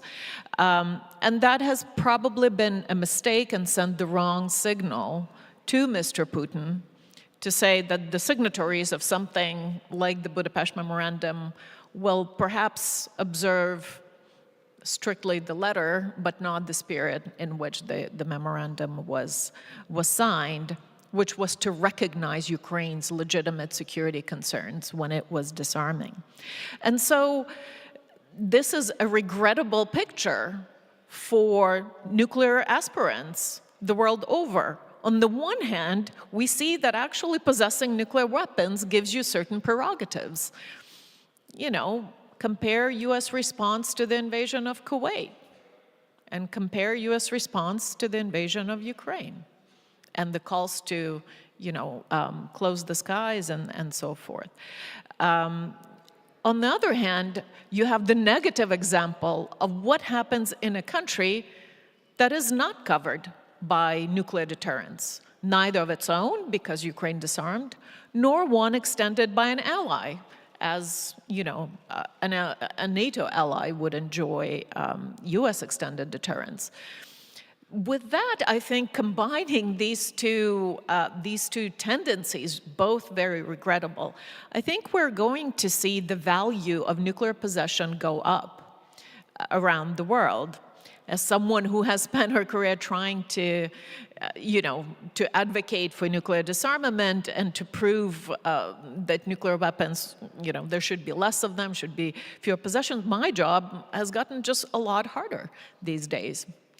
But I have to finish with this, that, the story of Ukraine's nuclear disarmament and the Budapest Memorandum is not over yet, right? The way that the collective West reacts to Russian breaches is still very much part of that story. And I think we have to bring back up Ukraine's nuclear history in order to make that point. Thank you. Thank you very much. And it's definitely not a normal situation when a country like Ukraine is not perceived now on a global level as a good example, but mainly we feel ourselves like losers, in these conditions. Thank you very much, Mariana, and we will be moving forward towards Mr. Love. We have this question about the confrontation between tyranny and democracies. How do you think, considering the current and potential confrontation between these two poles, who will eventually win? Дякую. Добрий день. Мені дуже приємно знову бути в Києві. Я вдячний організаторам за запрошення взяти участь. Thank you very much. I'm very pleased to be back in Kiev, and I'm grateful to all organizers for giving me an opportunity to participate in this conference. The world has changed so much since I was last at this Kiev Security Forum in 2016. We are living not just through the war in the center of Europe, but the period of revolutionary shocks. As Hamlet said, the time is out of joint. It's painful and disorienting moment, and it is still far from the end. In order to save your time and patience, I will continue in English. But I like studying your wonderful language. I still need a microphone, it's true. I want to stress that this period of revolutionary upheaval will be prolonged. We're seeing these very profound effects of globalization on Western societies, whether it's the rise of Trump, Brexit in my country, and in many countries, this very strong anti-elite, and I would say anti-expert sentiments. And these are very worrying developments. The Chinese and the Russians spotted these trends, I think, before we did, and in some cases served to exploit them. So, in my view, this social polarization will only diminish when we find new economic models that are perceived by some in our societies as being fairer. So that's the, if you like, the broad context. I will get to answer your question, Elena. Like James, I see the danger of a broader European war.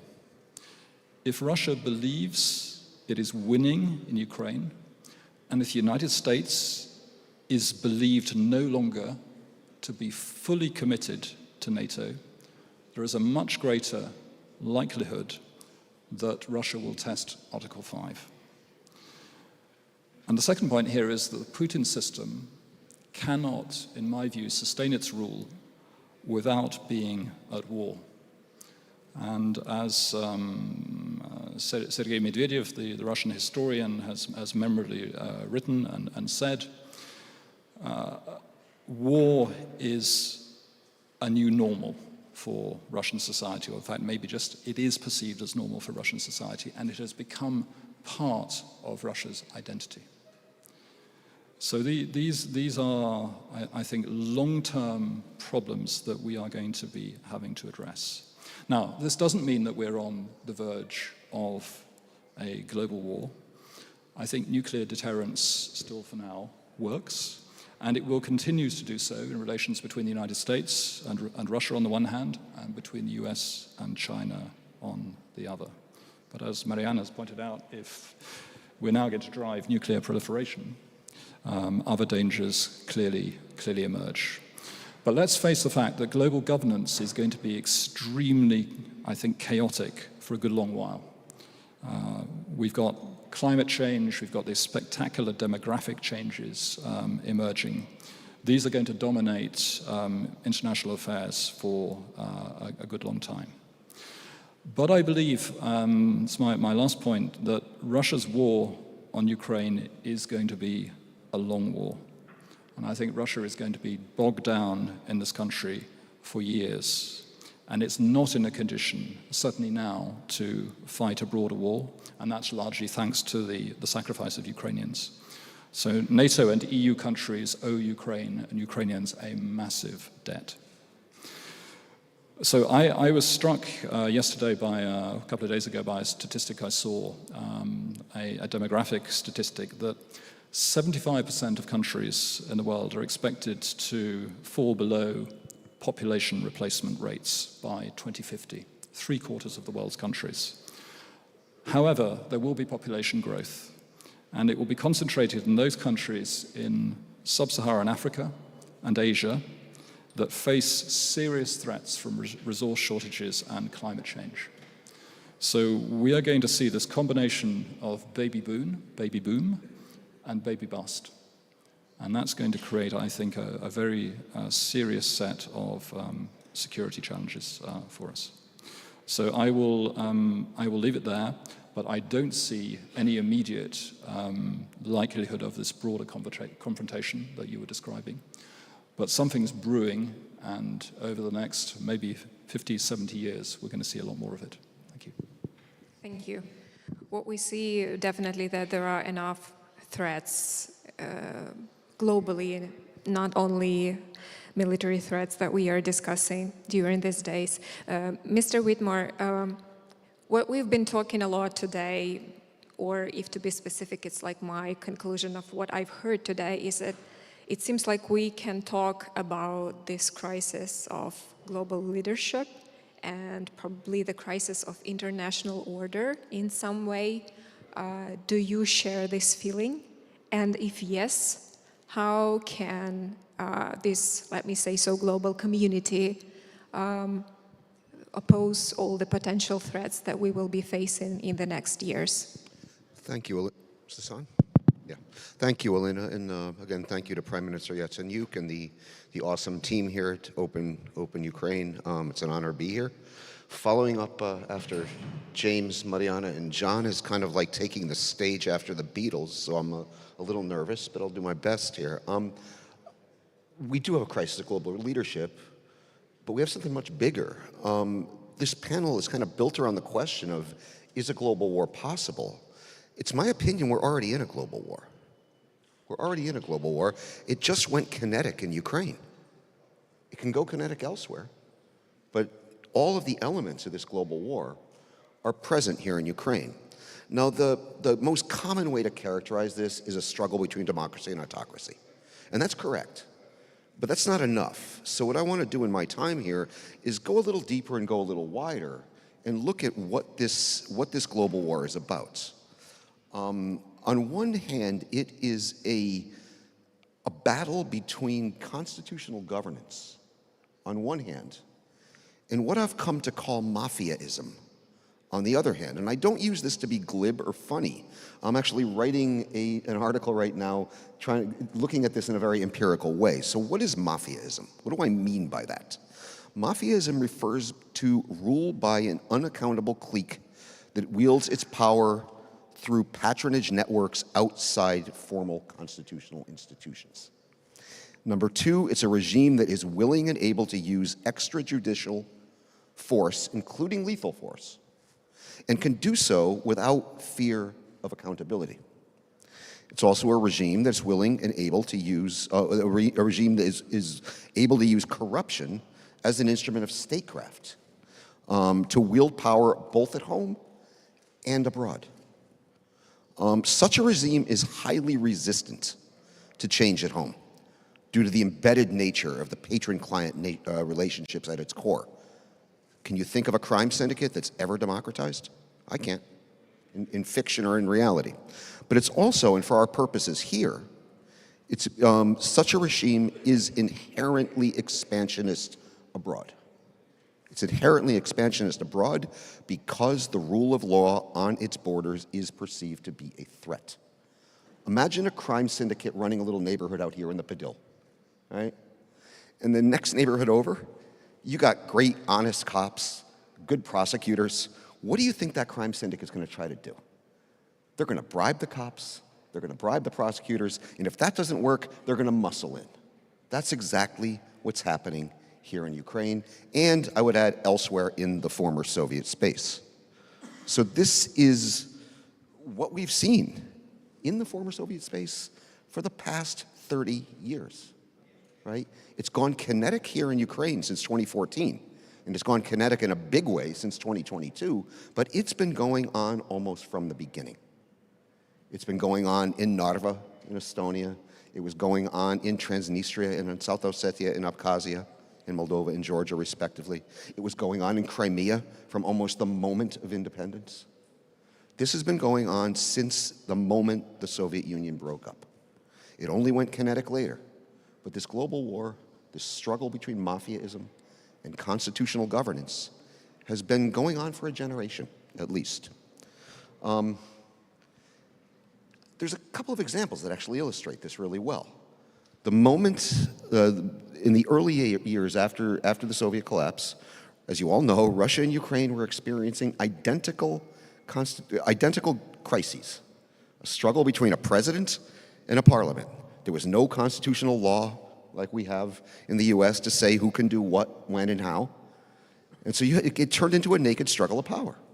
Well, Ukraine solved that by having early elections for both the parliament and the president. And the rest is history, right? Every election's been competitive. Every election's been free and fair. Russia, we know, solved it by blowing up the parliament. There's also examples from recent history. Contrast the dismissal of General Zaluzhny, which a lot of people weren't happy with, myself included, but contrast that with what happened in Russia last summer with Prigozhin's march on Moscow and subsequent extrajudicial execution. Here you had something very similar, a civil-military dispute here between the president and the chief of general staff in Russia, between a mercenary leader and the chief of general staff and the secretary and the minister of defense. But here it was resolved in a civilized, constitutional manner. There it was resolved through the use of force. Again, this contrast between constitutional governance and mafiaism. So think of that crime syndicate. How does it act? So that's one way we're in a global war. The other way we're in it is a struggle between what I call civic patriotism, an inclusive form of civic patriotism, on one hand, and on the other hand, ethno-nationalism. This is a key struggle, and this is going on within societies and between countries, right? When you hear Putin define this conflict, it is always defined in ethno-nationalist terms, right? But then look at Ukraine. You have a multilingual, peaceful, multilingual society. You have a president who is a Russian-speaking Jewish man. You have the man who started or set off the Revolution of Dignity was an Afghan immigrant to Ukraine. This is the difference we're looking at. So this battle is taking place both within countries, and it's happening in my own country right now. Think of January 6th, 2021. It's happening between countries, such as between Russia and Ukraine, and it's going to continue. Winning the war in Ukraine is going to be the first necessary step to resolving this, but it's not going to be enough. It's not going to be enough. We in the West have a lot of work to do on this, to resolve this, to revive the attraction of inclusive civic patriotism over the allure, the dangerous allure of ethno-nationalism. Ukraine's showing us the way. You're fighting and dying for it right now. But this battle's going to go on long after the war here is over. We have to win the war here, but then after that, that's just the beginning. We got a lot of work to do afterwards. Thank you. Thank you very much. So we finished this panel with, I think, an optimism, when we say that Ukraine may be an example even for the United States, for its civil society. I'm not sure if Americans are paying much attention to this progress made by Ukrainians, but still, what you say is truly pretty challenging, and we see these challenges globally now. Thank you very much for your participation. We will have a small break and then we will continue with the next panel. So Mariana is getting back to moderating as well. Thank you very much.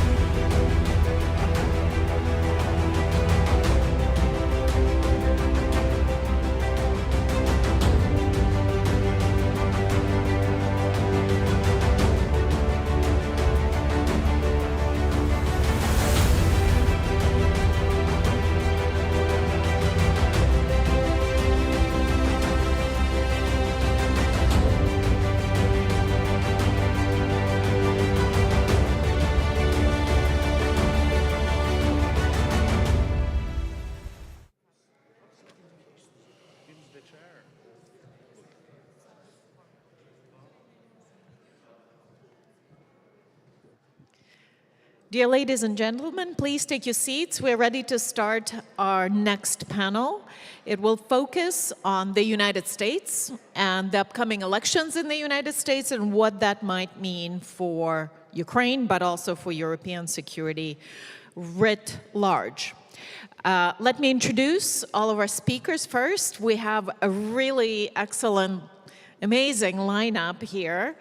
Dr. Evelyn Farkas, Executive Director of the McCain Institute, welcome. Ambassador John Herbst, Director of the Eurasia Center at the Atlantic Council and U.S. Ambassador to Ukraine in 2003-2006.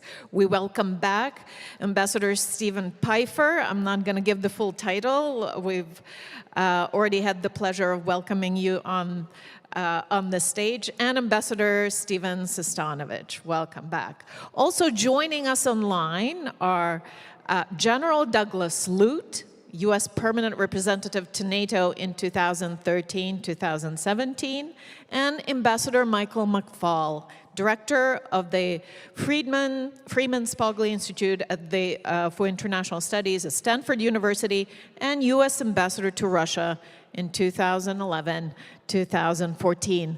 Welcome all to this panel, and General Lute, Ambassador McFaul, we only wish you could join us here in person, so perhaps next time. Before we start our discussion, we do have a video recording, an online address from Senator Ben Cardin. He is the chair of the Senate Foreign Relations Committees, so please. Hi, I'm Senator Ben Cardin, the chair of the United States Senate Foreign Relations Committee. The Kyiv Security Forum comes at a critical time for Ukraine and the entire free world.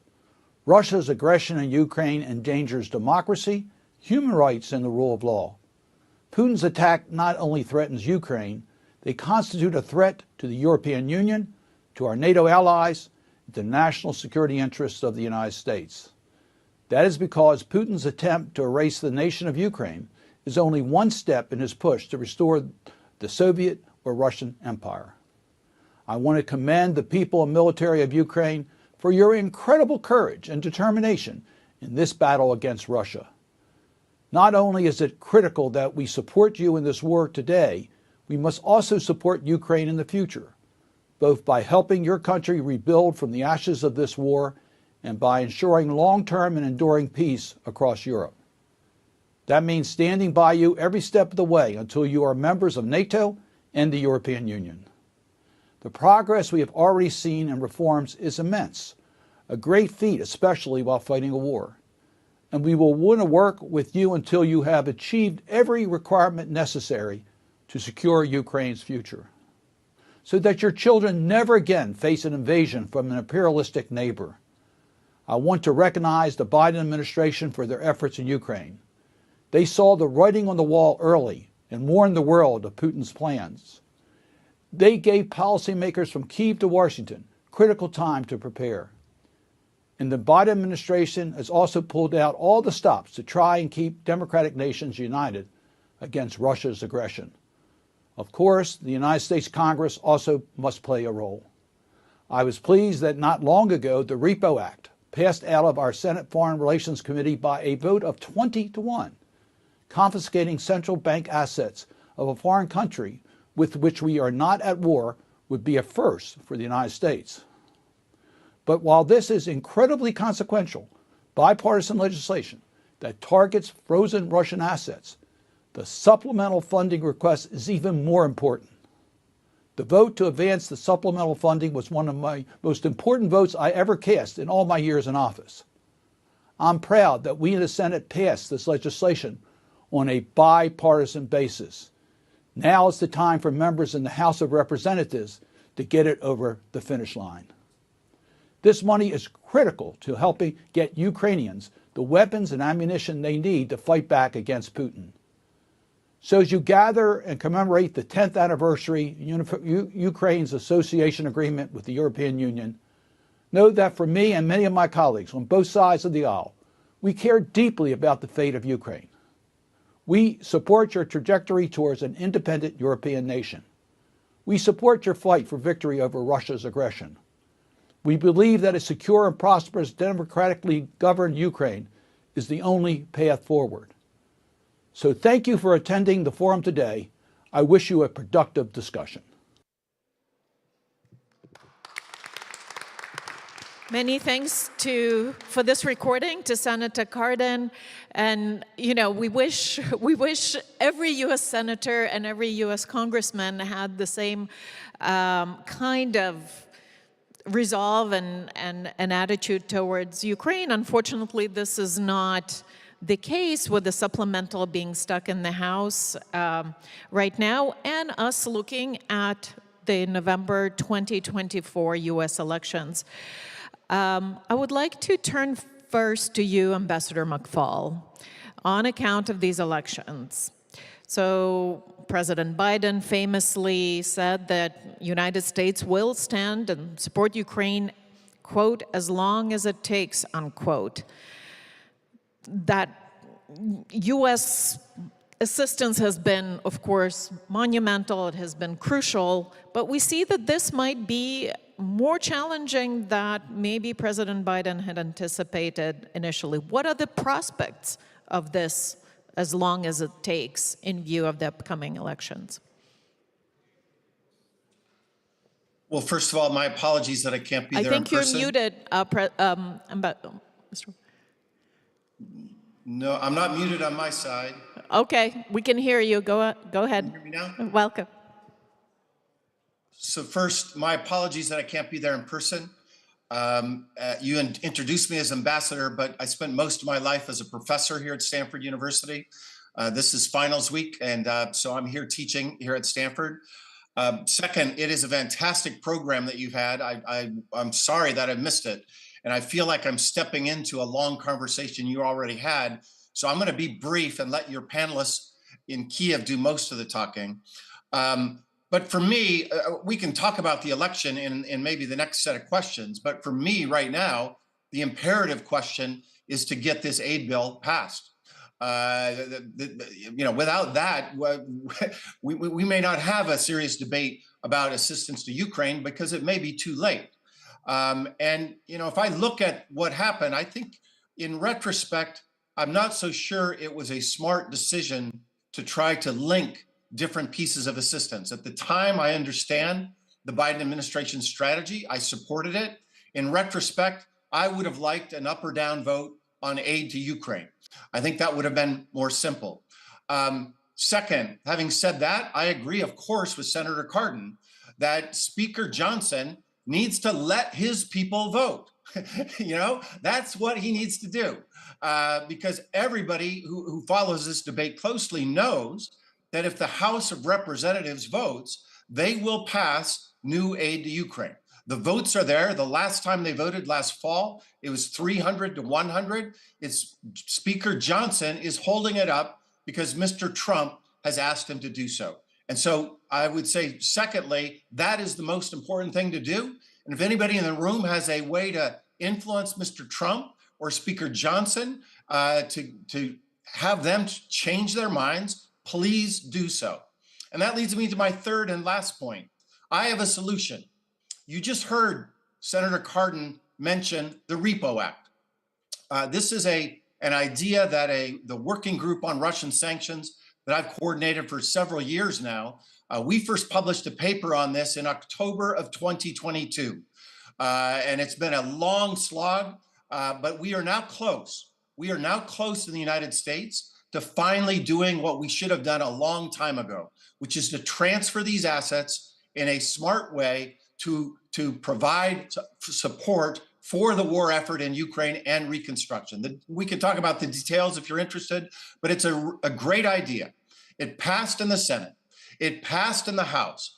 They had major sponsors from the Republican Party on both sides. Senator Risch, Senator McCall, that's McCall, not McFaul, Mike McCall, not Mike McFaul. And I think a win-win outcome is to marry the Repo Act to the Aid to Ukraine bill. That allows Republicans to say that they added something new, that they have forced the Biden administration to do something that they don't want to do.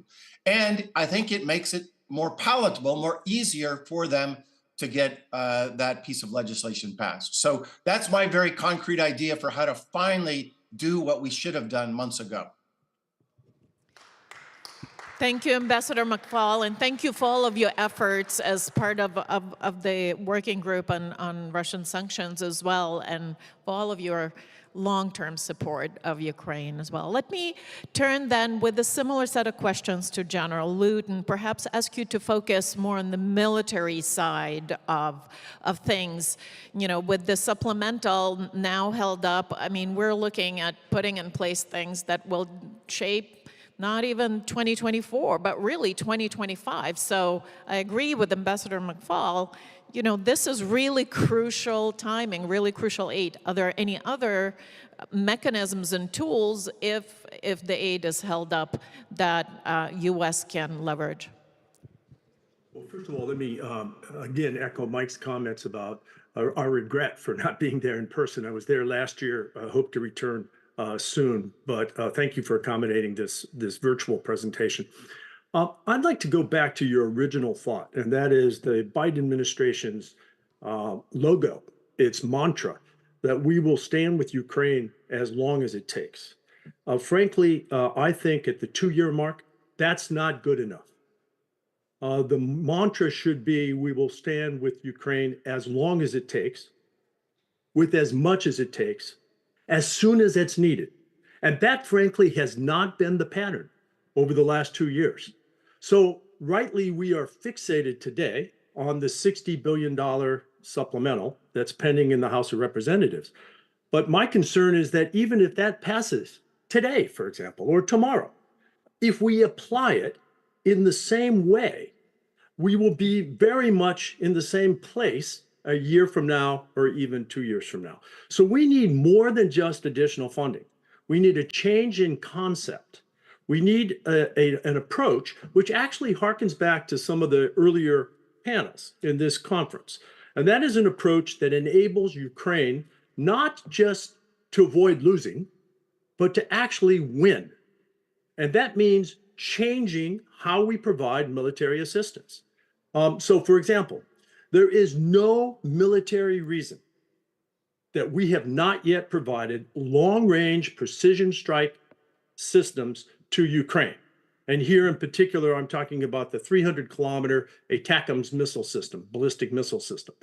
We could use this system in 2 very practical ways today to advance the campaign in Ukraine. First of all, we can sever the logistics lines of the Russian occupying forces. This is because those logistics lines, in good Russian tradition, are railroad-based, which means they are targetable. The Kerch Strait Bridge, of course, is the iconic example of this. But long-range precision strike systems in sufficient quantities could isolate the Russian occupiers, not only in the Donbass and in the south, but in Crimea itself, as Ben Hodges has made the point over and over again. And then the second major reason to provide these long-range systems is to target the launch sites of those missiles and drones which are attacking the interior of Ukraine, as they did just the other night, as I understand it, in Kyiv itself. There is no effective air defense that relies only on the defense of the target itself. An effective air defense couples that with attacking the launch sites. And we have, because of the way we've provided support and because of the systems we've denied Ukraine, we have violated military science and we've placed at risk the Ukrainian civilian infrastructure. So I would argue that yes, the 60 billion is important. It is a lifeline of support to Ukraine. But alongside that change in funding, additional funding, we need a change in concept. General Lute, Thank you so much for these set of comments. As you know, as a team, or I should say, as a bunch of people who spent part of last night down in the bomb shelter in this hotel, your point about air defenses is certainly very well taken. But let me just follow up with you on this one. On this one point, you know, we've been discussing here during the forum previously the reasons for this, you know, consideration, this lag of time and deliberation of each weapon system that's provided to Ukraine, and that is, frankly speaking, a danger of escalation. More specifically, danger of escalation to the nuclear threshold. What do you, as a military man, how do you respond to that? Well, look, anytime the potential of nuclear escalation is a concern, we've got to take it seriously. And I think, especially in the early weeks of the fight in Ukraine, this had to be a major concern because we had no experience in terms of what might be threatening the nuclear threshold. But now we have 24 months of experience. And let me just recap that experience briefly. I believe that every time Vladimir Putin has faced a choice between escalation and evacuation, he's chosen the latter. He's chosen evacuation. Let me recite the fight around Kyiv initially, later Kharkiv, Kherson, the Black Sea Fleet in Sevastopol, which is now being relocated. It's being evacuated out of Sevastopol into ports further to the east. Even the Ukrainian strike on the Tu-22 base, the strategic bomber base, last year, which saw several strategic bombers destroyed, resulted in the evacuation of that strategic airbase further east. And if the recent reports, I think, have substantiated so far about strikes on the Engel Air Force Base are proven true, I believe we'll see this again, evacuation. So now with 24 months of experience, I think we know more about the escalatory risks that we did in the early weeks, and we should take that into consideration, and we should end this self-deterrence. The only people we're deterring right now are ourselves, and we should give Ukraine what it needs to win. Thank you so much. Certainly, Ukrainians are not deterred, right, by Russian nuclear threats, because for here, it's an existential fight, right? What more can Russia do? I mean, look, your capital is under attack routinely. And again, I think given the experience, we now know more about the risk of escalation than we did at the beginning. And we should take that empirical evidence into account. That's a very valid point. Thank you so much. I'll turn next to Ambassador Sestanovich, to you, and bring our conversation more closely to, you know, the impending elections. Maybe you can give us an overview of the electoral landscape. Let's not borrow trouble from the future. What are the prospects for the two presidential candidates? Well, let me start by saying, on behalf of everyone on this panel, that we don't know. and if you want to get us to predict the results of the election, we're making it up just the way you might be. But I think it's important, particularly in connecting the election to the subject of this conference, to remember that we are looking at a contest between two candidates who are not pitting a passionate 50% of the electorate against another passionate 50% of the electorate. This election is going to be decided by the unpassionate 10% in the middle, who have to figure out how to overcome their doubts about the two candidates. Pollsters are beginning to use the term double haters, meaning people who see reasons not to vote for either candidate. And they may decide in the end to stay home, or they may decide to hold their nose and vote for somebody they aren't really enthusiastic about, or they might decide to hold their nose and vote for somebody they really are deeply opposed to and then regret it the next day. So how are the candidates going to behave given this likelihood. They're competing for this 10% in the middle. And they want to make sure, each side wants to get the other candidate to make mistakes, and they want to avoid making their own mistakes. And there's some policy implications to this. Trump is opposing the supplemental in part because he thinks it's an achievement or victory for Biden, and he wants to make Biden look like an ineffective old man.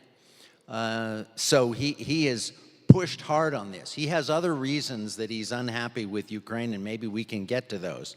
But his immediate electoral calculation is deny the president any achievements.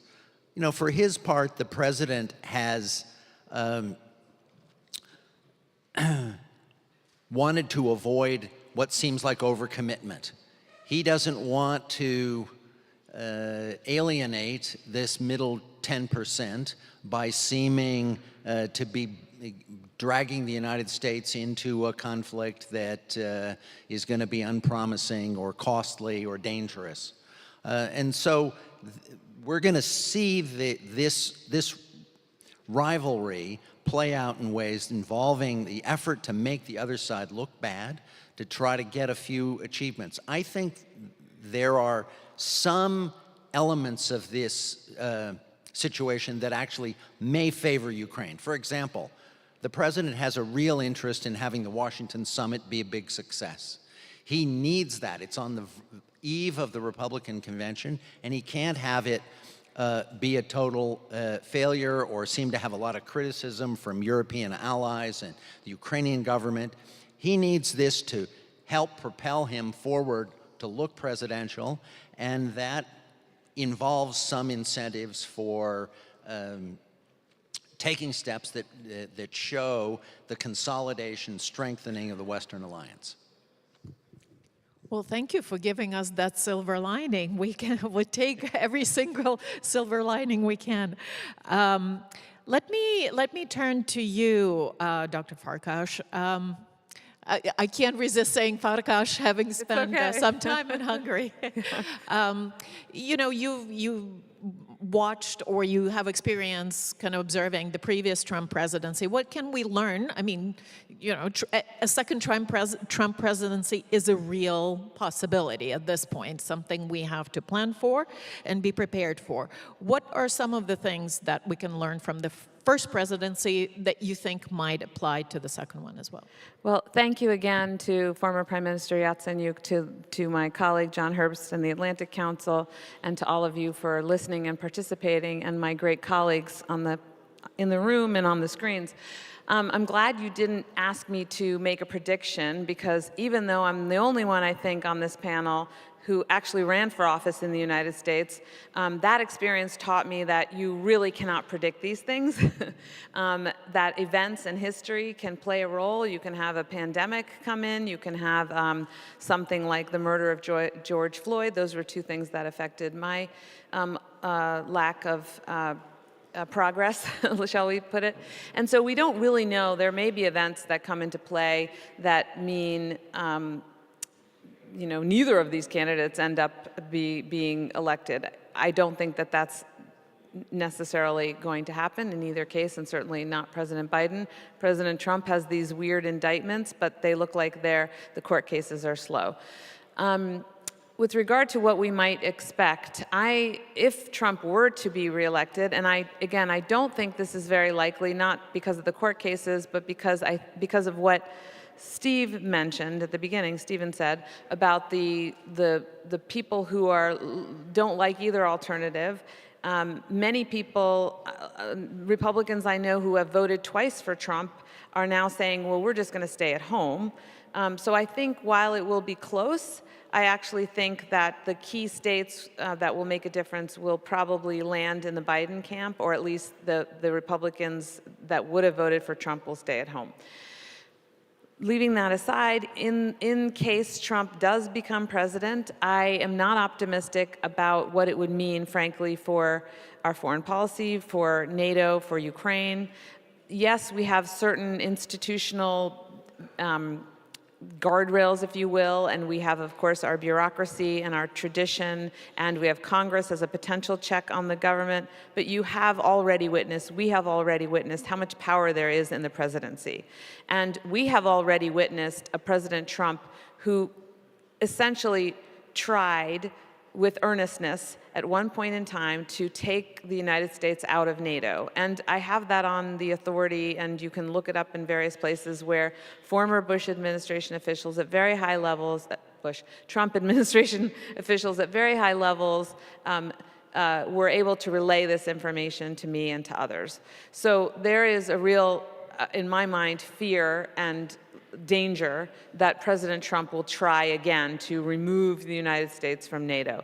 Now, some of the Republicans, Marco Rubio and others, I believe they passed this piece of legislation that essentially would trigger a requirement by Congress to approve a removal. But as we know, we also have elections for the Senate. We don't know exactly how Congress will respond, how the Senate will respond, because it would go to the Senate, not the House. Don't worry. The Senate is better, much better. I spent almost a decade working in the Senate, so I'm biased, and I work for the McCain Institute. But so that is a danger. The other part, of course, with regard to Ukraine, is that we have already seen President Trump block aid to Ukraine in order to help himself. He has clearly, indicated that he has a bias for Russia.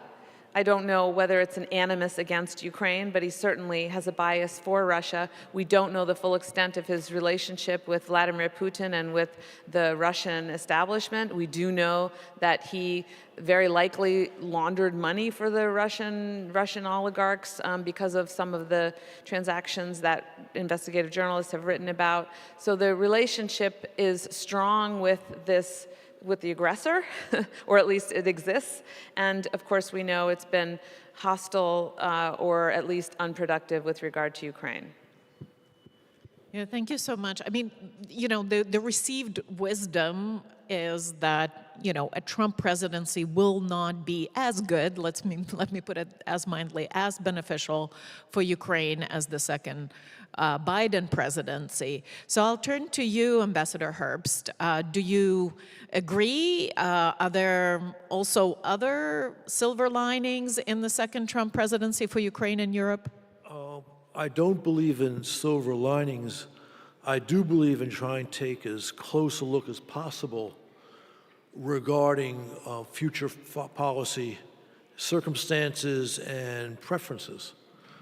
What we know is that there's a certain fascination that Trump has with Putin and with Russia, which in current circumstances, and for that matter when he was president, was not conducive to sound policy. But we also know his policy overall in Moscow's war on Ukraine was not bad. And he had a very strong team of advisors. And would that was the norm in American administrations, because it has not been. So what Trump would do in a second term depends in the first instance, but not the only instance, on who his team would be. We know that the loudest Trump partisans were and are sharply critical of President Trump's first-term foreign policy team. And if those voices, in fact, are the influential voices in a second Trump administration, not just Ukraine, not just our allies in Europe, but the United States is in for a bad ride. Because a policy that turns away from allies and that refuses to confront our enemies. And let's keep in mind that Russian Foreign Intelligence Chief Naryshkin has identified the United States, to use a polite word, as Moscow's principal adversary. That is a prescription for foreign policy failure. But are the loudest voices in the Trump camp today going to be those determining policy? Mike Pompeo was in Kyiv 4 weeks ago, and before that in Munich, saying that it may well be that a second Trump term would look a lot like the first Trump term. We know that Trump's foreign policy team right now includes Rick Grinnell, former U.S. ambassador to Germany and a former DNI, Director of National Intelligence, who would be seen as a representative of those loudest voices of Trump partisans at the moment. It also includes Robert O'Brien, whom I would trust with American policy towards Russia and Ukraine any day of the week. And it also includes John Ratcliffe. And if I were to give O'Brien an A and Rick Grinnell something far less than that, I think Ratcliffe falls somewhere in the middle. So what's it going to be? If Trump wins the election, and I agree with Evelyn, one should not simply accept the polls, because a very important point there is, what will Nikki Haley voters do when they go to the voting booth? But if Trump were to win, the first indicator of his foreign policy would be who he chooses. We know that those loud Trump partisans today say there's no way in the world that a crew that looked like his first-term team is going to be in place. Well, I suspect that Trump, the transactional, will make those decisions based upon things we probably can't see today. So let's prepare for every possible contingency following from our election, but it's a little bit early to ring the fire alarm. All right, well, let me turn to Ambassador Pfeiffer. Perhaps you can reflect on the same, but also some of the contingencies. What can we do to prepare to mitigate some of the more, unwelcome effects of the second Trump presidency? Well, thanks very much, Mariana. Let me first 2 points. One, just to disclose my bias, in November I will be voting for President Biden. I don't want to speak for the rest of the panel, but my guess is they were probably with me on this one. Second point is I was born in California. I now live in California. I'll be voting in California. If Mr. Trump returns to the White House, it will not be the fault of California. Okay, I guess I'm a little bit more nervous about what a second Trump term would mean. I think one of the reasons why we survived the first term better than we might have expected was because Mr. Trump came to the office with no idea how to run a government and no idea how to translate his ideas and instincts into policy. Part of this, I think, was personnel, as he had a group of people at the top, but he didn't populate the government with people who reflected his views. So I think if you looked at an organizational chart of the Department of State in 2019 or 2020, you would have seen at almost every assistant secretary position somebody in an acting capacity, usually a career officer, who didn't understand what that tweet means in terms of their day-to-day policy. And again, I think this probably saved us from some things that would have been much more worse outcomes. I'm not sure we're going to have that kind of luck in a second Trump term. 2 things. There has been, conducted by the Heritage Foundation, this Project 2025. And their specific goal has been to take and put down on paper policies that will, in fact, incorporate what they believe are Mr. Trump's ideas. And I haven't read the whole thing, but it's interesting if you go through, for example, recommendations for the State Department and the Defense Department, in most areas, on most issues, there are fairly specific recommendations. When you get to Europe, NATO, Ukraine, there's a discussion about the different lines of thought, an isolationist wing, a traditional wing, an engagement wing within the Republican Party, and it basically says the president will have to sort this out. I personally am not comfortable with the idea of Mr. Trump sorting that out. But there's an idea here is giving him policies and specific ideas how to take his idea, Mr. Trump's ideas, and turn them into U.S. government policy. The second thing that makes me more nervous is that there also is an active effort being conducted to identify people who share Mr. Trump's views and his instincts, and then to populate the government with those people. So, and then going so far as to come up and with the Schedule F and replace lots of career civil servants in jobs, many with basically partisan appointments. And so you might see if Mr. Trump is elected in November, and I fervently hope that will not happen, but you might see, for example, a State Department in late 2025 where every assistant secretary is somebody who says, yes, I know what that tweet means and I will make it policy. So I do think that there is grounds for worry that a second Trump term could be much more difficult for the United States, for NATO, for Europe, and also for Ukraine. Well, thank you. Thank you for your reflections.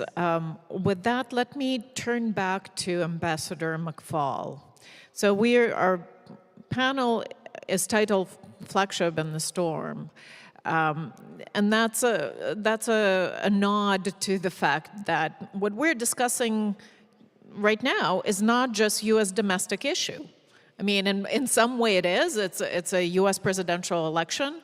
But because of the outsized role the United States plays in the world, because of the leadership role it has, in the transatlantic community, but also elsewhere in the Pacific, in Asia Pacific, what happens in the U.S. is of crucial importance for the world.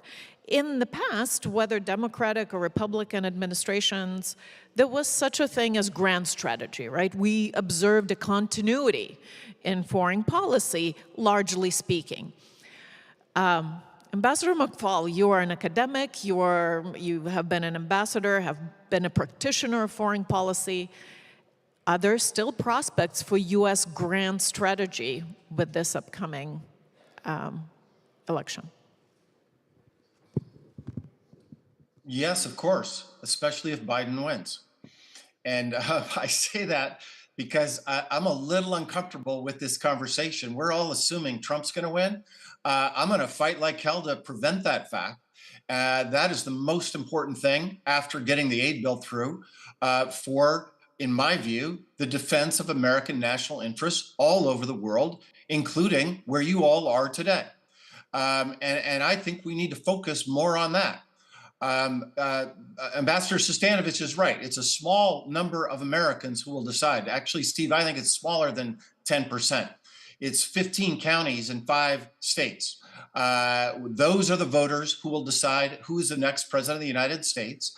And those are the voters who will decide the future of America in the world. That is tragically true.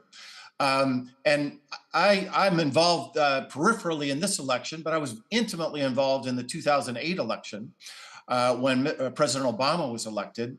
And after Russia invaded Georgia, I became the liaison for Ukrainian American voters in Pennsylvania, Polish American voters in Michigan, Lithuanian voters in other Midwestern states. And they are a small percentage. I want to emphasize that. And I have them right here in front of me if you want to know what the data is. But small percentages are going to determine this election. And these voters vote demographically. They're called Reagan Democrats because they flipped to Reagan in 1980. They vote mostly with Republicans. But on this issue in this moment, I think this is an opportunity for President Biden if the aid package gets through. And then to General Lute's point, if they use that aid wisely. I think it's a bit, actually, Mr. Trump's not asking me for his advice. I think it's a categoric mistake for Trump to block this aid bill. Because if he does that, the Biden team will rightfully blame him for whatever is happening on the battlefield come November. Whether that's right or wrong, it doesn't matter. He will be blamed for that. I think it's a big mistake for him to do that. Conversely, I think it's a giant mistake for the Biden administration to keep their policy of incrementalism that General Lute described, because that then will, the Trump folks will say, well, we gave you $60 billion, Mr. President, and you didn't do anything with it. And that, to me, would be a failure for Biden. So I'm happy to talk about American grand strategy when we meet after the election. I'm writing a whole book about it. And I am optimistic that there are ways to work with those, including some of those around Mr. Trump, it depends, like Ambassador Herb said, who they are. I have a lot more in common with Secretary Pompeo than I do with Ambassador Grenell. A lot more. So personnel does matter. And remember, we are not a dictatorship. We are not a monarchy. If Mr. Trump wins the election, I'm going to be on TV the next day, and I'm going to be working with civil society leaders and members of the Senate and the democratically controlled House of Representatives. That we'll have to block what I consider to be stupid things for American national security interests. But before we get to that, I would like to lean in to try to help prevent us having to worry about what I consider to be those worst case scenarios. Well, thank you very much for this intervention, for these set of comments. I mean, we certainly, as I said, don't want to borrow trouble from the future, and there's still elections to be had and results to be counted. But we have to plan our contingencies. I would like to ask our panelists whether there's a reaction you might have to Ambassador McFaul's or each other's comments on that, and if not, I might again grab a few questions from the audience. Ambassador Herbst, you might want to make a specific point, which I think the audience might find to be of interest. I think that there is a 60% chance, not 100%, that we're going to see the aid package passed for Ukraine in the next 2+ months. It's not going to be as large as $60 billion. It's not going to have as large an economic component. It may have a loan piece, but with those qualifications, I think the chances are it will pass. One reason it may pass, it's more likely to pass, is Trump has not come out hard against it. If he came out hard against it, I suspect there's no way either Johnson would put it on the floor, or you would get enough Republicans to vote for a discharge petition to get it to the floor. And Trump is being urged by various Republicans and every conservative politician in Europe to lay off, which doesn't mean he will lay off. Johnson has not moved, as best I can tell. I am not his confidant. In fact, I've never met the man, because I think he wants to put it on the floor, but he does not want to lose his job. And he thinks he could get it on the floor without losing his job, which is probably unlikely. So he's looking for a formula. The reason why I think it's better than 50% is enough Republicans and Democrats, including very influential ones, have said they will vote for a discharge petition if Johnson does not put it on the floor. And that means at the end of the day, if what they say is true, I think they believe it. Will they actually do it is another matter. If what they say turns out to be true, the vote goes to the floor, and as Mike said, a largest majority will pass it. Thank you. Great. Ambassador Pfeiffer. You asked about contingencies. I think I'd say two things. One is, if the supplemental is passed, which I very much hope it will be, I think one contingency would be to move that money to Ukraine as quickly as possible, so that it's all expended by the end of, say January 20th, 2025, just to pick a date out of thin air. The second thing I would suggest is the government should be moving, and I think our government is now moving, but to work with the Europeans to basically move to seize the assets that we hold from the Russian Central Bank, because that would then give a large pot of money for Ukraine for both military needs, but also for reconstruction. And that would be a way to sort of hedge against, a possible return by Mr. Trump, where there might not be a readiness then by the United States to provide assistance.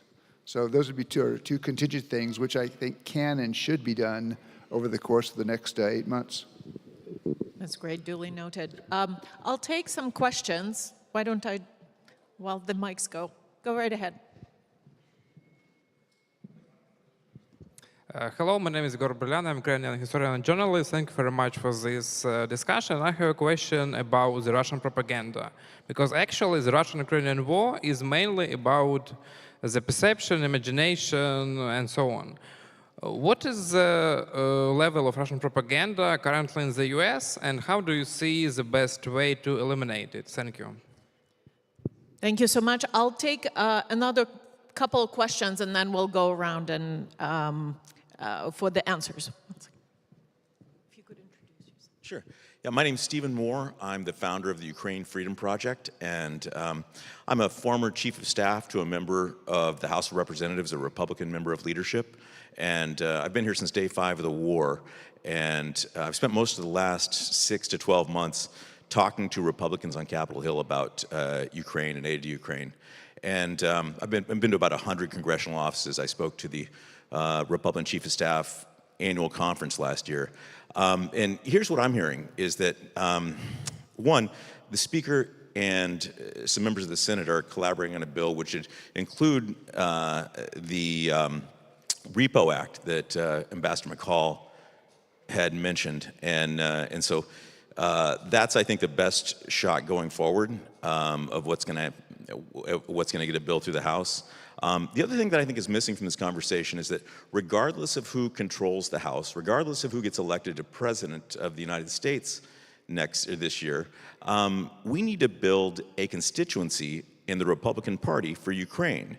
So there's people standing up and saying, you know, well, listen, that's not what I know about Ukraine. This is not how I feel about Ukraine. So one of the things we're doing is we are activating evangelical Christians in America and telling them about that Russians are torturing and murdering evangelical Christians in the occupied areas of Ukraine.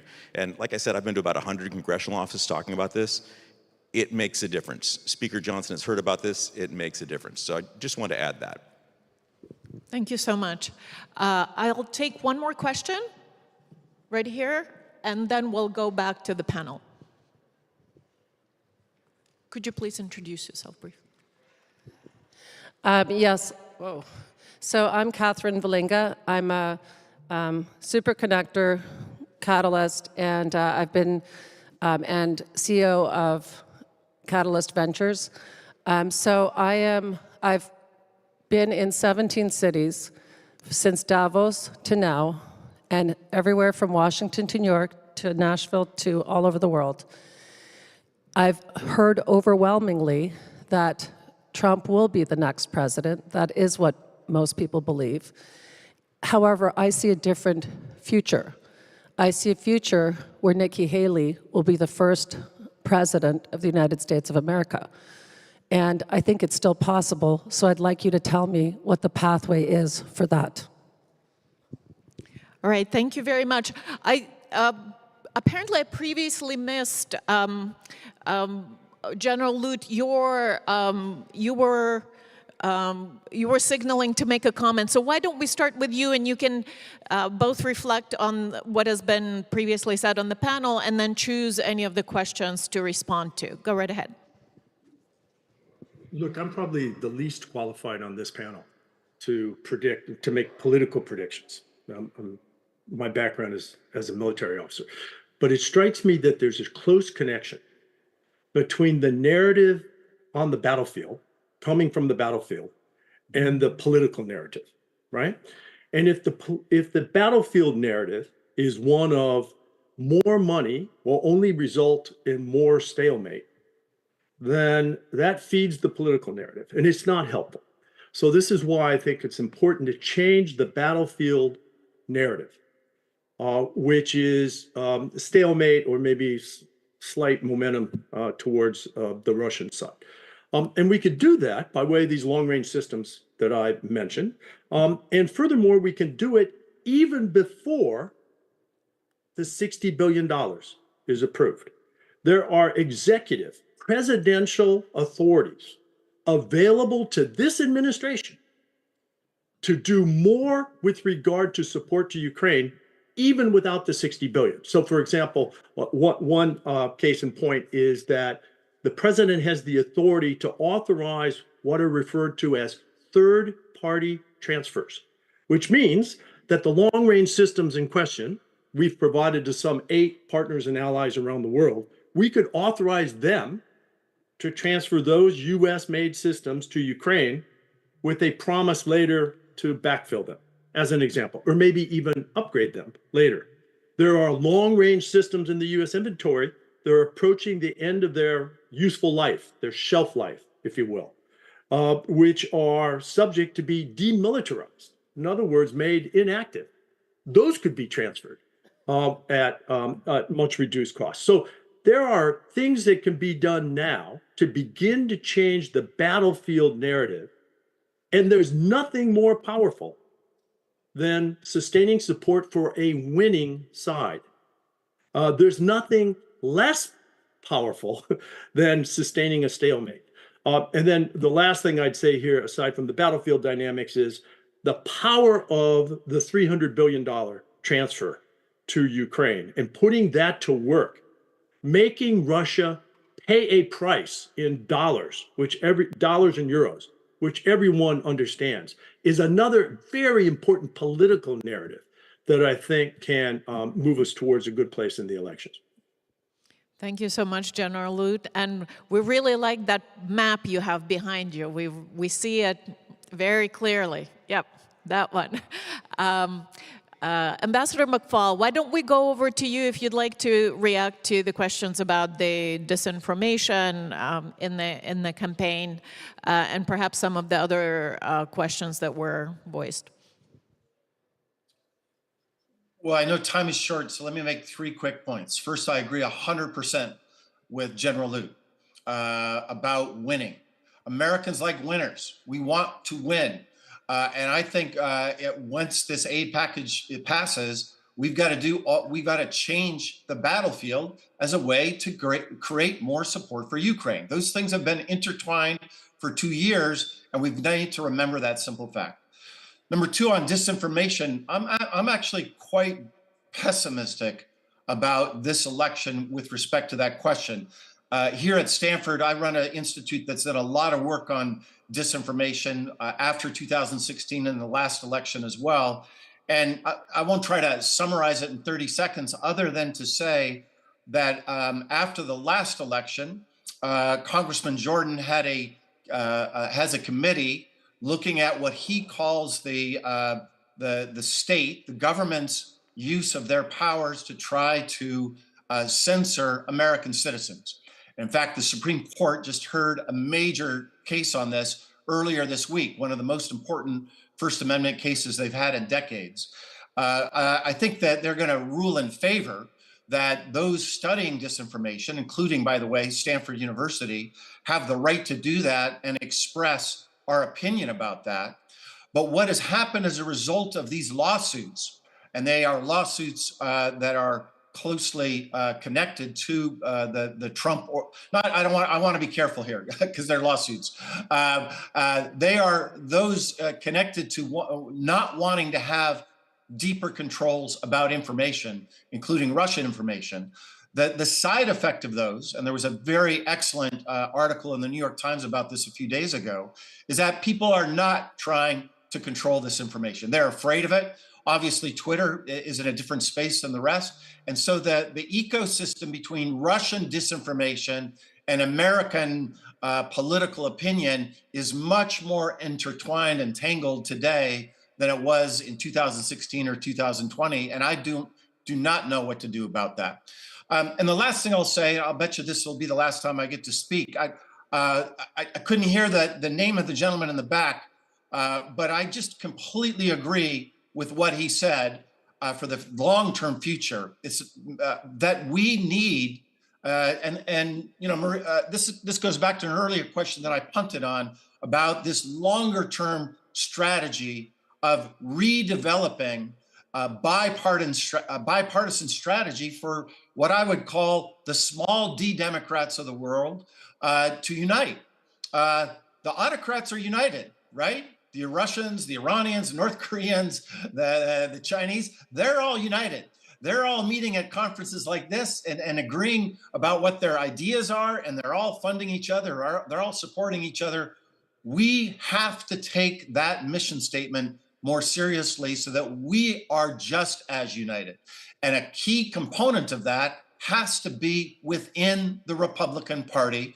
And I agree about the evangelicals. This idea that this KGB thug, criminal, who is killing innocent people, as a Christian myself, killing Christians, he does not care, somehow has support among evangelicals in my country.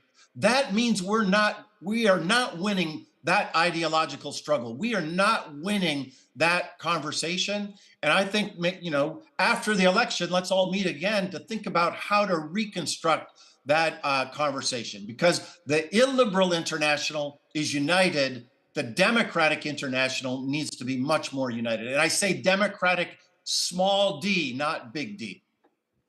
Excellent points. Thank you so much, Ambassador McFaul. Let me turn to our panel here on stage in reverse order. And Ambassador Sestanovich, do you have some reflections and words of wisdom for us?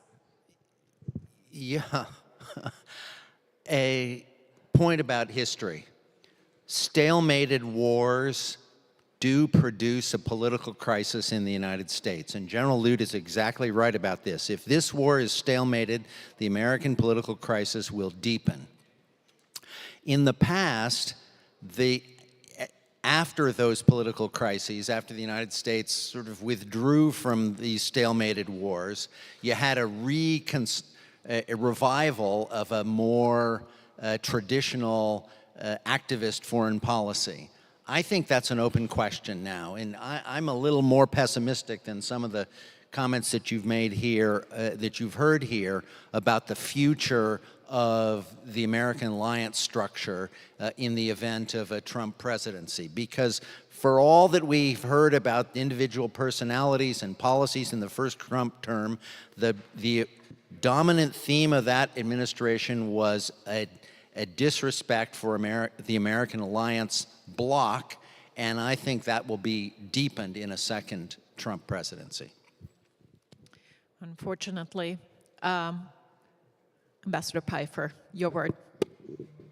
Yeah, 3 points, I guess, to make real quick. First, to second what General Lute and Ambassador McFaul said about support for Ukraine and how it plays in the American public, is that polling right now shows Americans still support providing assistance to Ukraine. It's somewhere around 60 to 70%.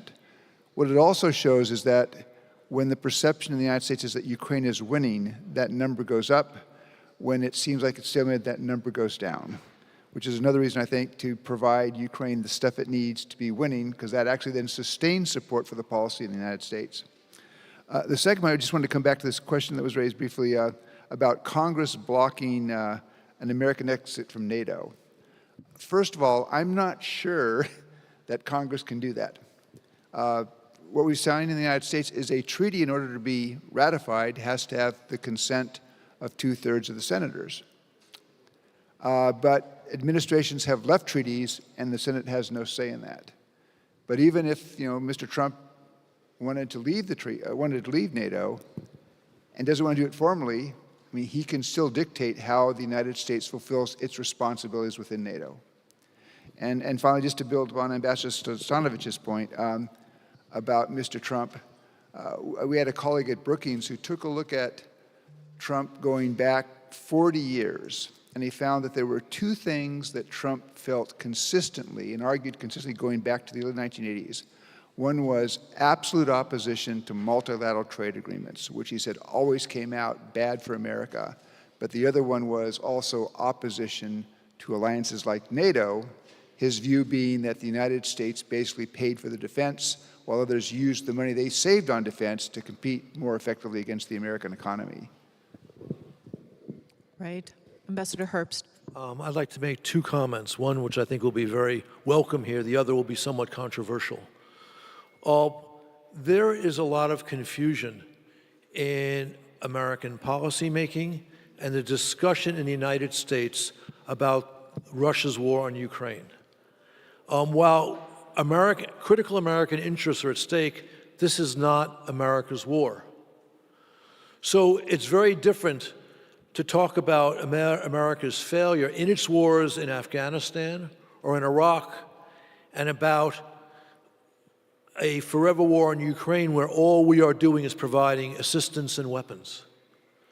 If we understand, if our leadership in both parties defined the threat coming to the United States from Russia and China, and that we have a vital interest in containing that threat, then the 4% of our defense budget that represents our aid to Ukraine is nothing. But we haven't had that type of education of the American public, and that's a problem. The second point I make, I find some of my colleagues may not want to hear.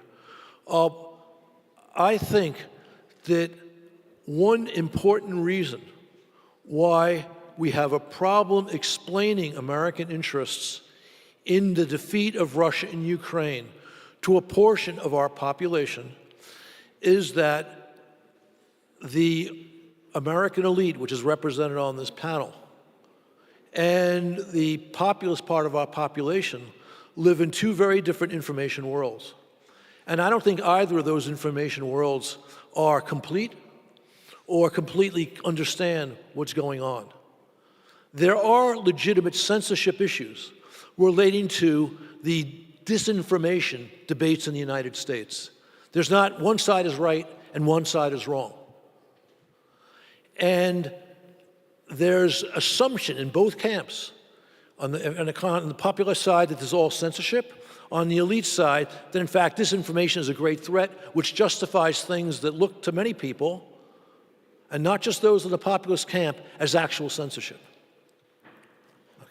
Thank you so much. Dr. Farkas.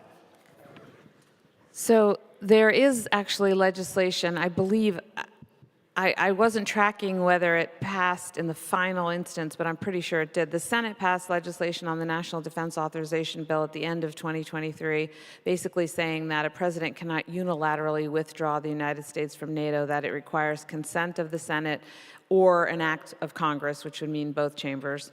The only thing I didn't check was it in the final passage of the bill, but I'm pretty sure it was. So that is a guardrail, but again, it depends on who's in the Senate or who's in the Congress at the time, or who's in charge. I guess I wanted to say a word about the disinformation, really to echo what Mike McFaul, Ambassador McFaul said.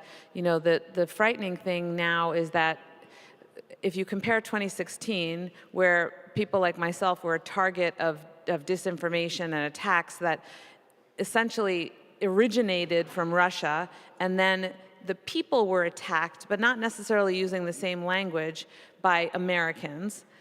We fast forward to 2020, and of course now you are hearing Americans using the same lines that the Kremlin's using. So again, starting from 2020 and continuing to today, and one of the lines is that Ukraine is losing, so why bother? So I think we should be very concerned about Russian disinformation, and we do need a different narrative. I think it's smart to talk to the evangelicals and to give them another, an alternative talking point, an alternative reason or basically a reason to change their stance, because what Putin tells the evangelical community is that I'm with you, I'm for traditional values, I'm for Christian values, the West, they're degenerate, you know, and while Ukraine does have to do things to keep a liberal democracy and rights for all peoples of all genders, you know, sexual preference, et cetera, in order to remain a liberal democracy, in order to be a member of the EU and NATO, you can still do that and explain to the evangelicals, even though they don't like that maybe so much, you can explain to them, but you are standing up for the human rights, the human values, the human survival of Christians here and, of course, in Russia and elsewhere where they're persecuted. Thank you so much. Please join me in thanking an excellent panel. This has been a very enriching discussion. Thank you all.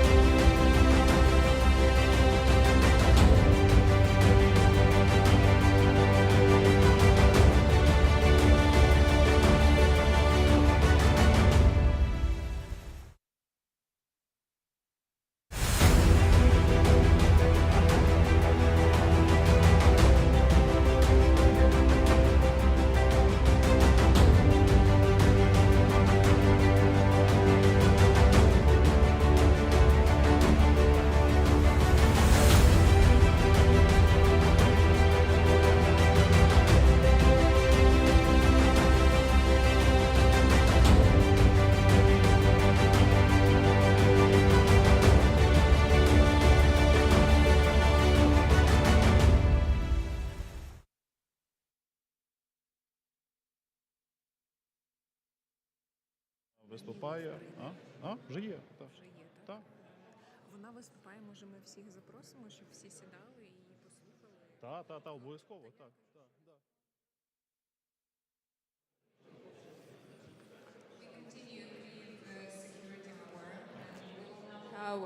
Final panel, what is a very high responsibility for me, but anyway, the panel will be very interesting, 100%. So I am honored to invite the participants of this panel to join me here on stage.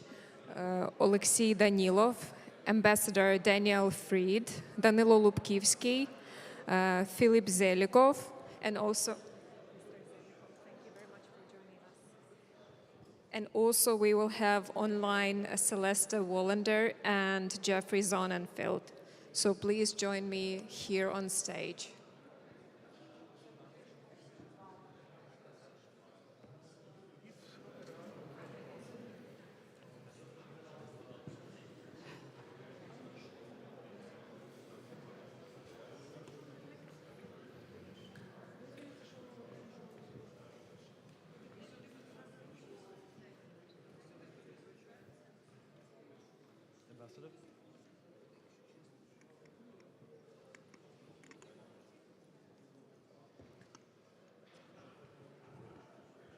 Please. Thank you.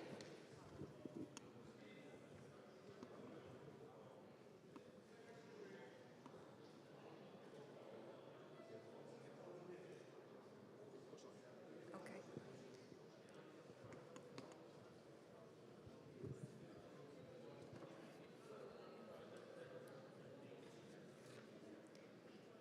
Thank you very much to all the participants of this panel.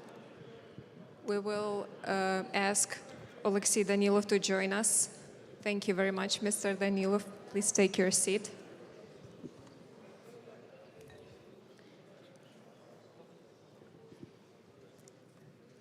We have Ms. Celeste Wollander with us online. Ms. Wollander, hi, thank you very much for joining us. I will give you the word now, but I'm gonna just do such a small remark that one of the key questions that we have after these 2 days of Kyiv Security Forum: are the United States of America still the leader of free world? And is the country still ready to protect the values of free world, in particular here in Ukraine? Please. Thank you so much. Thank you for inviting me to join today. I'm sorry I cannot be with you in Kyiv. It would be very much my preference. But I am really grateful that you invited me to participate virtually. I want also to thank former Prime Minister Yatsenyuk and the Open Ukraine Foundation for inviting me to speak at this prestigious conference, which, as you know, I've participated in the past, and I'm so glad that the work continues. The Kyiv Security Forum provides a vital platform for policymakers, international experts, private sector, and media to discuss critical regional security issues. And so I'm so honored to join you virtually today to discuss the vision for the future of Ukraine's long-term security and U.S. allied and partner support for Ukraine. As we gather today, Ukraine continues to fight Russian aggression with courage and skill. Ukrainian forces face harsh battlefield conditions, and Ukrainian civilians endure constant missile and drone attacks, but they have not backed down. The United States and allies and partners across the globe will not back down either. Ukraine has chosen to be part of the transatlantic community. The Ukrainian people not only share our values and our commitment to democracy, freedom, and the rule of law, but they are defending these values valiantly as Russia attempts to destroy Ukraine's statehood and way of life. The United States, together with allies and partners across the globe, remains determined to provide Ukraine with the resources it needs to resist the Kremlin's aggression. Our investments in Ukraine's defenses are also investments in our shared security, in transatlantic security, and in global security. That is why Ukraine's strategic success is vital and has many dimensions: economic, its recovery, refugee return, steps towards EU accession, defense and security, justice, and accountability. Under the leadership of Secretary Austin, the U.S. Department of Defense, we are focused on helping Ukraine defend against and credibly deter Russian aggression today and well into the future. Together, the U.S., allies, and partners are investing in Ukraine's transatlantic future, helping to enhance its interoperability with NATO and building Ukraine's future force. Since February 2022, the global coalition has committed over $88 billion in security assistance to Ukraine, delivering urgent capabilities, training Ukraine's forces, and supporting the development of Ukraine's defense industry, as well as its ability to sustain Western systems. Prior to February 2022, only a handful of countries were providing security assistance to Ukraine, even after Russia's aggression of 2014. In the weeks immediately following February 24th, the amount of equipment pouring into Ukraine increased exponentially. However, coordination was ad hoc. While countries recognized the need for a more structured, coordinated effort for the provision of critical security assistance, there was no mechanism for regular in-person convenings of countries donating equipment to Ukraine. Secretary Austin established the Ukraine Defense Contact Group, the UDCG, and brought together in person some 50 countries, 50 ministers of defense and chiefs of defense from Europe and beyond, together with Ukraine to coordinate support, meeting nearly every month for the past 2 years since the initial meeting in Ramstein in April 22. In fact, I am just back from the 20th meeting of the UDCG, which Secretary Austin hosted on Tuesday, March 19th this week in Ramstein. The contact group has been an incredibly effective forum to mobilize support. As part of the evolution of the contact group process, we are taking a more in-depth and holistic approach to Ukraine's long-term security needs by encouraging Ukraine's international partners to work together to focus on specific priority capability areas. This initiative spurred the creation of capability coalitions to address the highest priority capability areas that make up Ukraine's armed forces. Today, we have 8 capability coalitions up and running. They focus on Air Force, air defense, artillery, maritime security, armor, information technology, demining, and drones. Over 12 allies and partners are leading or co-leading one or more of these coalitions, and over 30 countries are participants of the various coalitions. The goals of the capability coalitions are twofold. First, the coalitions establish a structure that will streamline assistance and create more efficiency under the broader UDCG. Ukraine is fielding a wide variety of donated platforms, for example, over a dozen types of howitzers. If we can help standardize through the capability coalitions, Ukraine will have more coherent sets of capabilities and will be better positioned to sustain them. Second, the coalitions create a network of partners that will ensure we have resilience and consistency in long-term support to Ukraine. In this model, allies are volunteering to lead in certain capability areas. That commitment to lead creates a sense of ownership and responsibility for coordinating support to Ukraine for that respective capability.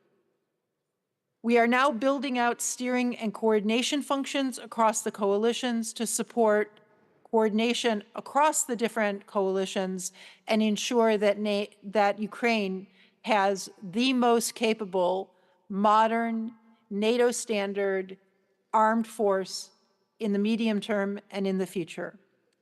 For the first time this week in the Ramstein meeting that I just referenced, Secretary Austin convened a meeting of the leads and co-leads at the ministerial level of all of the capability coalitions under a new forum called the Coalition Leadership Group.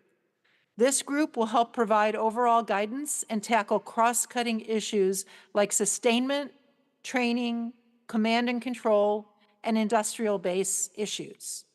The Capability Coalition approach is creating a more durable architecture to maintain support over the long run, to help develop Ukraine's future force and bring Ukraine into closer alignment with NATO. Although the Capability Coalitions operate independently, under the framework of the UDCG, NATO representatives participate in each of the coalitions to ensure interoperability with NATO standards and to support Ukraine's future as a member of NATO. And as we prepare for the NATO summit in Washington in July, the NATO-Ukraine partnership continues to deepen. As enshrined in the Bucharest summit of 2008 and reiterated at the Vilnius summit in 2023, Ukraine's future is in NATO.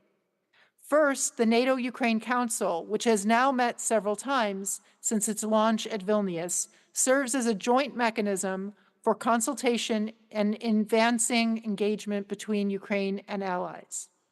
Second, NATO is delivering critical, non-lethal assistance to Ukraine in areas such as medical, demining, and support for veterans through the multi-year comprehensive assistance package.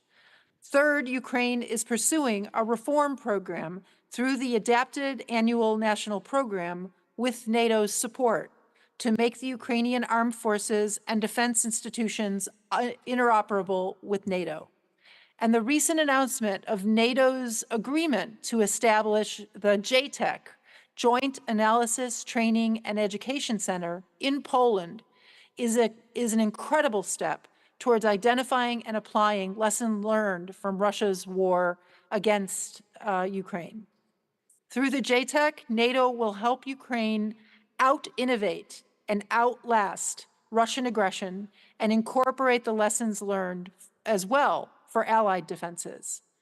While it is too early to say anything here, I want to note that you should know that the Washington summit will take steps that form a credible bridge to Ukraine's eventual membership in NATO. All these initiatives underscore the shared, unwavering commitment of Ukraine's friends to Ukraine's long-term security.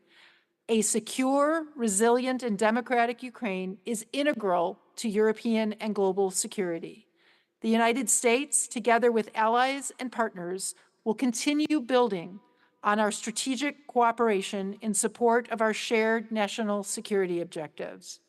Thank you again for meeting, for continuing this work, and for asking me to share the work with you today. Ms. Wollanders, thank you very much for joining us, and I would like to use this opportunity, first of all, to say thank you to all the support that the United States provides to Ukraine during these very difficult conditions. And I will also like to use this opportunity to ask a short follow-up question.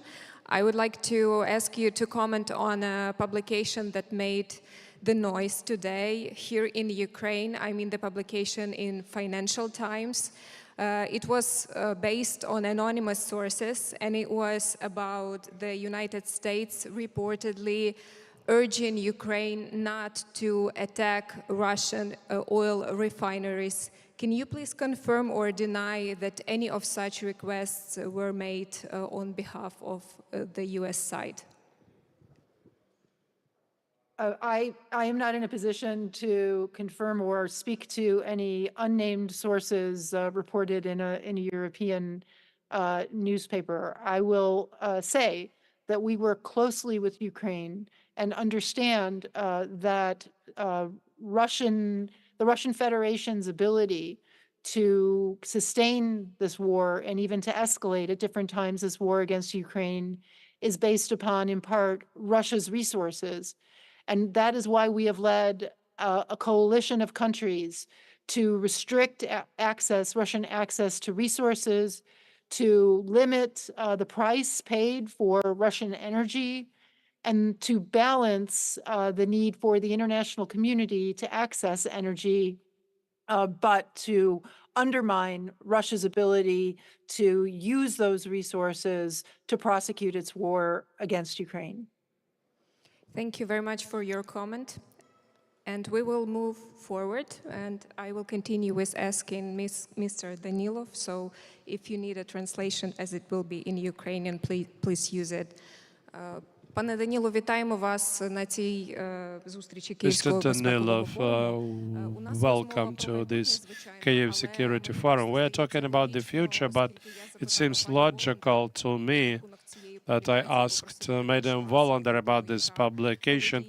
I would like to ask you, as a person who has all the intelligence information in Ukraine in his possession, whether Ukraine really received such a request from America about attacks on Russian oil refineries. I would like to say that it's quite surprising that in American press there is such a publication, which is quite unexpected thing. I don't know who did that. America is a big country, and it cannot allow itself such things. Can you say yes or no щодо цих requests about potential hits on the territory of Russia? What concerns our war, we are not going to ask anyone what to attack on the territory of Russia. We will ruin Russians where we find them. This is about military-industrial complex of Russian Federation. We're not to ask anyone a permission. I want you to understand this. Speaking about the future, we must remember the past. It's very important. Nobody wants to remember the past. Nobody wants to recollect the developments in the past. Why are we now at a stage of war? I would say that some people believed that we as a nation do not exist. And it was not Russia. Russia was not alone in these thoughts and this information which Russians disseminated in the West and trying to install into the brains of Western politicians that we do not exist. And some people believed, because the books which Russia wrote about this are kept maintained in Oxford and Cambridge and other institutions. I must say that we were left alone in 1990s. They took our weapons and left us one-on-one with Russia. Now Russia is blackmailing us with nuclear weapons. And when people speak about assistance, nobody remembers how many millions, dozens of millions of dollars we were deprived when we got rid of these weapons which would help us to protect ourselves. Where was such an assistance provided to us in 2014 when aggressors entered our territory? No. Was this an assistance provided in February 2022? No. Everybody was waiting for what would be the results, whether we would stand or not. We stood. And I must say that that was a very big mistake, and we will defend our country. I want to say that the whole unprecedented history, when all diplomats left, they fled from the country. It's unprecedented. I don't know whether there are historians here that in the history was a case when all diplomats raised and fled from the country, left it one-on-one with the enemy. They were trying to scare our president, our people. I want to come back to the future. I'm sure that we will win. I was always sure in this since the very beginning. And I know definitely what Ukrainians want to see our country. I know for sure that we have real friends and partners. And for the third year, we've been fighting an aggressor who is bigger than we are in terms of territory, has much more weapons and many other factors. But you do not take into account one simple thing. Americans, once again, are making a huge mistake when they do not understand that decolonization of Russia will happen in the nearest future. They don't want to recognize this. But I want to say that they do not understand how these processes are going on. Nobody would ask them. It will decolonize itself automatically in the future, and there will be free countries according to the United Nations Charter.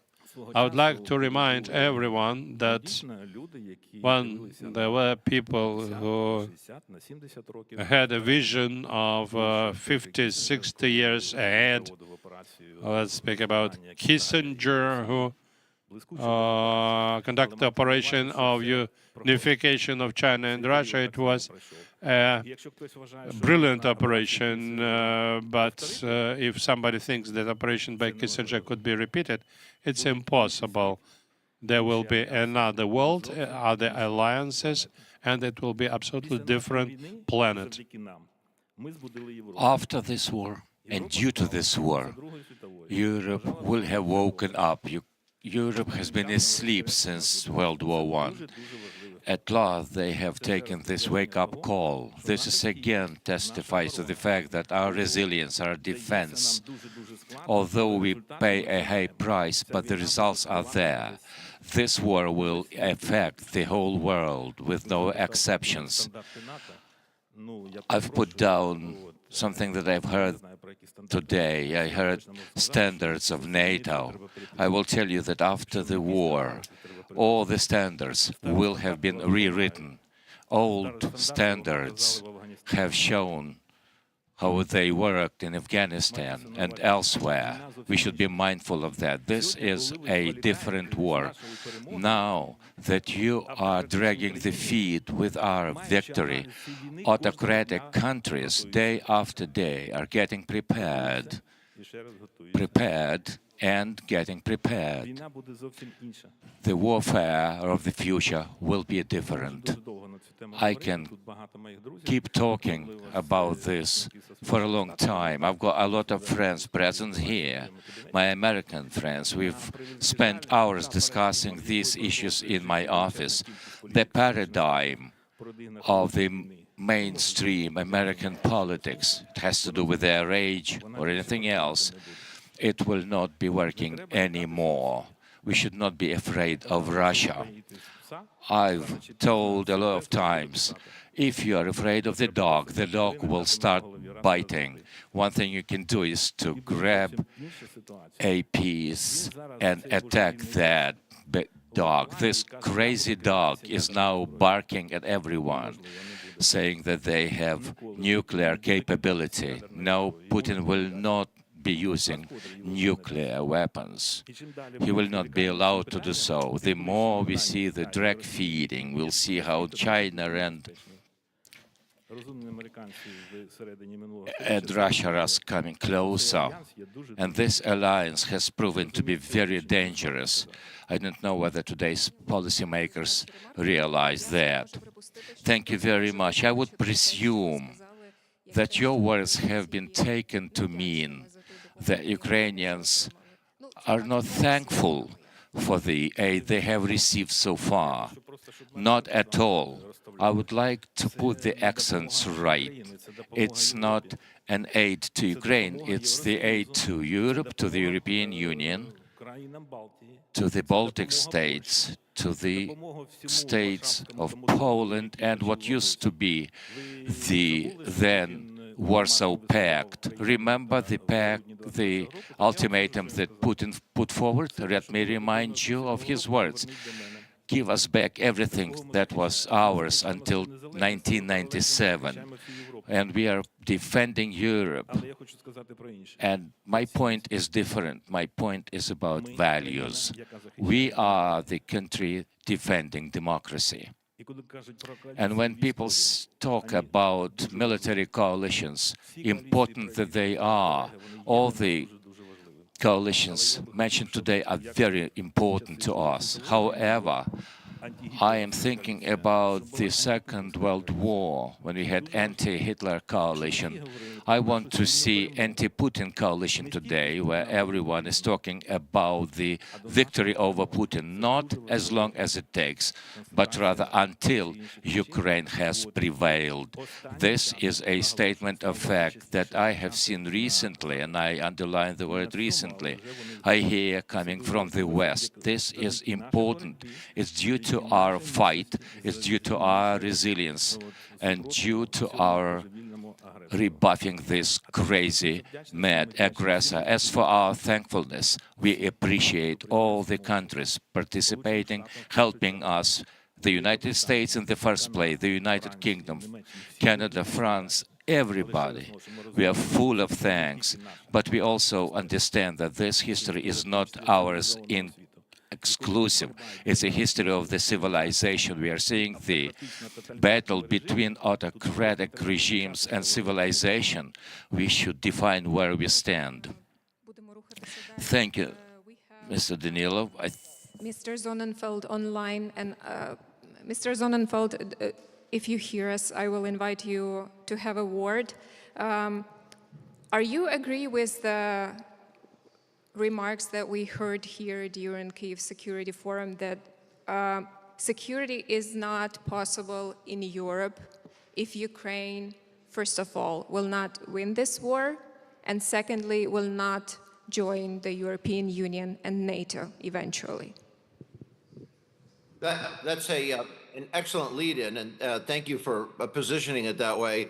I must say that I'm terribly honored by this invitation and to be on this panel in particular, following Secretary Wallander, and of course, look forward to hearing from Ambassador Fried and Professor Zelenko, but following a true hero, of course, with Secretary Danilov. I must admit that despite the Ukrainian flag behind me, I can't say that I understood 100% of it, but we did have some translation happening here, and I agree with the essence of his remarks.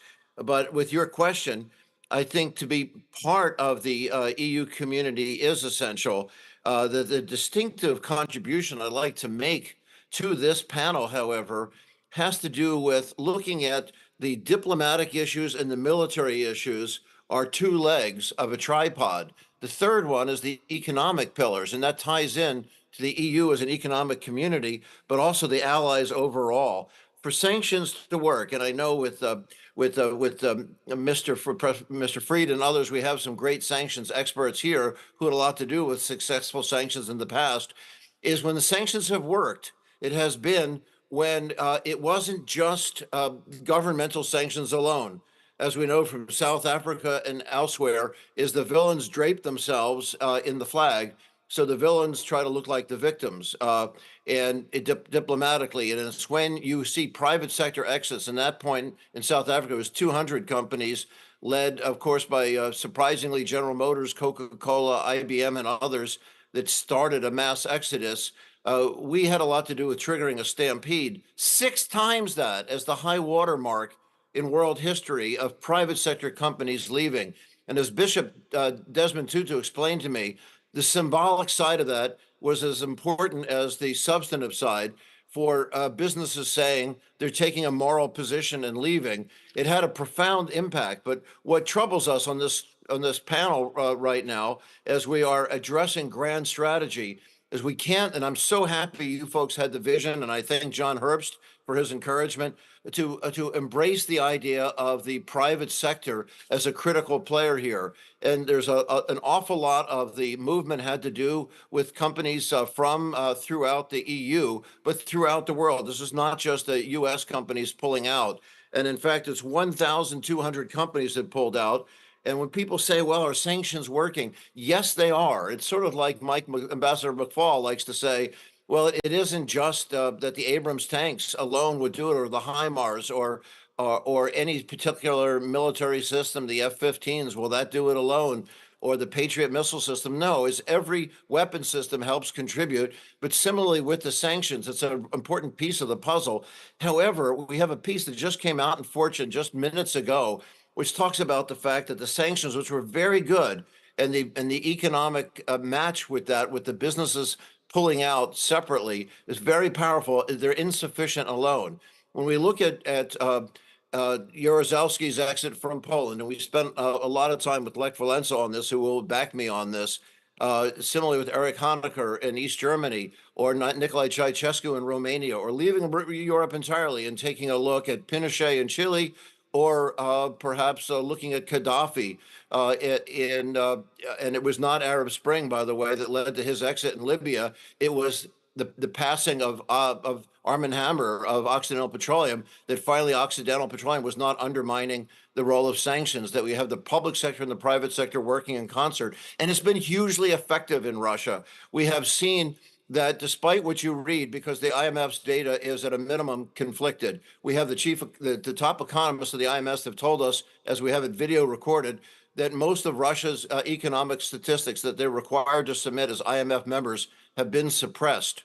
So they say we are, quote, flying blind.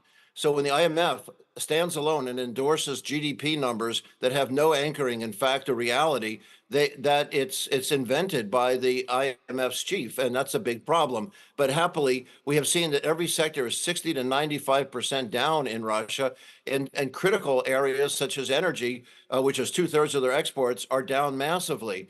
So then what's left to be done? Well, what's left to be done, there are like 3 or 4 things that are still troubling, is that despite that success, this is an economy that has now converted itself to become roughly 65, 70% state controlled. It was nowhere near that before. So Putin uses the remaining economy as a cookie jar. He is salvaging the future to provide resources in the here and now.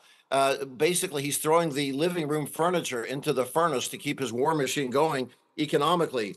To counter that, we need new sanctions, number one, on, believe it or not, huge categories where the EU and the US have become, and the allies in general, surprisingly cautious. We just saw a couple hundred sanctions that have been released 3 weeks ago, but they were disappointing. Because why? Because we have whole sectors that remain completely or largely untouched by the sanctions. Metals, for example. Russia's the second largest export is their metals, behind energy, equivalent to over $60 billion annually. And that followed by lumber and plywood. The world doesn't need that. I hate to say this publicly, but I will stand behind this, is friends of ours in the U.S. Treasury Department are nervous about triggering inflation, wrongly nervous, either because of domestic politics or international pressures from the EU, is that, in fact, we showed that the same arguments were introduced over gas, saying, oh my gosh, Putin's threatening, we're going to cut off gas, we're going to have sky-high prices, and he's going to pivot and send the gas that would have gone to the EU, he's going to send it to India and China and maybe Indonesia. He couldn't do that because, in fact, his gas is largely regular, old-fashioned, vaporized natural gas that has to go through a network of pipelines.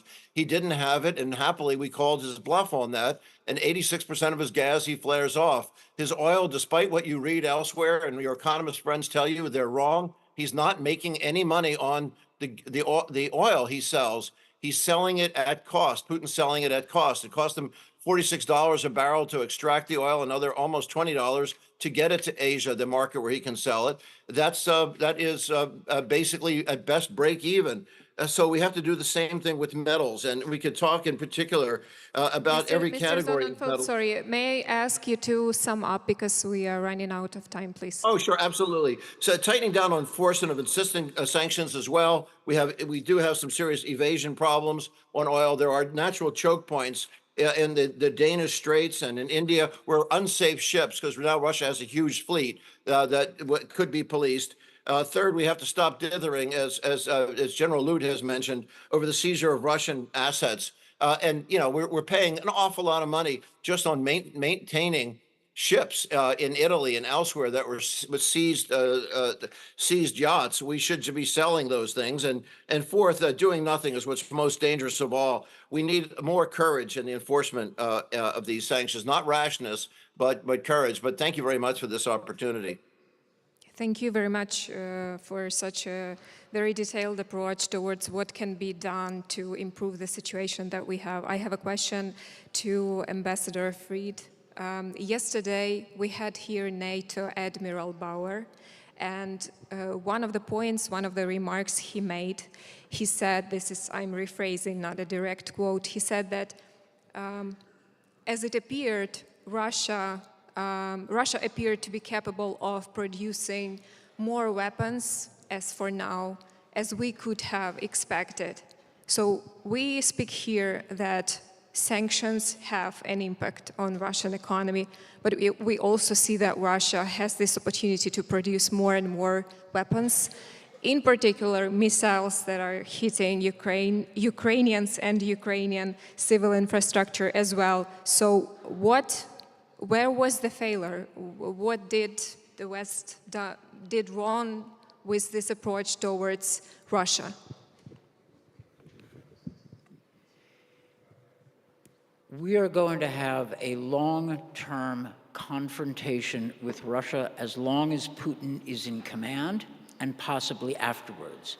Whether you call it containment or something else, we are not going to go back and should not go back to business as usual with Russia. We tried, we failed. Here we are dealing with the consequences of an aggressive, dangerous Russia. And we need to mean it. The West Europeans are dealing with the failure of their hopes for Russia over the last maybe 2 generations, and they're coming to understand that the Baltics, the Poles, the Ukrainians were right, and they were wrong. That's something to build on. Now, to answer your question specifically, sanctions work, but they're not going to work fast enough and decisively enough to save Ukraine. We need to give Ukraine the weapons it needs to defend itself, and the US Congress is a problem. And the previous panel discussed the roots of that problem, which have to do with Trump and his worldview. Happily, I don't have to get into that. Sanctions work, but not with the speed necessary. And look at the sanctions against the Soviet Union. The Soviets continued to produce, their military industry was effective. Their military industry was doing okay, but their civilian economy was rotting. And at the time, the sanctions in the 1980s looked terrible. It looked like a complete policy failure. In retrospect, it looks like a success. That's not going to be able to help Ukraine right now. And of course, the suggestions about increasing enforcement of sanctions and increasing sanctions are right. You know, there are, I could go down the list, but there are more things we could do about sanctions. The larger point is, we, the free countries of the world, need to take seriously the need for a long-term pushback against Putin's Russia, and to take it seriously, not to be distracted by those among us, not in Kyiv, but those in the United States who believe that China is the problem and therefore we need to back away from Europe or back away from Ukraine the better to deal with that problem. We can't do that. We need to deal with both the Chinese and Russian challenges, and we can do it if we're serious. Now, I don't want to go on, but I try to answer your question. Well, this combination, like if we have sanctions, but we also have weapons for Ukraine, probably may work. Well, I should say that Celeste Wallander is one of the most diligent, capable, and determined U.S. officials helping Ukraine with the weapons. I've worked with her, and she was hawkish on Putin's Russia before it was fully fashionable. And we say thank you her for this. Professor Zelikov, one of the theses that we heard here during Kyiv Security Forum, if I'm not mistaken, from the representatives of the Baltic states in particular, that what they feel, I think that some Ukrainians share this as well, that maybe the West has lack of understanding how to deal with Russia, even now after 10 years of Russian-Ukrainian war and 2 years of the full-scale invasion, that there is lack of strategy towards Russia. Do you agree with this? Do you see that maybe this is the reason why the West is in this constant fear of provoking escalation? Well, I think people who haven't worked a lot with nuclear weapons tend to underestimate their importance. And when you work a lot with the world of nuclear weapons, the Russian threats, no American president can afford to ignore them. If Russia does use nuclear weapons, the main burden of responding to that will fall on the United States. So they're the ones who have to plan for that. Now think about what that planning is like. That means the American officials who work on this have to plan to wage nuclear war. I've spent time in those plans. People who haven't worked on those plans don't know what that's like. So it's a solemn and somber burden.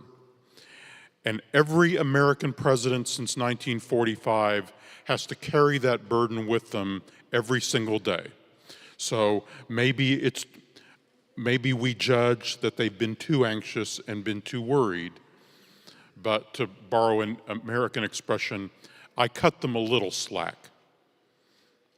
It's an extraordinary burden that very few people fully understand.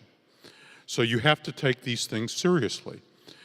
That means if you step up and accept the Russian threats, you have to accept the burden of preparing to respond if the Russians carry out those threats. Even if you think the percentage chance that they'll carry out those threats is low. Let's suppose you think it's 5%. That's a lot. So that means you have to do the plans. So there is a challenge of adjusting to the problem of Russia, you're right. And you can see it in front of you, but they are adjusting. We are making the adjustment to preparing for a confrontation with Russia, but I'd like to add something more. I don't think it's adequately appreciated in my country, and maybe not even in this country, that the United States right now is preparing for the possibility of worldwide war. We currently are actively preparing for the possibility of war in 3 different theaters now. We have to prepare for the possibility of a war in East Asia, either with China or North Korea or both, at any time. We are preparing right now for the possibility of major war in the Middle East that could involve Iran and more. And we have to prepare right now for the possibility of major war with Russia. We're having to prepare for all those wars simultaneously. Now, we may estimate that the odds of this happening at the moment are relatively low. We have our arguments, but we have the burden of preparing for that. We're in the most dangerous period of world history since 1962. We're in a period of world history more dangerous probably than anything anyone here has experienced in their professional lifetime. It takes a moment or two to absorb the full meaning of that. and it's hard to adjust to it because people aren't used to it. The generation of 1962 was a generation that knew war, that knew World War. This is not such a generation. It's adjusting to that. And so our challenge too is all over the world, everyone is demanding that America come up with effective policies on all of these theaters. And meanwhile, we are playing the central role in shaping the longer-term future of the world, in shaping the digital revolution, in shaping the energy transition as now an energy superpower, in shaping the future of the world economy, and in shaping how we will defend ourselves in the new paradigm that Secretary Danilov referred to when our armed forces are fundamentally different than they are today. The United States is in the lead position of having to manage all these burdens at once now. So it's hard.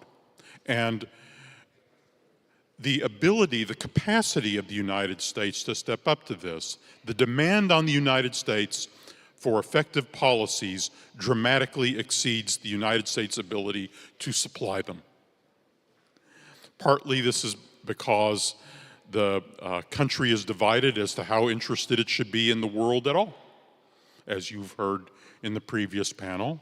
And partly it's because the capacities of our governance actually have actually shrunk over the last 30 years, especially the capacities of our civilian governance. So that also is under great strain, and we're trying to change that. We're trying to rebuild the defense industrial base that used to be the envy of the world, but that is now mostly gone. And we're trying to frantically rebuild it and hoping we have enough time. So you asked a very specific question, which is, has America adjusted to the kind of conflict it's in Ukraine? And I've taken your question, I've said, has America successfully adjusted to the challenge not only in Ukraine, but the challenge it faces in an extraordinary period of world crisis? Let me just ask a small follow-up question, because you mentioned these three possible scenarios where the war can continue, and you mentioned that there may be a broader war on behalf of Russia. I mean, the extending of Russian aggression beyond Ukraine's borders. Don't you think that if, for example, the United States were more active in supporting Ukraine, opposing Russia here within Ukraine's borders, then at least this third dimension will not happen? I actually do agree with that premise. That is, so I do look at this as a global strategy problem. So then the United States says, can we be everything to everyone all at once? No. Does that mean we then have to make some choices about priorities and what might be most important? Yes. My judgment is that the war in Ukraine today, the battlefield of Ukraine, is the central and highest priority of the foreign policy of the United States. That's a judgment call. That's my judgment. I think that the outcome of this struggle will have a decisive rippling effect on the course of world history either way. In that sense, I agree with the comments Secretary Danilov made. And the context, he said that Ukraine is at the center of a world struggle in which America is engaged, and I think he's right about that. You did not ask to be a nation of destiny, but you are. This is both the challenge, but also perhaps the opportunity of this generation of Ukrainians to be at the center, perhaps, of crucial currents of world history that will be remembered for 1,000 years. Thank you very much for your remarks. And I will ask, пане Лубківський, запитання до вас. У вас складна роль, бо ви маєте фінальне слово, і ви також маєте дати нам надію.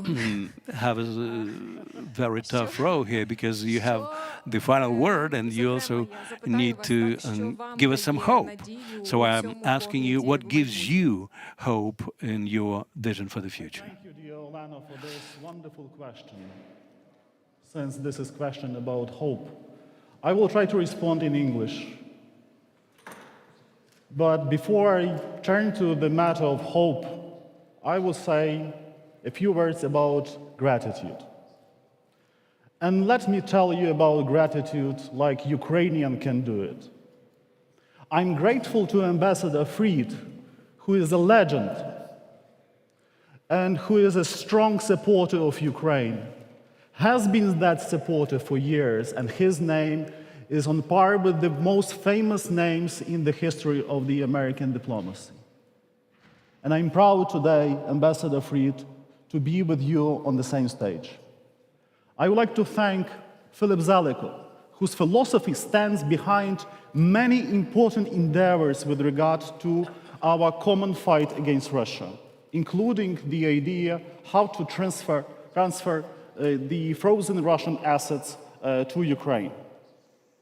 And I'm grateful to your profound, deep thoughts addressed to this audience with regards to the grand strategy. I would like to thank Jeff for his remarks that are very helpful and important for our discussion. I would like to thank Celesta Wollander, who is a strong American leader, leading right now in the Department of Defense, being on Ukraine's side. It's a tough and difficult job. She is doing that job. And on behalf of the KU Security Forum, I would like to thank our partners from the Pentagon, our partners from the State Department, including our good friend Victoria Nuland, for everything they did to help Ukraine. Ukraine survived because of the bravery of the Ukrainian men and women on the front, because of their blood. But Ukraine survived because of the enormous, unprecedented help which came from the West. For the first time in the millennium history of Ukraine.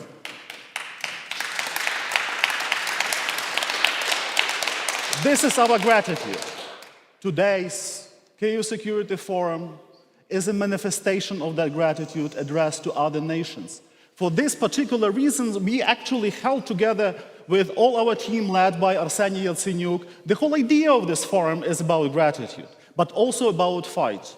Before the forum, we had a talk with Admiral Rob Bauer, together with Arseniy, and I had a chance to tell him that we Ukrainians, we may laugh, we may smile, we may talk about a whole range of enormously important subjects, but there is something deeply inside, which is pain. And this pain talks.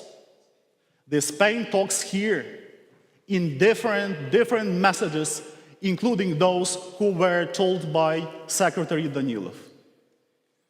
It's an unfortunate role for the director of the KU Security Forum to be the last speaker at the last panel at the end of the KU Security Forum, because everyone awaits that I will be brief. No way. And everybody thinks that I will present some kind of concluding remarks. There are no concluding remarks. All our conclusions are open and will remain open for an unpredictable period of time. But I will tell you something which bothers me a lot, and I decided to share with you these thoughts. Russia, and I will use my notes not to forget the most important parts, as I usually do. Russia's war against Ukraine has inflicted a severe blow to Ukraine. We already find ourselves, and this is a difficult fact to comprehend, we already find ourselves in another Ukraine. Russia's aggression has violated not only Ukraine's territorial integrity, but also our humanitarian, cultural, and informational integrity. Millions of people have found themselves beyond the borders of Ukraine. Millions are now under direct Russian occupation, facing repressions and severe educational and cultural propaganda. They try to make them Russians, imperialistic Russians. In terms of its genocidal consequences, Russian aggression today is on the par with the Holodomor genocide and the Second World War that nearly put an end to the Ukrainian nation. We already live in another Ukraine. The Russian war has fundamentally changed Ukraine's political landscape. Its consequences go far beyond temporary setbacks in political process.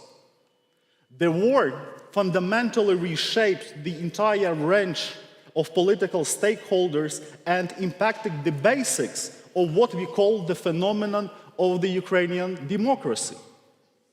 Ukraine's proactive civil society mobilized into unprecedented volunteer movement instrumental to the success of the national defense effort. These people are Ukraine's most precious, valuable asset, and we are losing them every day now. Mass media diversity has turned into a united, one-voice-only marathon. On another side, genuine media, which have been safeguards of the freedom of speech, gave way to little-known and unreliable channels of communication. Political opposition's role has shrunk to an unprecedented minimum. The role of previously influential financial groups, fortunately, has been changed and diminished. So did their ability to maintain the so-called notorious, but the pluralism of dependencies. Even the foundations of the church have been shaken by the war. In general, the war has changed the balance of power, stakeholders, and rules of political competition in Ukraine. Perhaps the most important change reshaping Ukraine's political landscape is the emergence of a new influential participant. This new stakeholder is the Ukrainian army. And this notion incorporates much more than just the armed forces of Ukraine. It comprises military, it comprises veterans, it comprises volunteers, their families, and the whole ocean of Ukrainian patriots engaged in the defense effort. From now on, a multitude of issues in Ukraine depends on effective actions of this important actor, ranging from the situation on the front to our victory in the future, from the protection of Ukraine's life and existence to its prospective political forms. It is quite clear that Ukraine is destined to live with a long-term security threat. We never choose the fate of the nation of destiny, as you said, but we have to stand up to this role. This undeniable and basic fact will largely determine what one can call the grand strategy for Ukraine, a set of policies to guarantee Ukraine's long-term security and prosperity despite any hostile and unfavorable circumstances to Ukrainian citizens today and to all future Ukrainian generations. It is difficult to overestimate the role of our army in the grand strategy for Ukraine.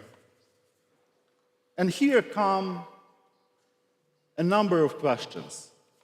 Are we capable of forming a stable democracy under a constant military threat? Are we capable of forming a military democracy, a Cossack democracy? Is our army capable of not only defeating the enemy, but becoming a mighty pillar for the democratic nature of our statehood?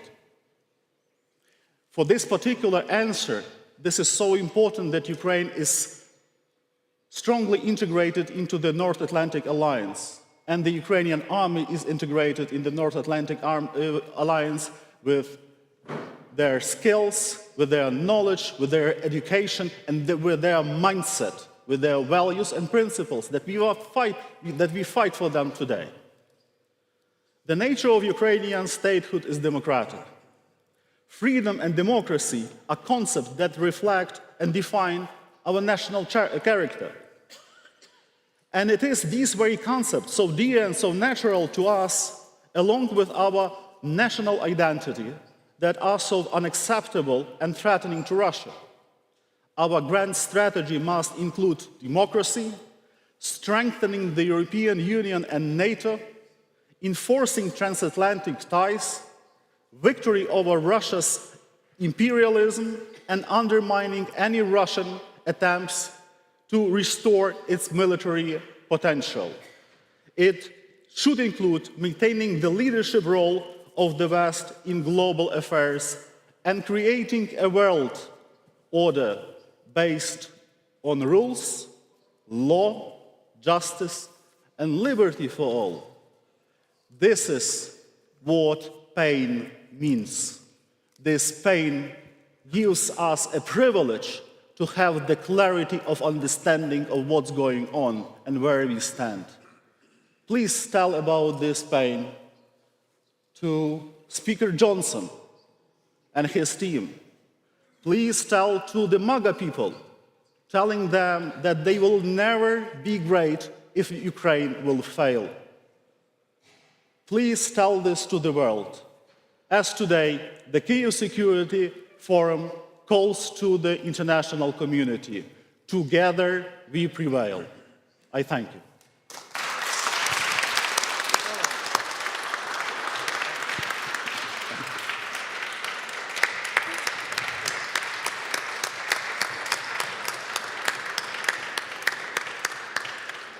Thank you very much for all the participants of this panel, and I want to invite to say a bigger thank you to all of the participants and all of the guests of Kyiv Security Forum. Ramina Shut, head of Arseniy Yatsenyuk Open Ukraine Foundation.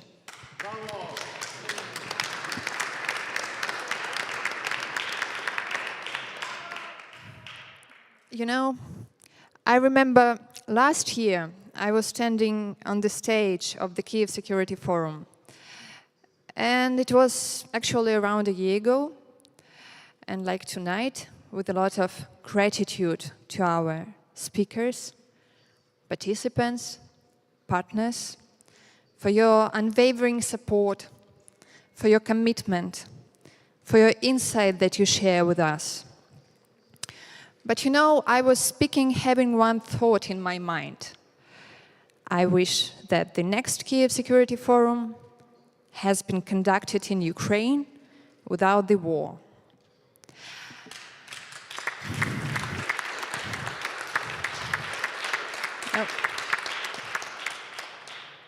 Unfortunately, I still have this wish, like all of you here, like millions of Ukrainians, like millions of people around the globe.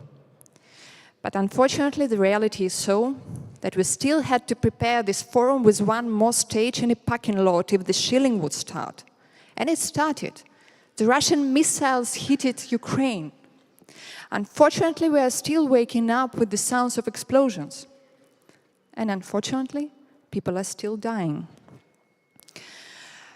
But you know, despite all of this, I'm so proud to stand here tonight in front of you all, after 2 years of war, knowing that your support is only getting stronger. We are all tired. But in this,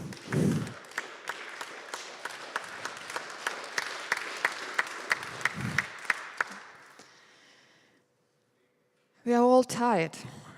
But in this, we find so many strengths to continue our struggle, knowing that we are not alone. And let these strengths be the foundation upon which we build a more secure future. And at the end, I want to say that let us, this time, all together, with gratitude in our hearts and determination in our souls, wish that when in 1 year we will all gather here for the next Kyiv Security Forum, it will be conducted in Ukraine without the war, with the title Victory of Ukraine. And it will be our common victory. Thank you all Thank you to the chair of the Kiev Security Forum. Thank you to the director of the Kiev Security Forum. Thank you to the team of Open Ukraine Foundation and the Kiev Security Forum. See you next year. Thank you. Слава Україні!